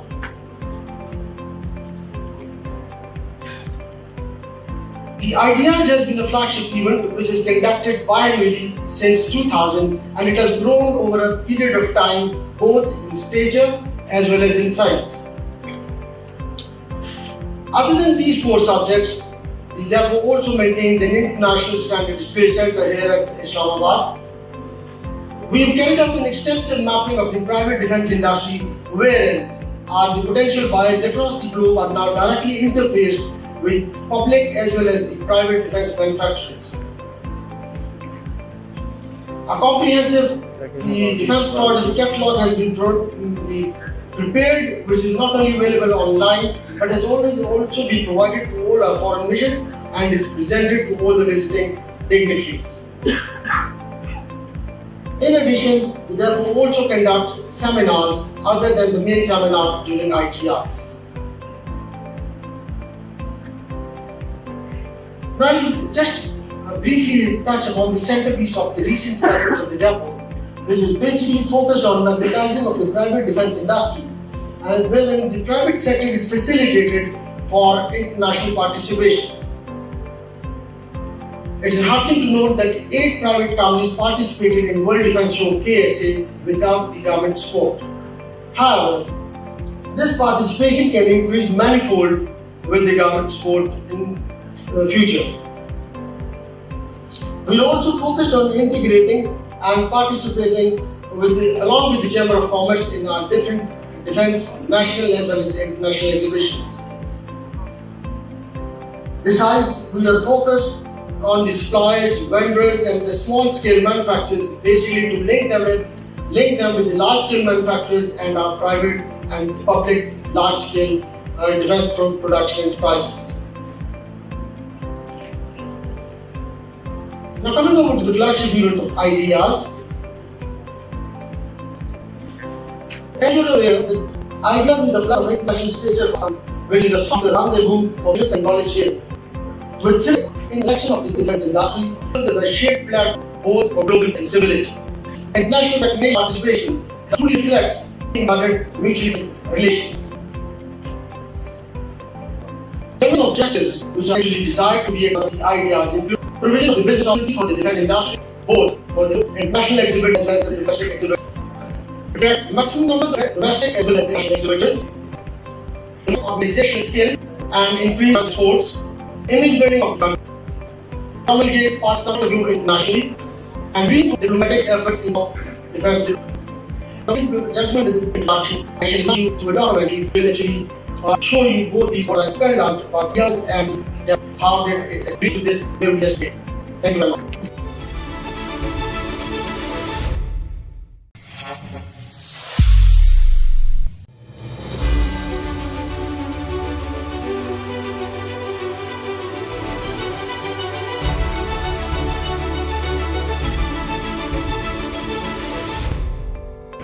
It is indeed a matter of great pleasure to see the International Defence Exhibition and Seminar, more popularly known as Ideas, gaining strength with every passing year.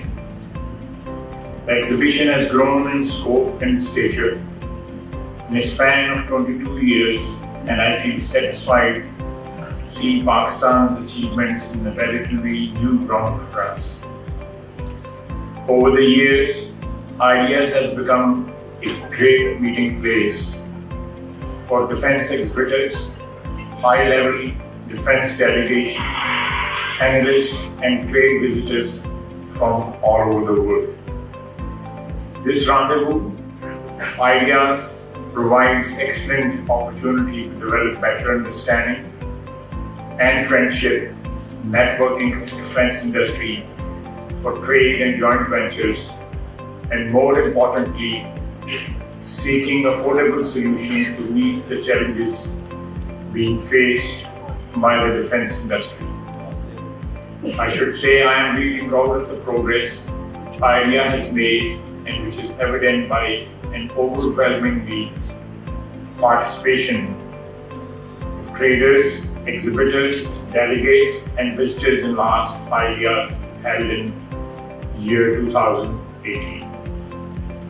Honorable guests, Pakistan harbors no aggressive designs against any state, but we are determined to defend our territorial integrity and safeguard our sovereignty. Armed forces of Pakistan are battle hardened and known for their professionalism the world over. Our contribution towards the UN peacekeeping missions and our performance around the globe is a clear manifestation of devotion to duty and professional skills. The motto of this exhibition, Arms for Peace, also highlights our commitment to the international community for peace and harmony. Pakistan will, inshallah, continue to develop our military potential that guarantees peace with honor and dignity. Towards this end, we have been able to develop significant capabilities for indigenous production of sophisticated weapons and equipment. It is a matter of great satisfaction that besides meeting the domestic requirements, our defense products are now gaining market shares at the international level as well. Praiseworthy progress has been made in production of complex systems like main battle tanks, UAVs, armored vehicles, air-launched munitions, fast-attack missile crafts, maritime battle vessels, fleet tankers, modern jet aircraft, and aircraft-related technology. I see a great potential in our defense industry to export its products on competitive basis through responsible arms trade. Honorable guests, holding of IDEA is a reflection of Pakistan's consistent efforts to galvanize the industrial activities for production of defense equipment through collaboration and joint ventures. In addition to indigenous production, having overcome the effects of unprecedented and devastating COVID-19 pandemic, which affected the whole world, we are back in business with a renewed zeal and enthusiasm. I wish the organizers of this event success in the conduct of Ideas 2022 and look forward to an overwhelming participation from defense industries from inland and abroad. We would warmly welcome the foreign defense delegates and trade visitors to Ideas 2022 to be held in November this year after a gap of 4 years. I also congratulate all the defense-related as well as other business-associated community and media houses who have selected the mega event of international repute for participation and sponsorship. I thank you all. Pakistan, mind up.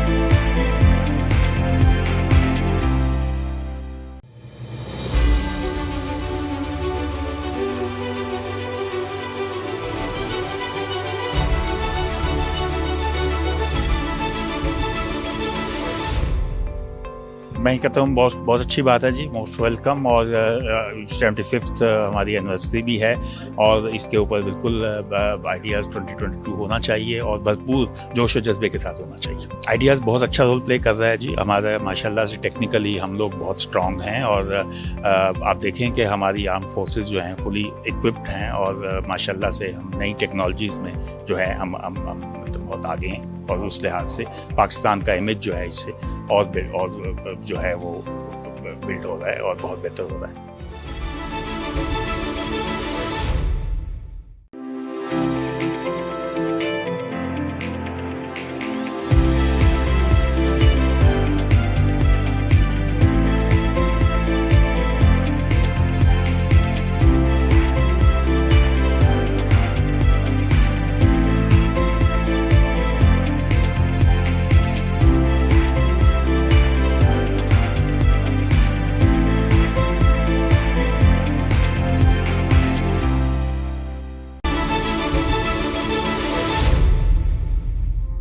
This is me, Arusa Slaudin, as outreach manager from ISPR. We have a stall here in Ideas 22.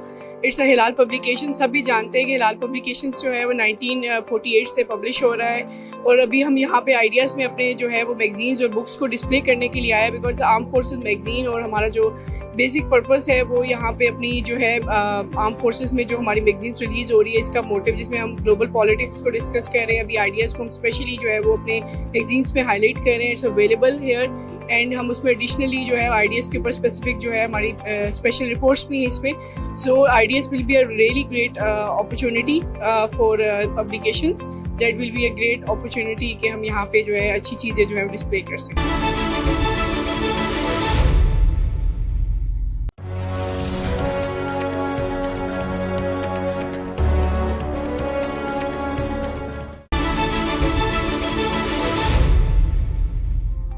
My name is Özgür Cankara. I am the Vice President in Meteksan Defense. Meteksan Defense is one of the major companies in the Turkish industry. Working in the Pakistan market Pakistan sector for 3 years.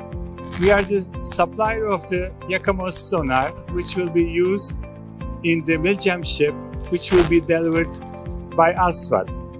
So today we are in the expo presenting our sonar systems including Yakamos, and more than that we are also supplying submarine sonar systems.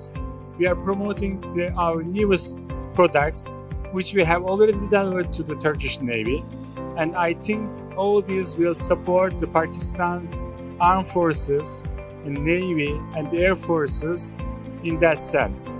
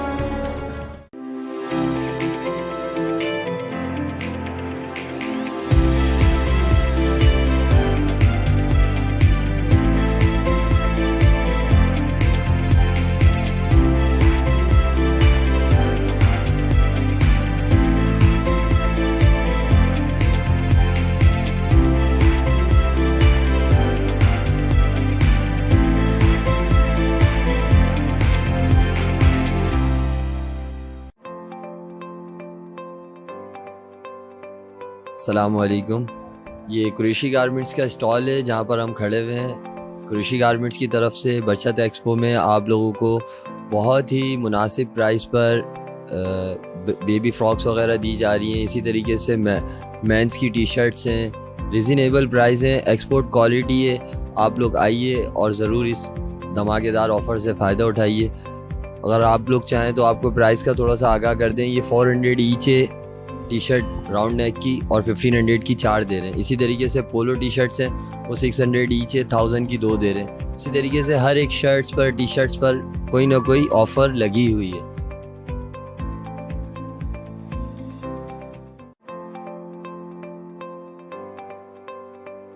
अस्सलाम वालेकुम, मेरा नाम समद आलम है और मैं Osaka lighting का employee हूँ। और हमने यहाँ पे बचत एग्जीबिशन एक्सपो की 2nd एडिशन में यहाँ पे इंस्टॉल लगाया है और यहाँ पे काफ़ी अच्छा रिस्पांस आ रहा है कस्टमर का। इसके अलावा एक्सपो तो अच्छा लगा। पहला एडिशन जो था उसमें भी बहुत ज़्यादा पब्लिक आई थी और बहुत ज़्यादा इन्जॉय भी किया था लोगों ने। लोगों के बचत के हवाले से भी बहुत ज़्यादा फ़ायदा हुआ था और हमारे भी काफ़ी पब्लिसिटी भी हुई थी, लोग भी काफ़ी ज़्यादा आए थे। और इसके अलावा बाहर मंडी भी इन लोगों ने लगाई है बचत वालों ने इस दफ़ा। ये भी बड़ा अच्छा एक्सपीरियंस रहा कि मंडी भी लगी है इस दफ़ा ताकि लोगों को कम से कम चीज़ में अच्छी चीज़ मिल सके। और यहाँ पे रिव्यू वगैरह तो सही है, बंदे हैं आ रहे हैं। और इसके अलावा हम यहाँ आते हैं लोगों को कम से कम में अच्छे से अच्छी चीज़ पहुँच।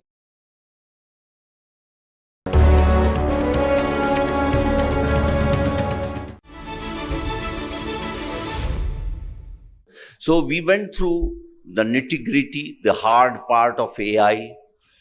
My objective of that discussion was to lighten a little bit and put the discussion in a context, the context which is very important. Personally, I'm basically a computer science person, technology person, and I'm too afraid of technology. You can't imagine how much afraid. I have stopped using PowerPoint technology for the last 20 years now. I believe I'm much better because this is distracting, right? So this is distracting to what I was doing. And you can actually see those PowerPoint slides were distracting actually. The presenter is unable to express what is in the heart, because maybe the presentation was not visible, it was made for some other context.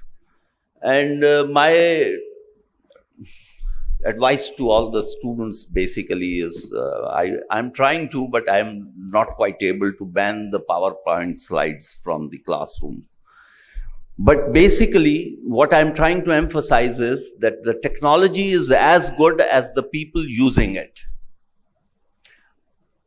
A simple knife in the hands of an expert butcher will be able to make that meat into a beautiful piece of something eatable. And that same knife in a nincompoop like me, who doesn't know how to use the knife, will simply spoil it. That is as true with the technology, such as a simple knife. It is as true with a more sophisticated technology like a PowerPoint slide, and even more sophisticated technology like the graphics. So these graphics help, but they help some of the time and not all the time. We need to be humble about the use of technology. It is for serving our purpose. It is not to serve the purpose of technology itself. It is not for the purpose of serving the purpose of the capitalist economy that would like 2G to be replaced with 3G, to be replaced with 4G, to be replaced with 5G, to be replaced with 6G, and in each such transition make our life more and more miserable and more where we do not have the quality time for us. So we were talking over here about artificial intelligence. There was a great debate between Peter Norvig and Noam Chomsky. The basic issue today, where we are using data, and I think that example is very well put. We have all the data about planetary motion. So we are taking readings. We know precisely when a particular planet will be at a certain time. We have been taking those readings for the last, say, 20 years, and we have a massive database which can precisely predict, based upon the data itself, where the planet will be on such and such date. But does that mean that we do not need the Newton's equations of planetary motion? Because the Newton's equations of planetary motion required intelligence, the human intelligence. Whereas simply predicting something on the basis of huge number of data instances that we have is of course efficient, is of course speedy, it of course scales up, it makes our life easier, but will not be able to resolve some of the major issues, major concerns of our life, which is how to be happy, how to live with equanimity, what happens when there is war, and how to avoid wars, and when to stop. Yes, it is a tool that has to be used, but it has to be used in a sparing fashion. We just saw what the soft power of USA versus the hard power used in Afghanistan did. So yes, it is for the time it happens, and it is an essential part. But we must not lose sight of the greater picture of our life. So the technology is as good as the people using it. If the people are not good, I don't know what will happen. As the speakers pointed out, that in most of the cases, we are using the same password that was given by the manufacturer when the machine was installed. I think that would also be true in 95% of the cases, even in Pakistan also. So And this was also pointed out, AI is as good as the man behind the programming of the AI code that is being put in the machines. So, and that person can also put in all the viruses that one wants. And the machines, those hi-fi machines that we are buying, I'll be surprised if the manufacturer has not put in a fail-safe switch in there. It was really an nincompoop of the manufacturer not to have put when to shut down that machine getting such and such signal. I think that's pretty easy to do and pretty simple thing. So we need to be humble about technology. It's not a panacea. It's a good for solving specific problems, directed problems, and solving particular issues, very well-defined problems. But at the current state of the art, thinking about big decisions, I believe the humans will have to take and shoulder those things. But yes, of course, the challenges of speed and repetitive attacks that are coming in require repetitive AI technologies. So we need to identify the context in which it will work or will be useful for us, and the context in which it will not be. The other major important thing are the fake news.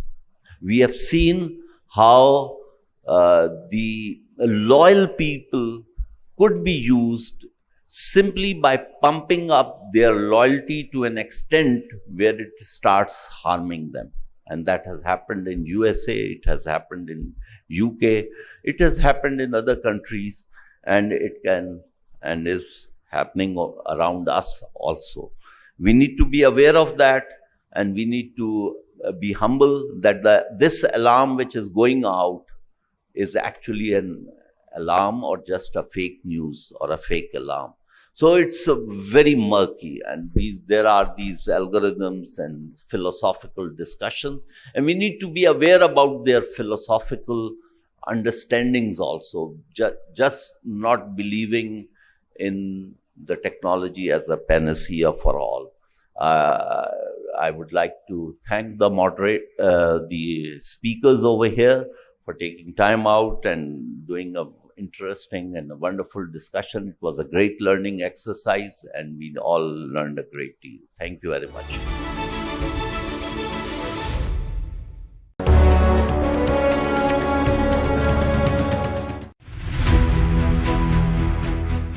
Defence Export Promotion Organisation, under the patronage of Ministry of Defence Production, Government of Pakistan, and managed by Badar Expo Solutions, is organising the 11th edition of the International Defence Exhibition and Seminar Ideas 2022. The exhibition will bring together stakeholders and companies from diverse defence industries. The 4-day exhibition will provide an opportunity for G2G, B2G and B2B interactions, joint ventures and investment in defence production sector. A strategic seminar will also be conducted during the exhibition, in which eminent speakers, experts and reps from public and private sectors will share their views on artificial intelligence in defence market.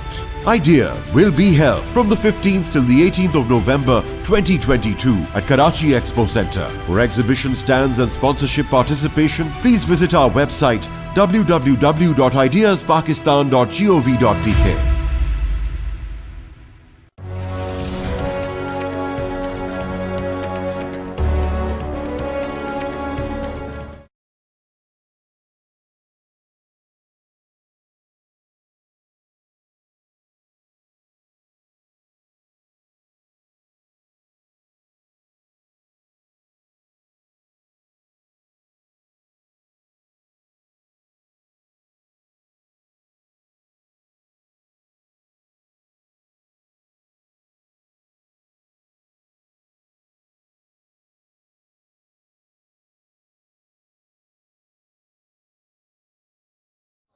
Allah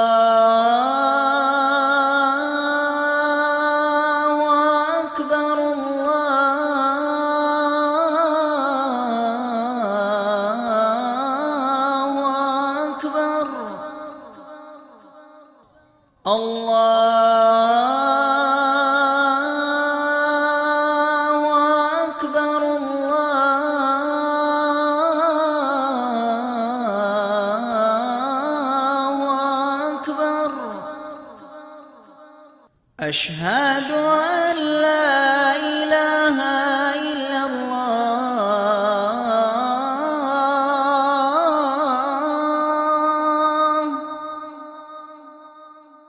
أشهد أن لا إله إلا الله